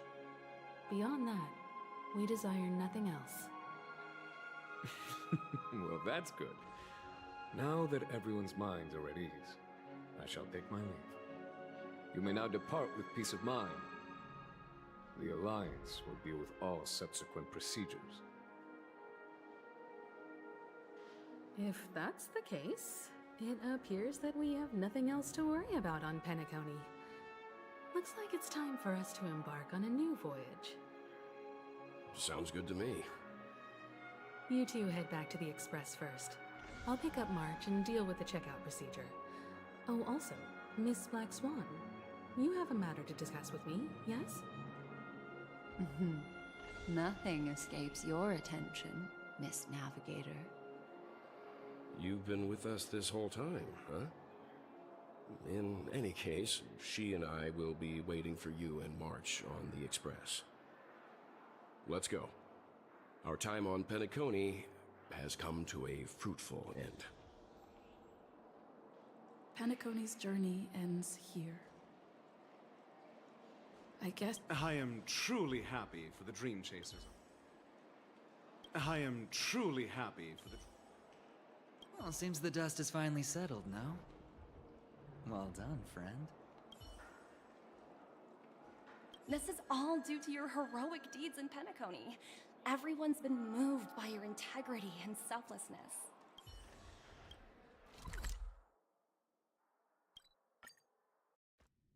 The navigation meeting is about to start. We're all waiting for you. When did the Express become so lively? Ahem. Looks like everyone's present. Let the navigation meeting commence then. This a meeting to decide our next stop? How we doing this? A show of hands. Hold your horses, cowboy. It's for those to decide.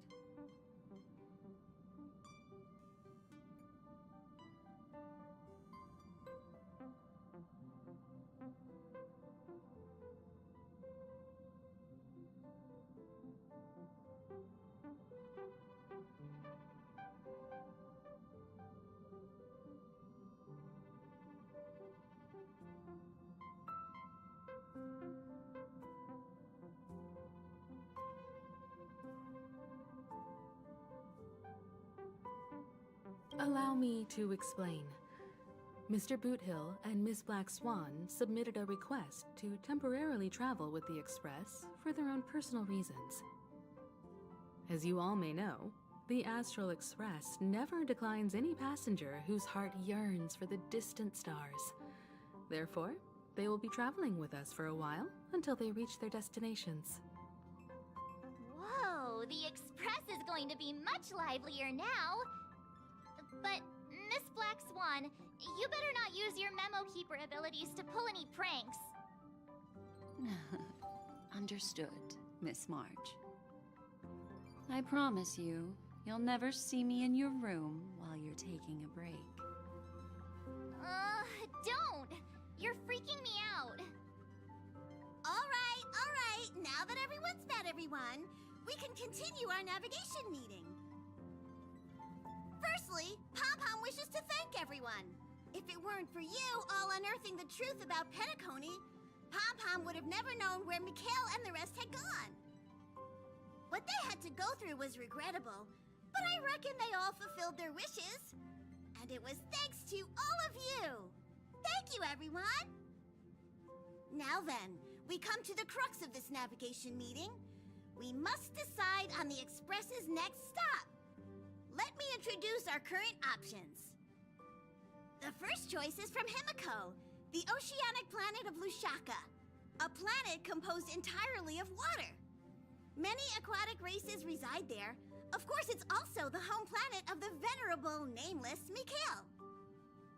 The second choice is the agate world Melustanen, suggested by Welt. It's famed as one of the initial sites of the Stellaron disaster, and the place where the beauty Idrilla ascended. Today, it's celebrated as a planet of undying allure.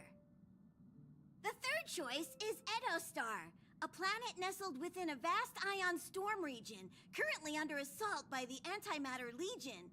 However, the distress signals from there have recently ceased, prompting the IPC's wish for us to check in on the situation.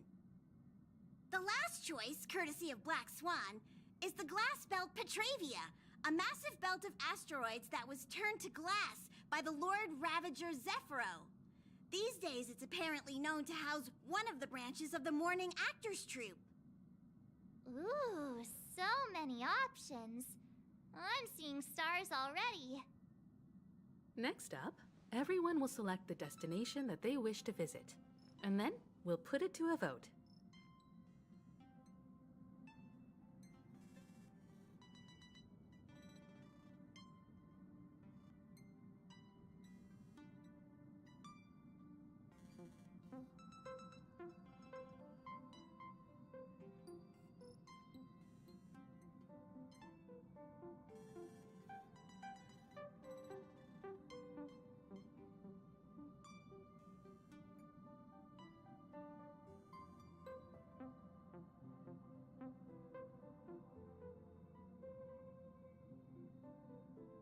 If that's the case, how about we go to Edostar first? If that planet really is in danger, then we should go help them out. March is right. Though the fact that the distress signals have ceased means we're probably too late. But I still think we should investigate the situation there. You and Dan Heng make good points. I'll throw in a vote for Edo Star too. If that's the general sentiment, then we should indeed investigate. I vote for Edo Star too. 4 votes for Edo Star. 1 vote abstained. Looks like we have a winner. Next stop, Edo Star. Then this navigation meeting is adjourned. I'll go check the warp jump coordinates. Everyone can catch up on some rest in the meantime. When it's time to make the jump, Pom-Pom will make an announcement. There's still some time before the jump. What should I do? How about a chat? Over here.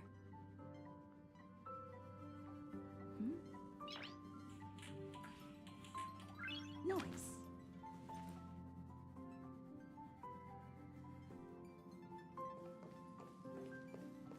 Please let this trip be uneventful. Please let this trip be uneventful. Please let this trip be uneventful.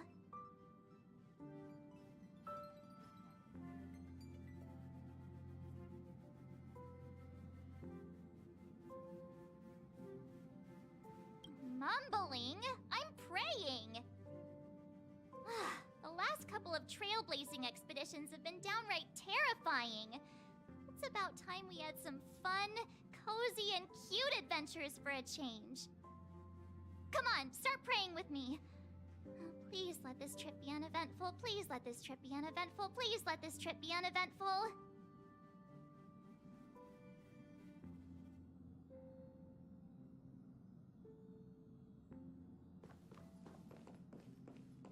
Huh.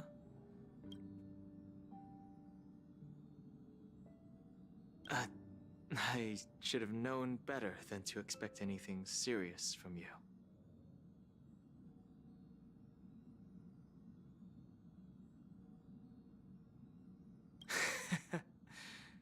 Got it.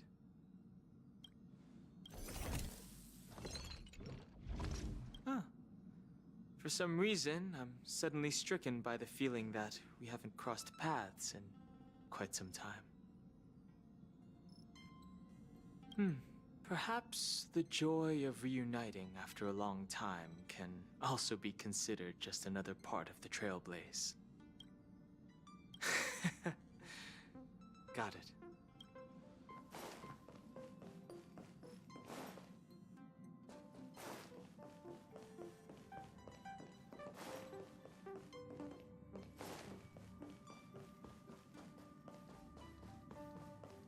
Come to think of it, this trip to Penacony was the first time we trailblazed together, wasn't it?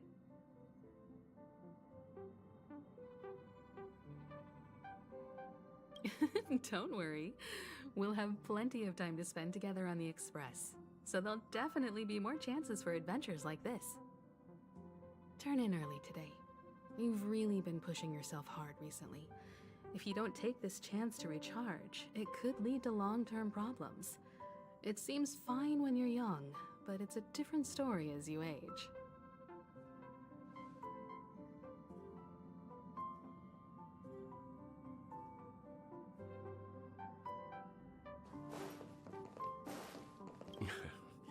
You're fast becoming an excellent trailblazer.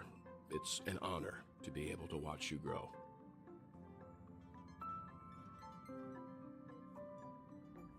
Don't downplay your achievements. Everyone has witnessed your... I've known many warriors in my time, and only a few achieve the kind of growth you have. Back home, where I'm from, you'd be rated at least an S tier. It's not been easy for you these past few days. You've earned some downtime. I'm looking forward to seeing how you'll perform on our next journey.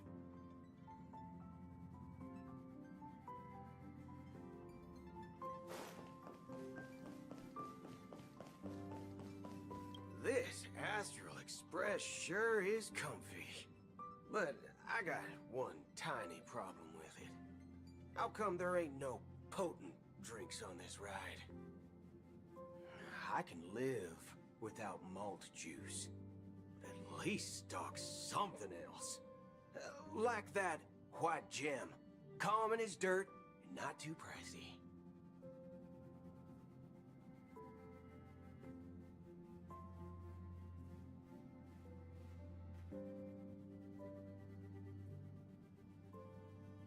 Oh, well, that's, different kind of strong. Ha!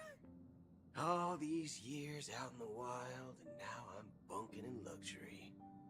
Gotta say, it's quite the treat.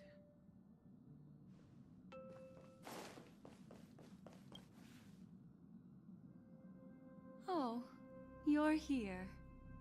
Seeing your reflection among the stars in the porthole really does seem somewhat surreal. How about it? This journey of beautiful dreams. Was it to your liking?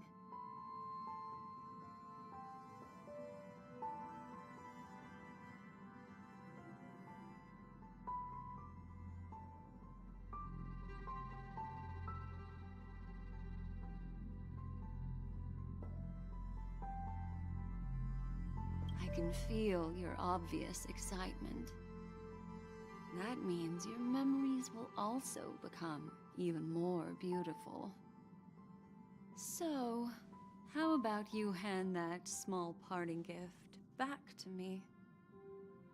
I'm quite eager to have it back.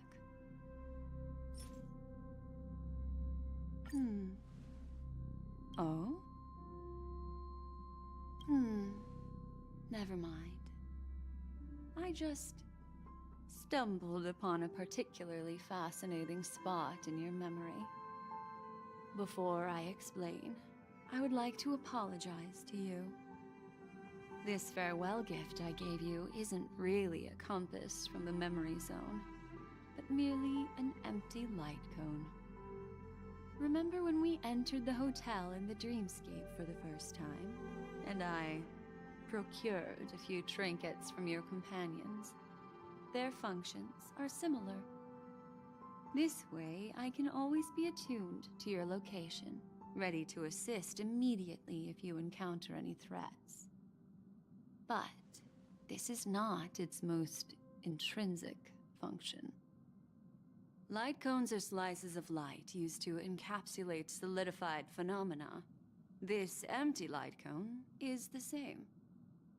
It can etch your memories in their most vivid form, and then allow me to admire and manipulate them, turning them into unique mementos. All the world is born from the power of mind and soul, and that power is memory. To prevent ourselves from being forgotten by the world, we must make the world remember us, or use our memories to recreate it. Life, seemingly vast, offers but a scant collection of impactful memories. Some joyful, some sorrowful, some light, some heavy. But you are different. Memory is a reflection of the future. Within that reflection, I see your unparalleled worth. You have the power to craft memories that can captivate the world. Your memory can illuminate the universe's future path. And that memory will be as scintillating as the star clusters you see in this porthole.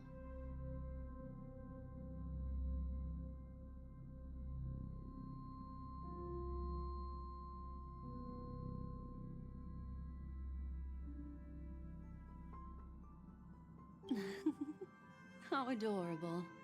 But do you know the deeper meaning behind it? The reason is simple.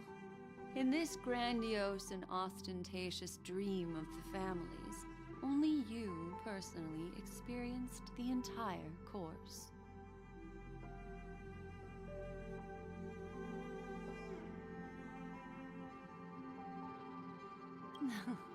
Patience, my friend. I will reveal the answer to you, but that time is not now. Turn around and take a look at your friends. Every one of them is reveling at the arrival of their next destination, all filled with hopes and expectations of their own present and future. Revealing everything at this moment would be a bit of a buzzkill, wouldn't it?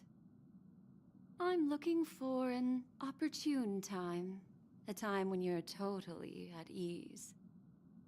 Perhaps when the night grows hazy and you're about to drift off would be the most opportune.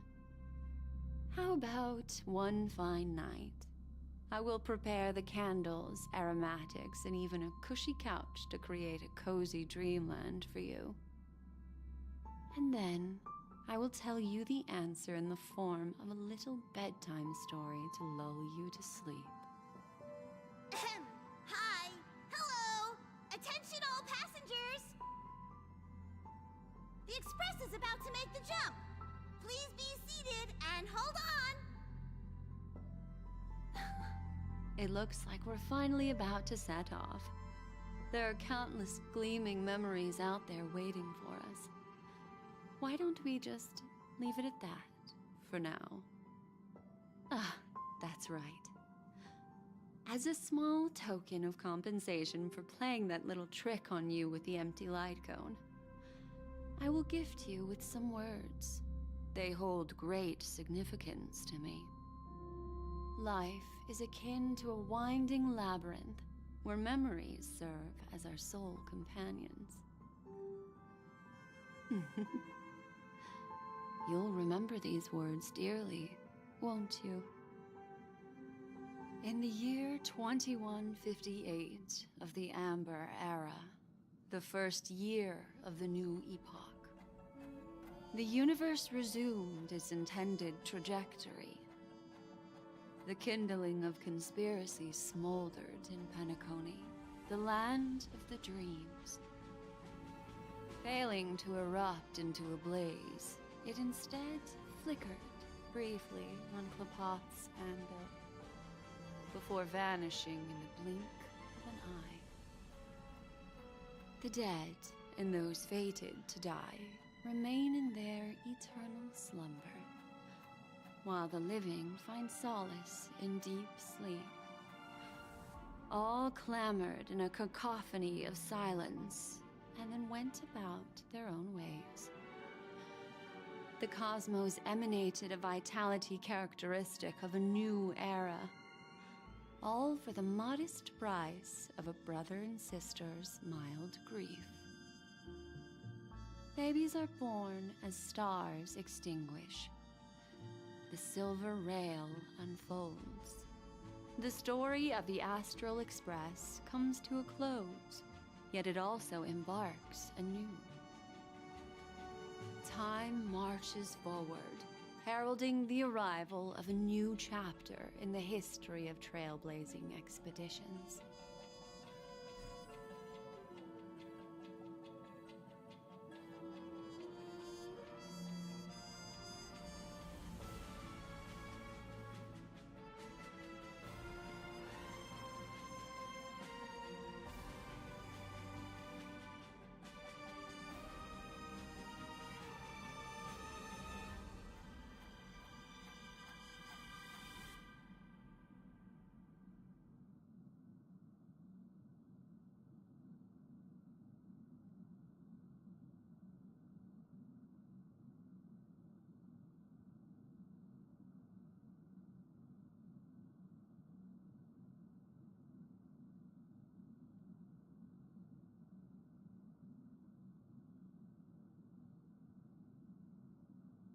Countless shooting stars streak the sky tonight. If you can pick the right one, it will carry your wish to thousands of distant worlds. You're feeling very relaxed now, aren't you? So, then, it's time to tell you a little bedtime story. Well, Let's start with a conclusion. The crew was defeated in the battle against Sunday. Everyone in Penacony failed, and no one survived. But don't panic. The truth, as horrifying as it may be, is not yet irreversible. There's still a glimmer of hope, and that's why I'm here. Next, I'll use this empty light cone that carries all your memories to relive everything that happened before. And when this story reaches its end, I'm sure someone as clever as you will notice that. There's a major flaw in the story you have experienced. Yet, within that flaw lies a glimmer of hope. Are you ready for it? Do you remember everything? When the clock turned back, the Express started a warp jump, sending you to a strange dream. You were bewildered back then, and then a Galaxy Ranger named Acheron showed you a way out. When you arrived at the Reverie Hotel, you met the doorman Misha and had a confrontation with Aventurine, an IPC representative. Thankfully, Acheron appeared again and helped you. After that, you saved Firefly and explored Penacony together. During the tour, you ran into Sparkle disguised as Sampo and accidentally entered a child's dream. There, I rescued both of you from death, but Firefly didn't return to reality. She realized the truth and tried to involve you in her plan, but that resulted in an accidental death. Even more unsettling, you soon encountered another murder. The two cases of death prompted you to investigate the truth behind the sweet dream. Despite your efforts to gather information about the two victims, you didn't make much progress. But you did learn about the watchmaker from Gallagher. Meanwhile, Aventurine was secretly carrying out his scheme, in which you were one of the pawns. In the midst of a fierce battle, Acheron revealed her true identity as an emanator of the Nihility and unsheathed her sword. That strike foiled Aventurine's plan and opened a passage between the sweet dream and the original memory zone. Upon your arrival at Dreamflux Reef, you learned the truth that death was actually dormancy, as well as the truth about the dreamscape, the Stellaron, and the bellboy, Misha. You split up with Sunday and Robin, looking for a way to seal the Stellaron. However, it turned out that Sunday and the Dream Master had their own hidden agenda. And you had to engage in an ultimate duel on the stage of the Charmony Festival. Finally, the story reached its conclusion. You emerged victorious, with the Trailblaze triumphing over the Order, and Penacony embracing a bright and peaceful future. This marks the end of the thrilling journey in Penacony. I'm sure you've already noticed something unusual, haven't you?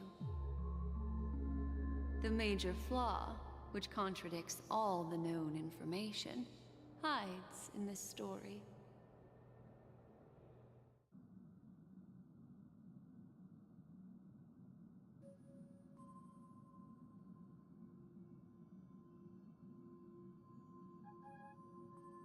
Well, although the fake deaths of those two ladies don't align with our initial assumptions, this fact itself doesn't contradict the information we have so far. I'll go ahead and eliminate that incorrect answer for you. So, what is the fatal variable?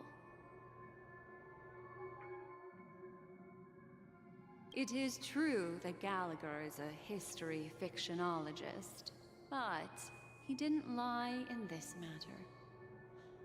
In addition, death and dormancy do arise from the same concept, don't they? This is not the fatal variable in your adventure. Take your time and think it through.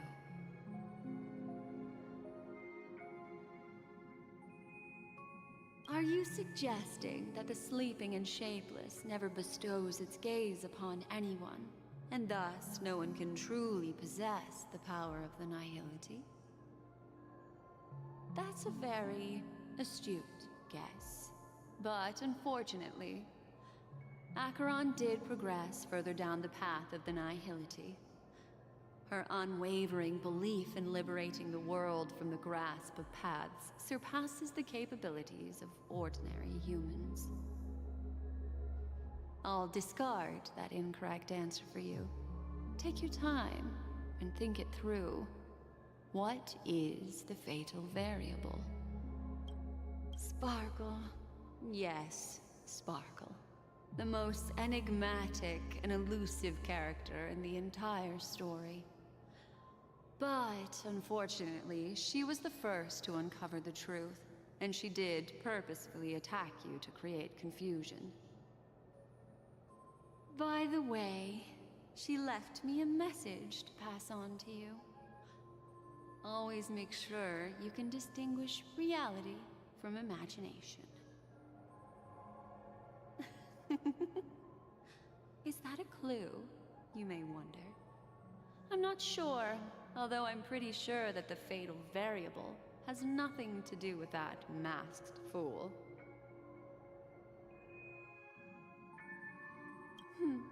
Little Misha.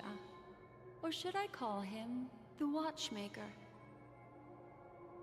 He's only a segment of memory in a dream bubble, but his ambition for the Trailblaze led him to leave the bubble and embark on a grand adventure in Penacony.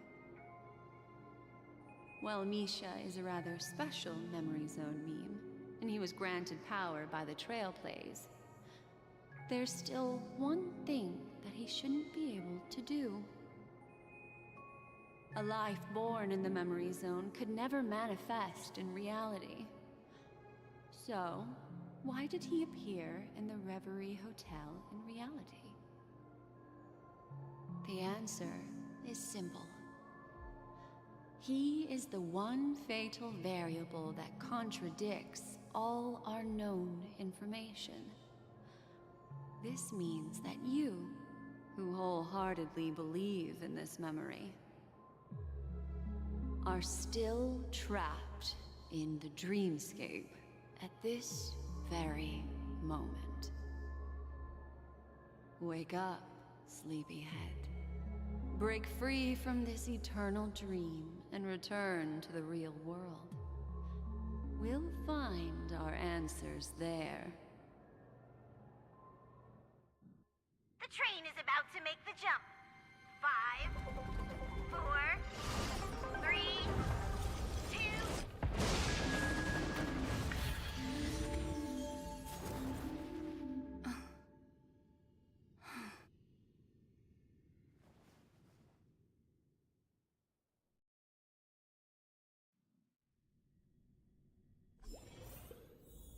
This way, darling.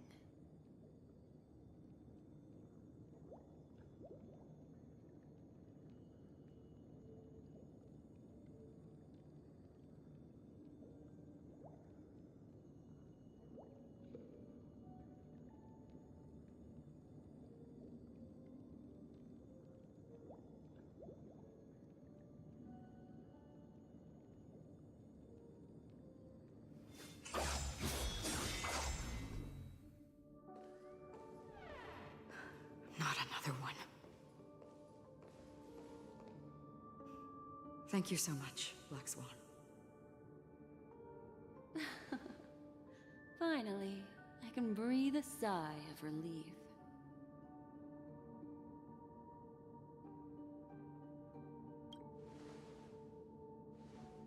I understand you must be confused, and we'll do our best to shed light on the situation.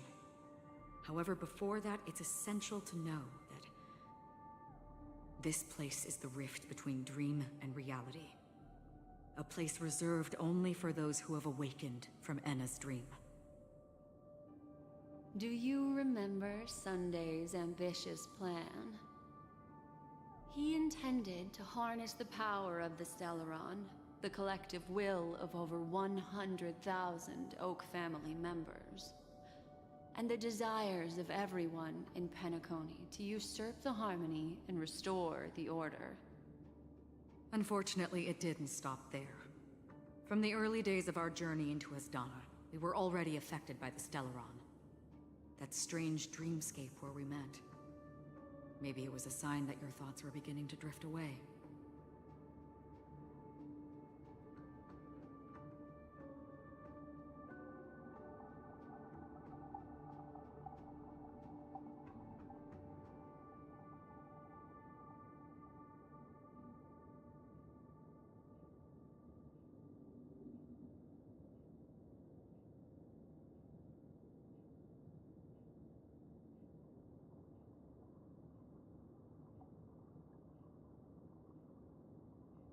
I don't think the goal of the Order was to put everyone into a deep sleep.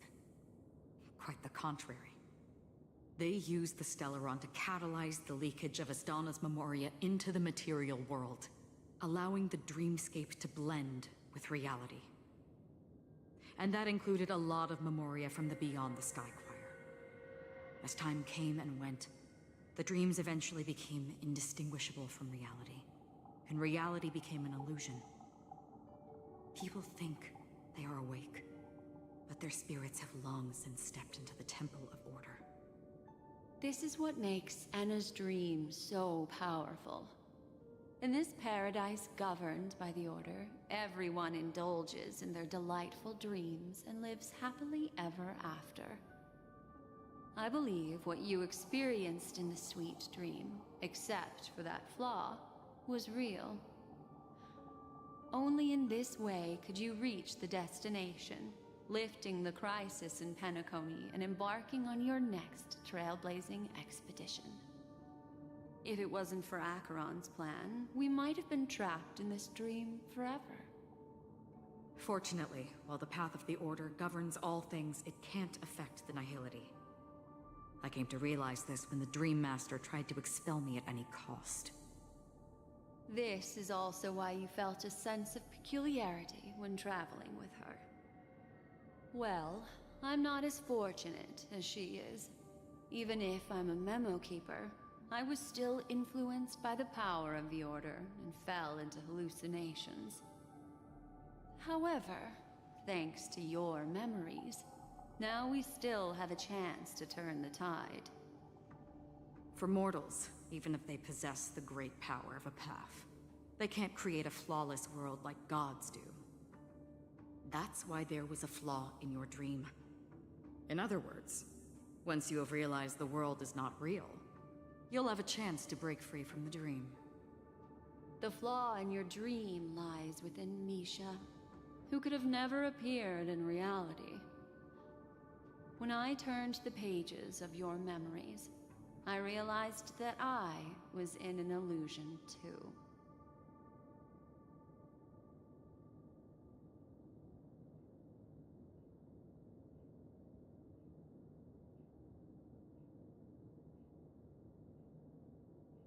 Now Sunday has usurped the power of the Harmonious Choir through the Charmony Festival. Asdana has thus fallen into Enna's dream, transforming everyone equally into the notes of the Aeon. Failure doesn't mean weakness. Only the strong can gather the will to resist the Order and try to break free. We still have a chance, though. To make it happen, please, Black Swan, guide us to those with a strong will. All right, please come with me. These people are... They're the ones who accept Enna's dream and indulge in their happy illusions. We have no means to wake them up now. Not even your clockwork will do the trick. However, there are still other things we can do. Let's keep going.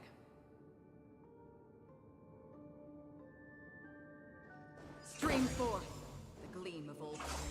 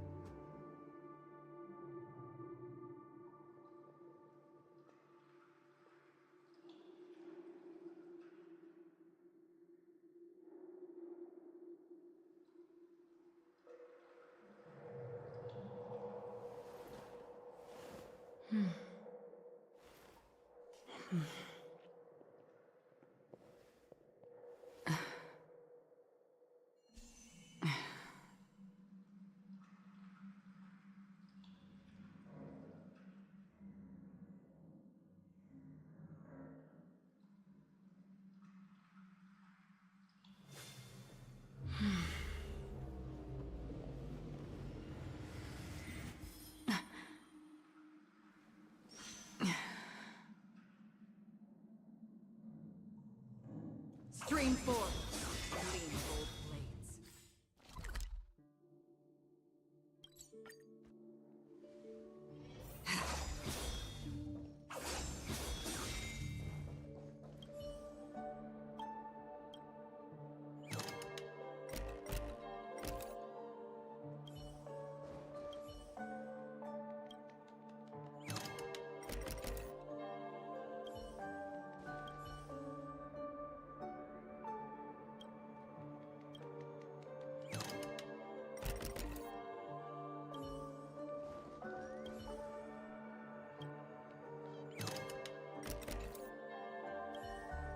Stream forth, gleam of old blades.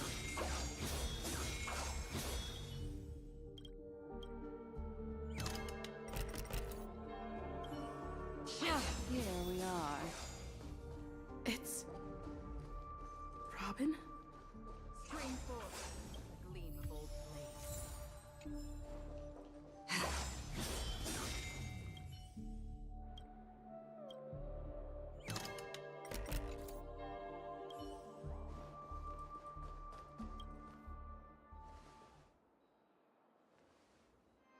Finally, you've arrived. Let me introduce you to Robin. She woke up from Anna's dream by her own will, and it's this tough lady who led us here with her song. I woke up for the same reason as all of you. In the dream, I experienced something that could never occur in reality. Are we going to lock it up in a cage? I want to see it fly freely in the sky. Without us, this bird would be too fragile to survive on its own. Do you want it to die? No, but...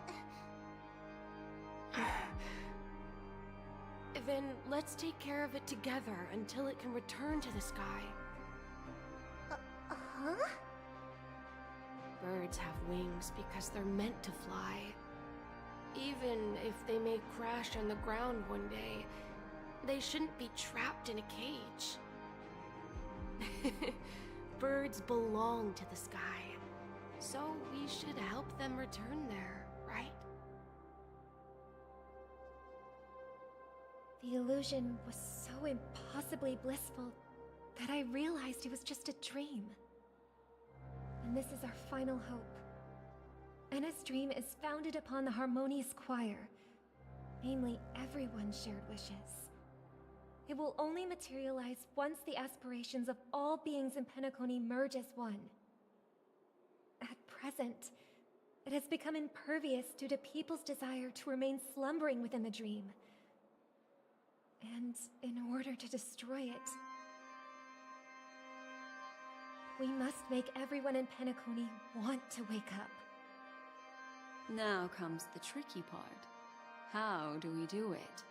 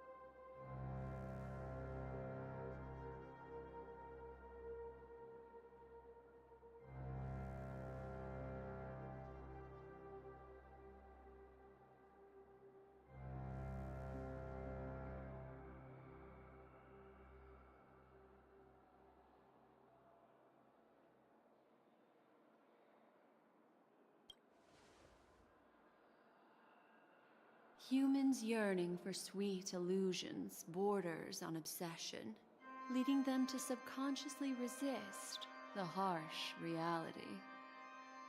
Therefore, I carefully selected a moment where she was completely unguarded, guiding her to uncover the truth herself to make her regain her consciousness. However, to wake up everyone in Penacony and get them to share the same determination, that would be nearly impossible. Indeed. I'm afraid it's almost as difficult as resurrecting an Eon. But we can't just stay here and do nothing.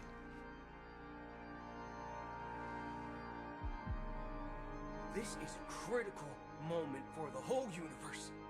Who cares about some dumb number?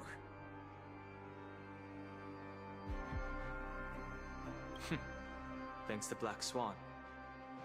You're welcome. And thanks to the memo keepers in Penacony, too. I believe your partners have also awakened from their dreams. This is the first step of our plan. With the assistance from the Garden of Recollection, those who possess a strong will, like you, will gradually awaken from the dream. These free wills are the discord that will sway Anna's dream. However, awakening a mere handful of individuals is insignificant compared to the vast number of people immersed in the dream. We must find other ways to awaken the free will of millions of people within a short period of time. If breaking through from the inside proves challenging, we can seek assistance from the outside. We've long been aware of a potential solution. Asdana is a galaxy known for its abundant memoria and the remarkable phenomenon known as synesthesia dreamscape. When people first enter this place, they often find themselves and others sharing a collective dream. At this very moment, there is only one dream encompassing the entire Asdana system. So, you mean, if we can attract a large number of outsiders to this system, their free will would intertwine with this dream and shake it to its core. However, those outsiders might also succumb to the dream and become the foundation of the Order instead.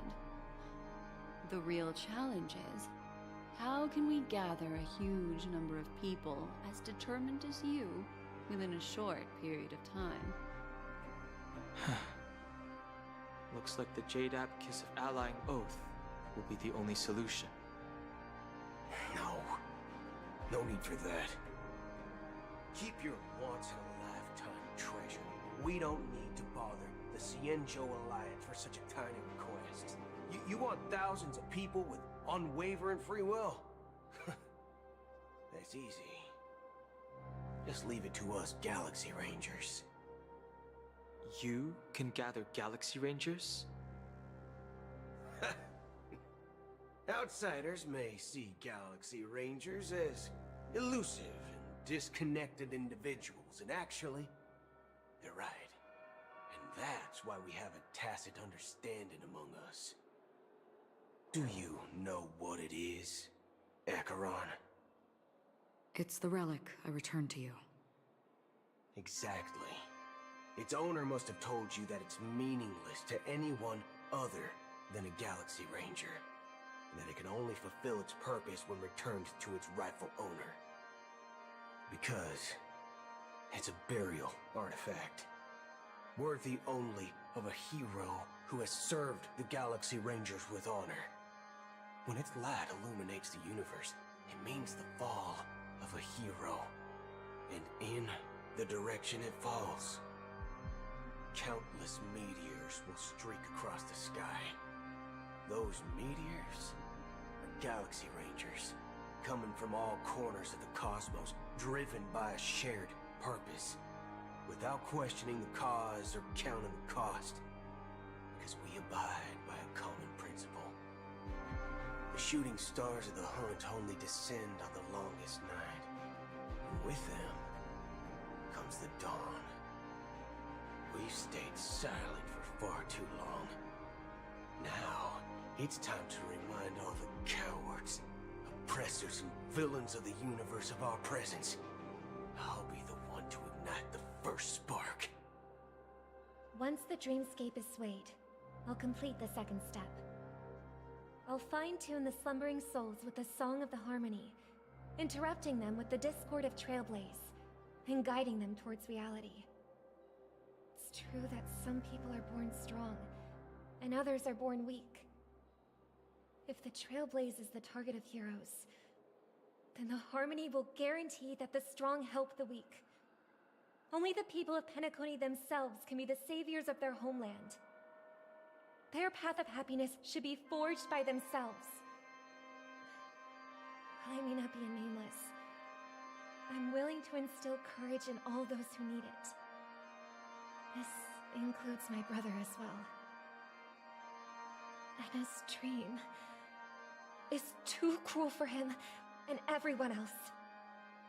Your plan sounds well conceived, but still, it appears somewhat idealistic and romantic.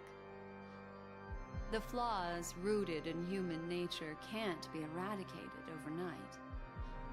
Do you believe these efforts alone are enough to convince everyone to choose the right path? I agree with you, Black Swan. That's why the most critical aspect of this plan is not to convince everyone to choose the right path, but to inspire them to save themselves. So, you're the key in the end, I assume? The Harmonious Choir possesses the power of an emanator. To overcome it, you'll need the same level of power. The final step in destroying the sweet dream will be my responsibility. That's a relief to hear. Now that our roles are assigned, let's get to our battlefields and pose a grand finale. May I have a moment alone with you? There's one more thing I need to explain to you. This grand festival is drawing to its close. This is the starting point for the ultimate stage of our journey. Just as it marked the beginning of all the stories in Penacony.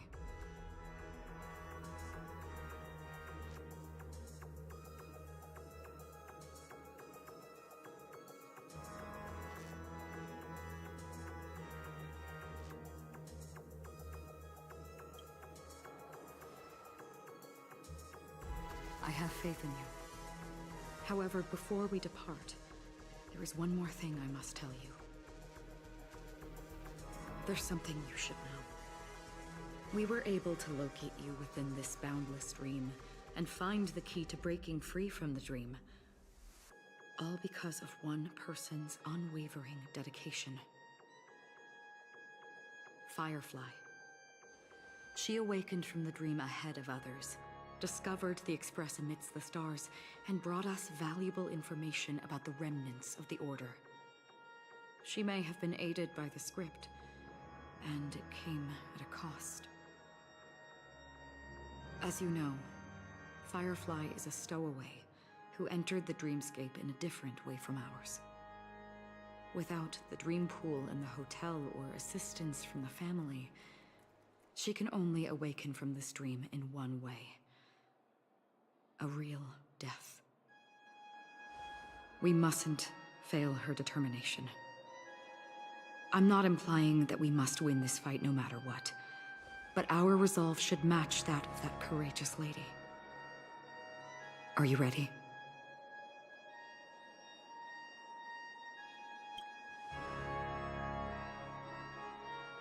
Very well. Now, please close your eyes.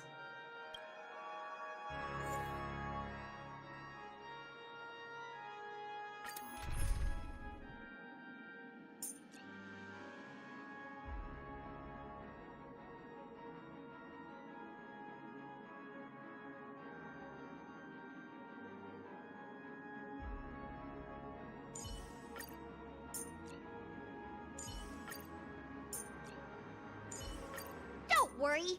If anything happens, I'll just put you back together.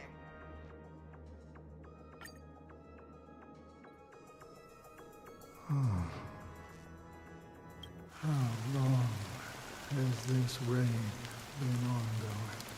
If I remember correctly, it has lasted for decades, or even centuries. The unwavering determination of the Hunt followers persists even in death. But thankfully, we've guided those lost souls to their lives beyond. They were heroes in their time. And they won't be reduced to puppets of the Nihility in their death. You see, the shadows on the sea have vanished. Do you remember? He once said that the sky would clear when the regrets of the departed had faded away. But it's still raining. I know. So, why is all this?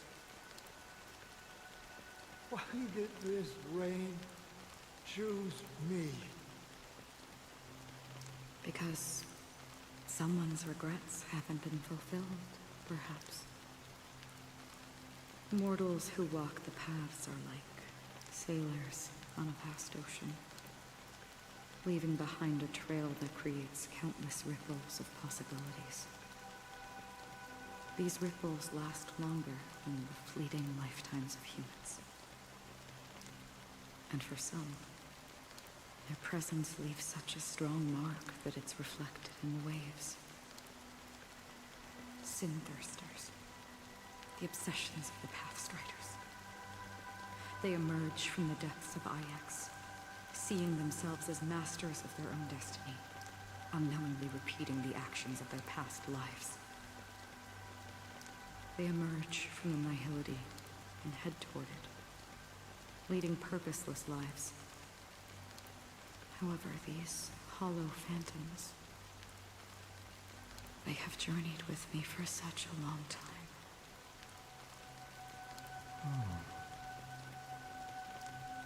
So this is how it is.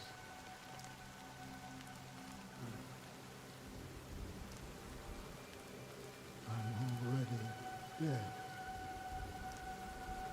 Yes. Are you watching over me? This is my duty as Acheron the Watcher. I'm guarding the path to the abyss of the Nihility, guiding every soul reluctant to become one with it. Back to this side. But if this is what the departed ones expected, should you try to change it? I don't know. But someone once told me that when the inevitable moment came, he hoped that someone would stand at his grave and place a bouquet of flowers. Even if it doesn't make sense at all? Some tasks have to be done, even if they are pointless. I have experienced that much already. Please extend your hand, and then close your eyes. I'll carry your wish with me and fulfill it. Only then will I be able to put an end to the final regret by the Dead Sea. Will I ever see them again? Yes, that is certain. Because it was you who told me about the Express, your two former companions. The expedition cut short by the swarm, your narrow escape from death, and your encounter with the Galaxy Rangers. And Penacony, the hometown to which you could never return. Yeah, for countless times I got rejected by the family and had to pass it by. But I knew that my companion was still there.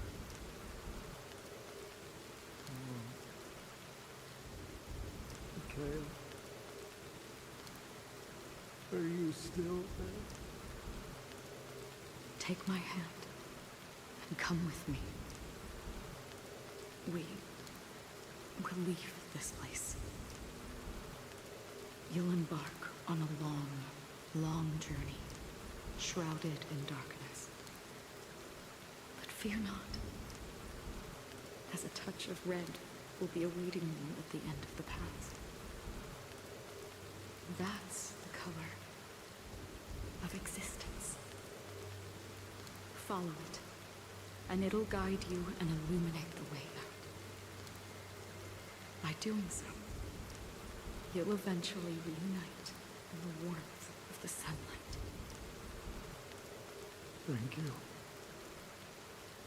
May death be the end of your boundless dream, guiding you back to the waking world. Welcome to the horizon of existence. This place is one of the thousands of manifestations belonging to the sleeping and shapeless. And it's also an exit out of the Nihility for the awake ones. Let's bid our final farewells here.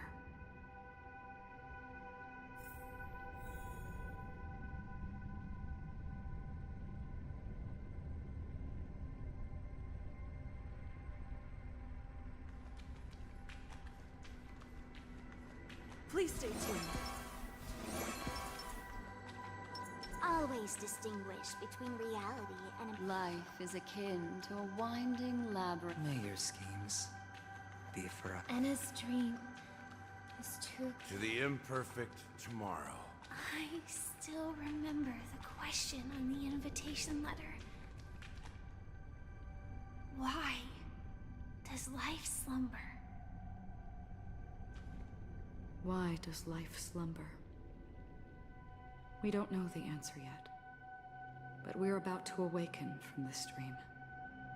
Or perhaps such is the answer itself. Leave this place, return to where you belong, and awaken Penacony from this dream.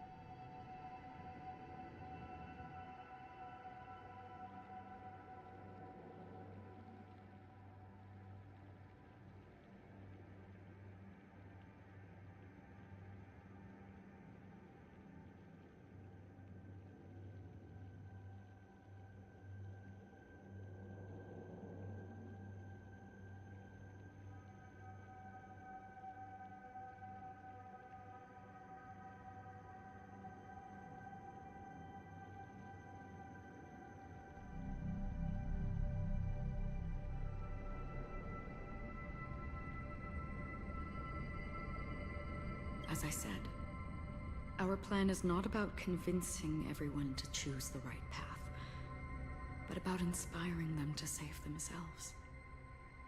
So, when will people actively save themselves? The answer is when they are in desperate situations. Like a drowning individual in the deep sea. When one's body and mind bear immense pressure, agony, confusion, and despair will follow. I firmly believe that. The fragility of humankind often freezes them in their tracks. But in truly desperate situations, they will strive to save themselves. And now, Penacony has enough heroes to lead them forward. It's through this inherent, self-centered instinct that people exert their utmost effort, even when they know their struggle is fruitless. As absurd as it may seem, it's their resistance. As for now, it is time to guide them, not as a savior, but as a nameless among those mortals. In this way, you will reunite in the warmth of the sunlight. The rain is intensifying. Before we part ways, please allow me to ask a few final questions. So far, you have forged unbreakable bonds with numerous individuals and entities in the Sweet Dream. Might I ask if you fear severing these bonds with your own hands?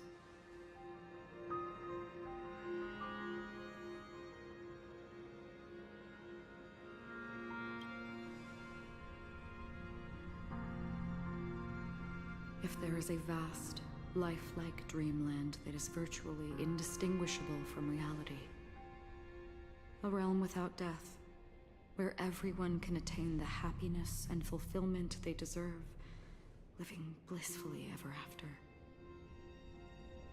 I would ask, would you wish to stay?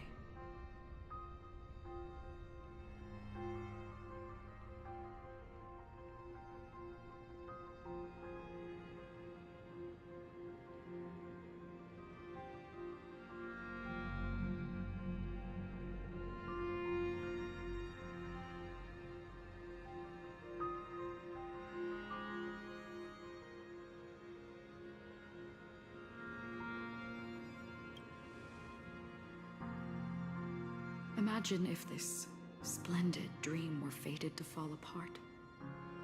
Friends, family, strangers, followed by the gentle breeze, soaring birds, the stars, and ultimately yourself. Everyone, and every face they remember. The joy and the heartaches, the vows sealed and those left hanging. All will inevitably march towards a predetermined ending. If you had grasped the journey's finale right from its inception, I would ask, would you still embark on this journey?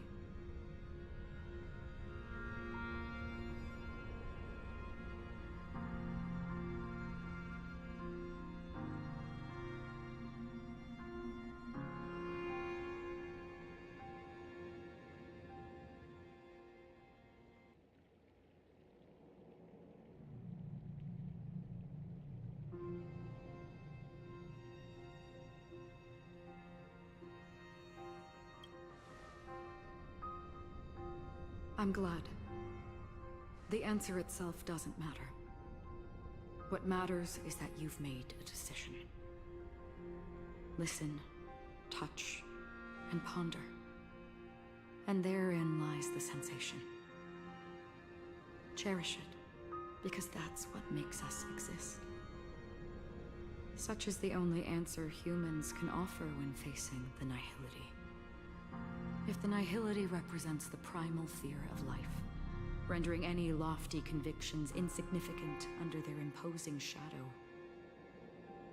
then behind this shadow, there must exist the most fervent source of light in the world.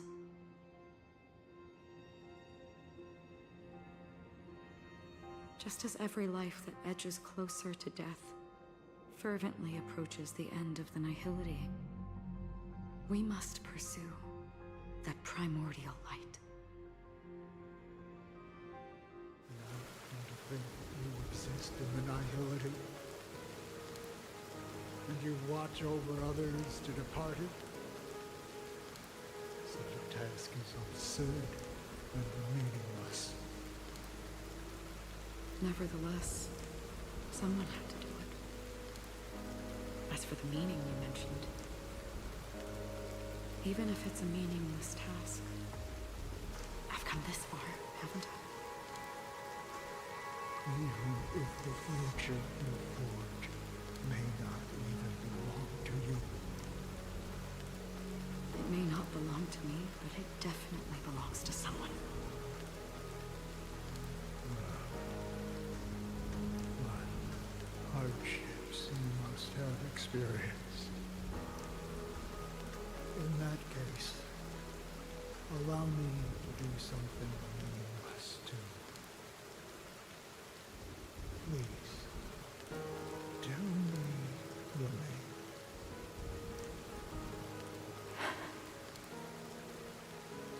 Perhaps my existence will vanish in the next moment, and nobody will remember this conversation or your answer.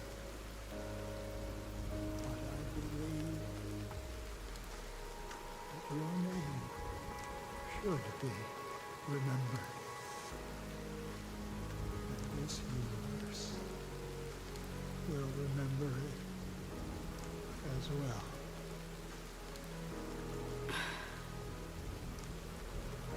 For me, some things are difficult to recall, yet there are others that I find challenging to forget. Such is memory, a creation of the past that blossoms into significance in the distant future. I remember that marks the start of my journey, the origin of the vibrant red hue in my life, and the most fervent element amidst every tempest. That's my name. Raiden Ozenmori. May.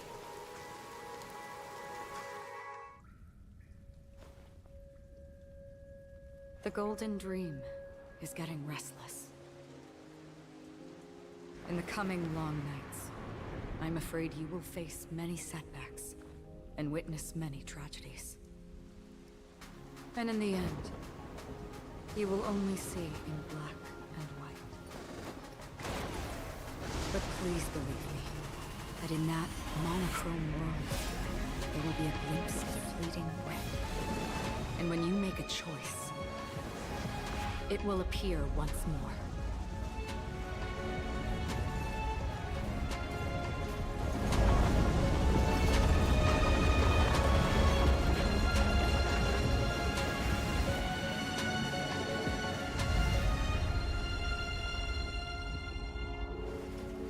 What you must do is ponder its significance, then return to the waking world.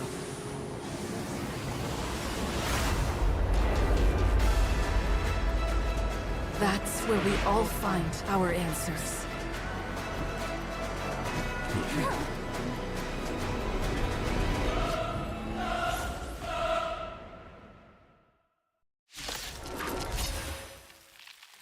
Have you broken free from the dream of order? We've done enough sleeping already. Let's show them a wake-up call. May as well get it.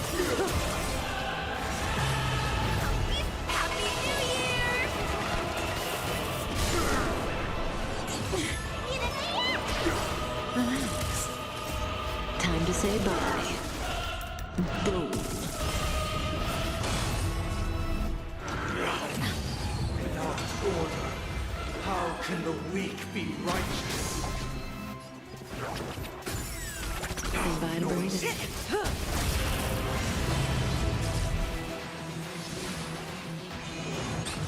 You don't look so good. Stand still.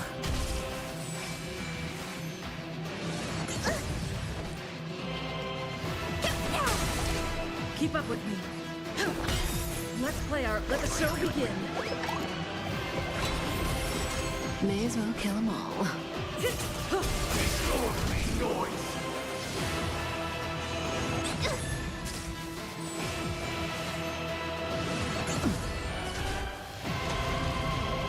If you have any objection, feel free to make your case. I'll take the lead. Listen up. Relax. Good times. Time to say bye. Boom.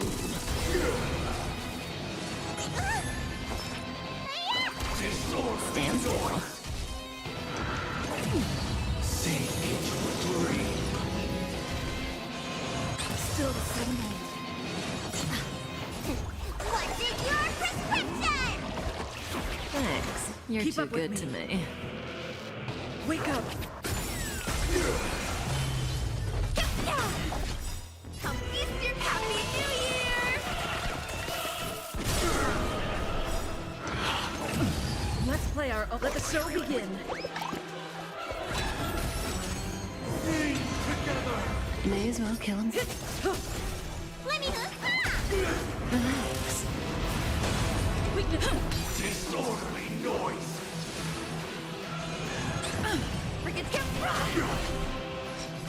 Disorderly noise. 7,336 notes. I solemnly invite you to join the glorious chorus and ascend to the heavens. Good times. Time to say bye. Boom.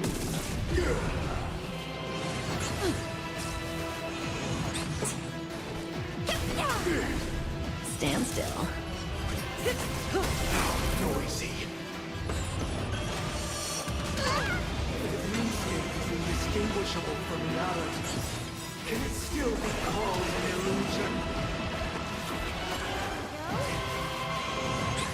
I'll take the lead.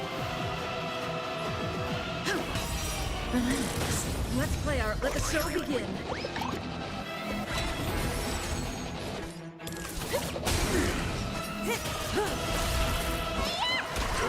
Stand still. Perfect melody I command. Recreate paradise anew.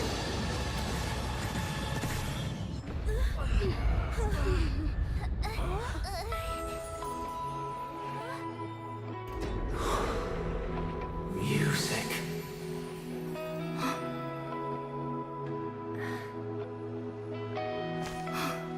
There seems to be another kind of sound coming into the Order's symphony.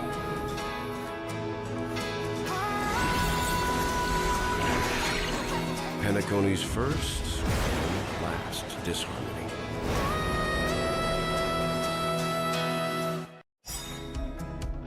Those imprisoned in their dreams are awakening for freedom. Robin, is that you singing? You have heard their cry. This is not the paradise they hoped for. Even so, they don't know where they should be heading. That's why I had to become the lone star in the sky to guide them. Even if that star must hang in a perpetual night of solitude. Turn on Comfy's Happy New Year! Noisy. Good times. Time to say bye. Boom. Keep up with me. Let the show begin. Listen up. Relax. Disorderly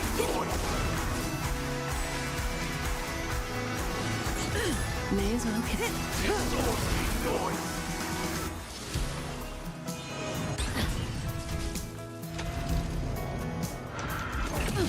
Uphold the truth, and you will. Stand still. Witness the will of the weak! Disorderly noise. See the doctor? Yeah. The noise is fading. Enjoy eternal peace. What's in your prescription? Here we go. Say bye to Brick. Good times. Time to say bye. Boom. All things are part of the melody. Wait for good tidings. May as well kill them all. Relax.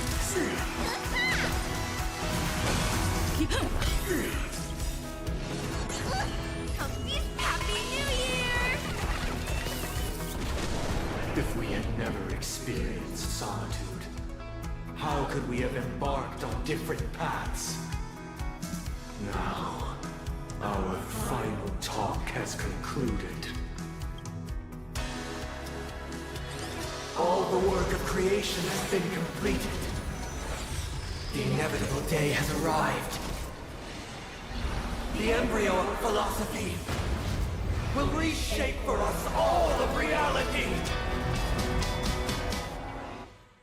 If your paradise can save more people, sever my path with your hands.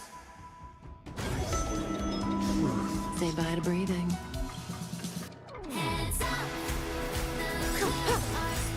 Even if the future is full of pain, we won't escape from it.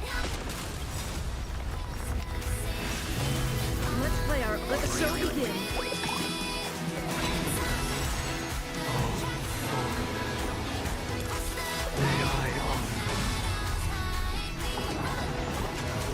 I'll take the lead. Wake up! 7-day vow. I command you to heed my summon. Uh-oh. I have a bad feeling about this. It was not you who created all things. It was humanity that created you. What lies here will become the foundation of our paradise. Relax. What's in your prescription? Great teamwork. Good times. Time to say bye. Boom. By this solemn desire come forward. Have a noble soul! Don't be shackled by the past! Insolent. Don't throw the games. Get right. Stand still. Keep up with me. Wake up! May as well kill them all. Relax. Let the show begin. Let me Say bye to breathing. Blasphemous. I swear on truth. Happy New Year! Listen up. How insolent. The weakness of humanity cannot be redeemed by others. I swear on the calendar. Turn out your clock. I swear on words. Stand still. Good times. Time to say bye. Boom. I swear on vows. I swear on rules. Wake up! I swear on meaning. Forget your... I swear on human Let dignity. me tend your wound. Relax. Judge of the world.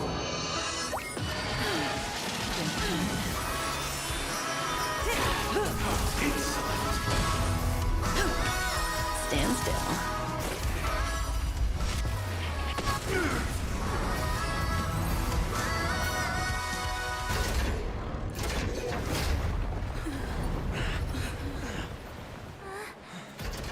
So,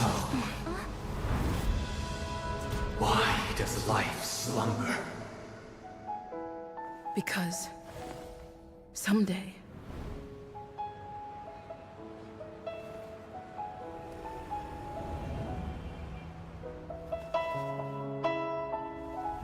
we will wake up from our dreams.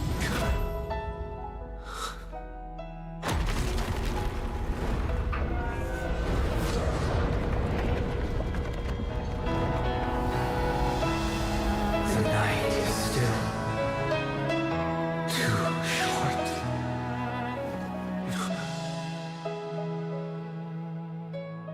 Brother, the dream is over.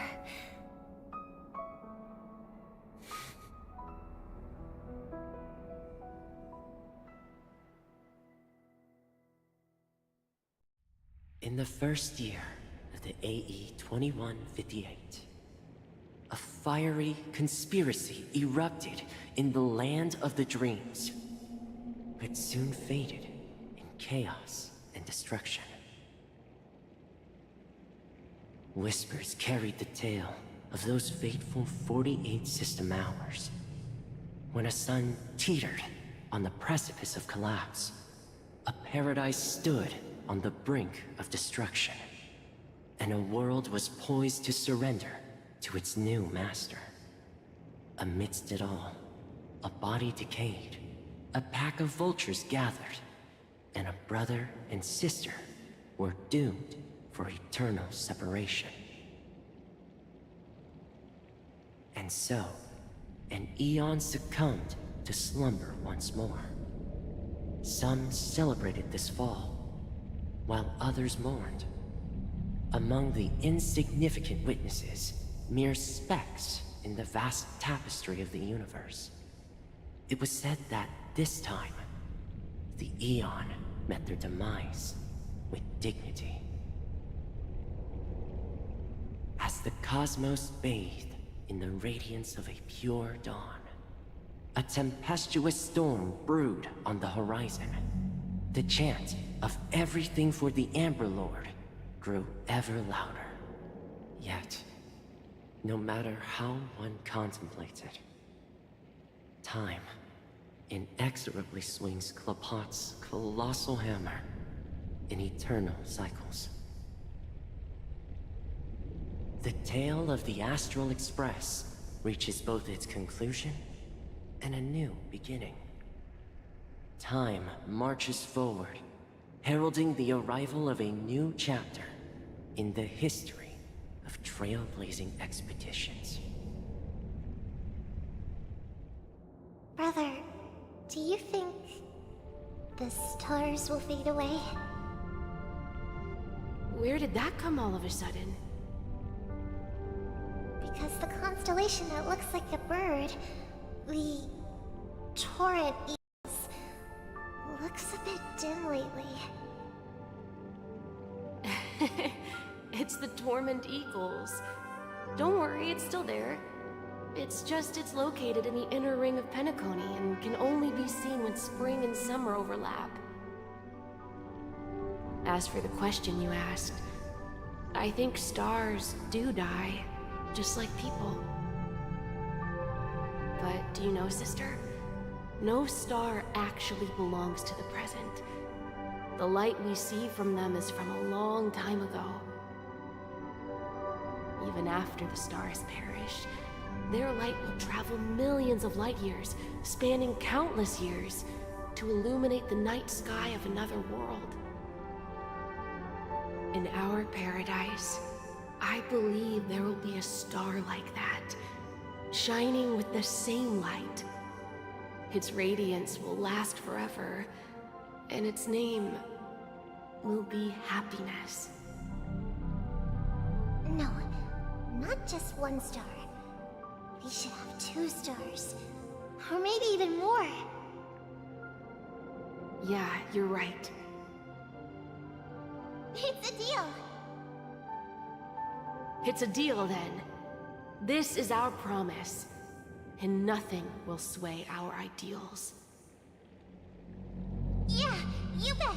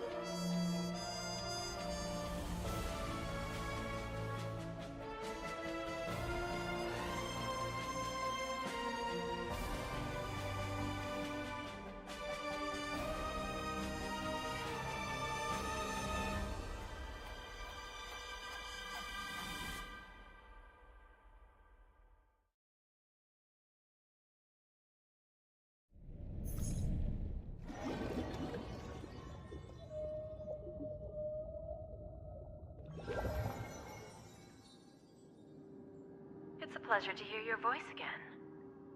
Congratulations. You've become the biggest winner of this festival. Are you calling just to poke fun at me? No. I'm just impressed. Not only did you venture alone into Penacony and discover the truth of Dreamflux Reef, but you also managed to escape with the help of that Knight of Beauty. Remember the recording you received from your Trailblaze friend? It's now the most valuable chip in this game. However, this came at a high cost. Losing a cornerstone is a hefty price to pay. Diamond just called a meeting to discuss what to do with you. Just as I expected. So is Diamond planning to demote me, or kick me out of the 10 Stonehearts? Why don't you take a wild guess? Well, alright. Then I'll guess. He's going to promote me to P46. Alright. What will you wager? Are we talking about a real bet here? I don't want to wager anything just to escape your clutches. But if it's just a friendly bet, I'll put on the line what I did when we first met. I'll bet my life, ma'am. Interesting. But since it's Diamond's call, no one can predict the outcome. I'm on my way to Penacony. Once everyone is settled, we'll return to Pier Point for the final showdown. Sounds like I'll be out of the action for a while. Finally, a chance to kick back and relax. Yeah. Leave everything to me and Topaz, child. Thanks to you. As soon as the Jade Stone was delivered to the family's compound, we finished up our preparations. The seeds we planted have taken root. Soon, it'll be time to reap the rewards. Huh?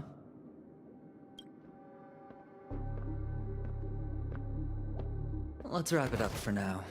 Looks like I've got a visitor here.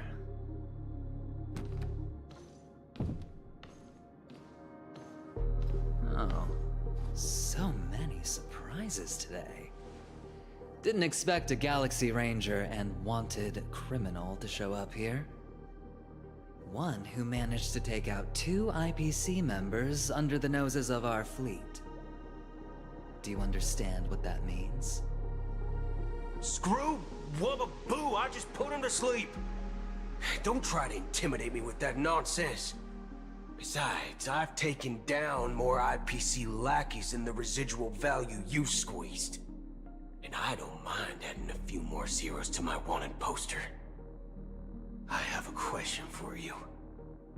Be honest, or I don't mind putting a bullet into your head.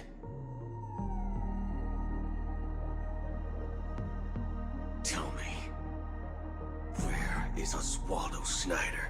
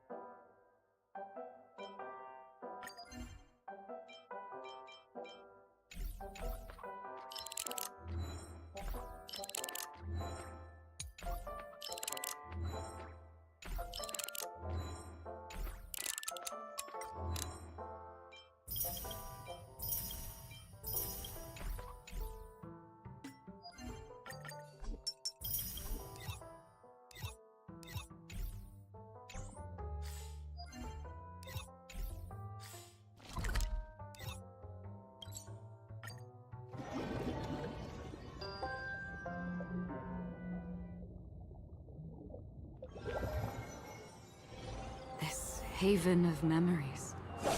Every touch, every...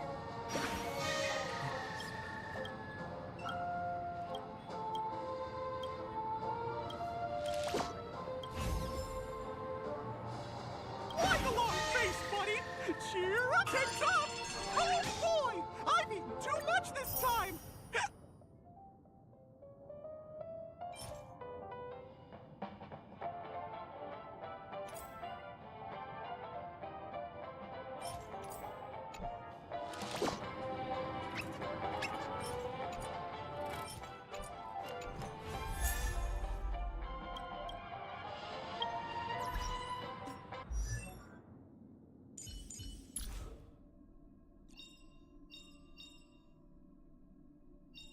Unknown to each other, yet united in purpose, we make the same choices.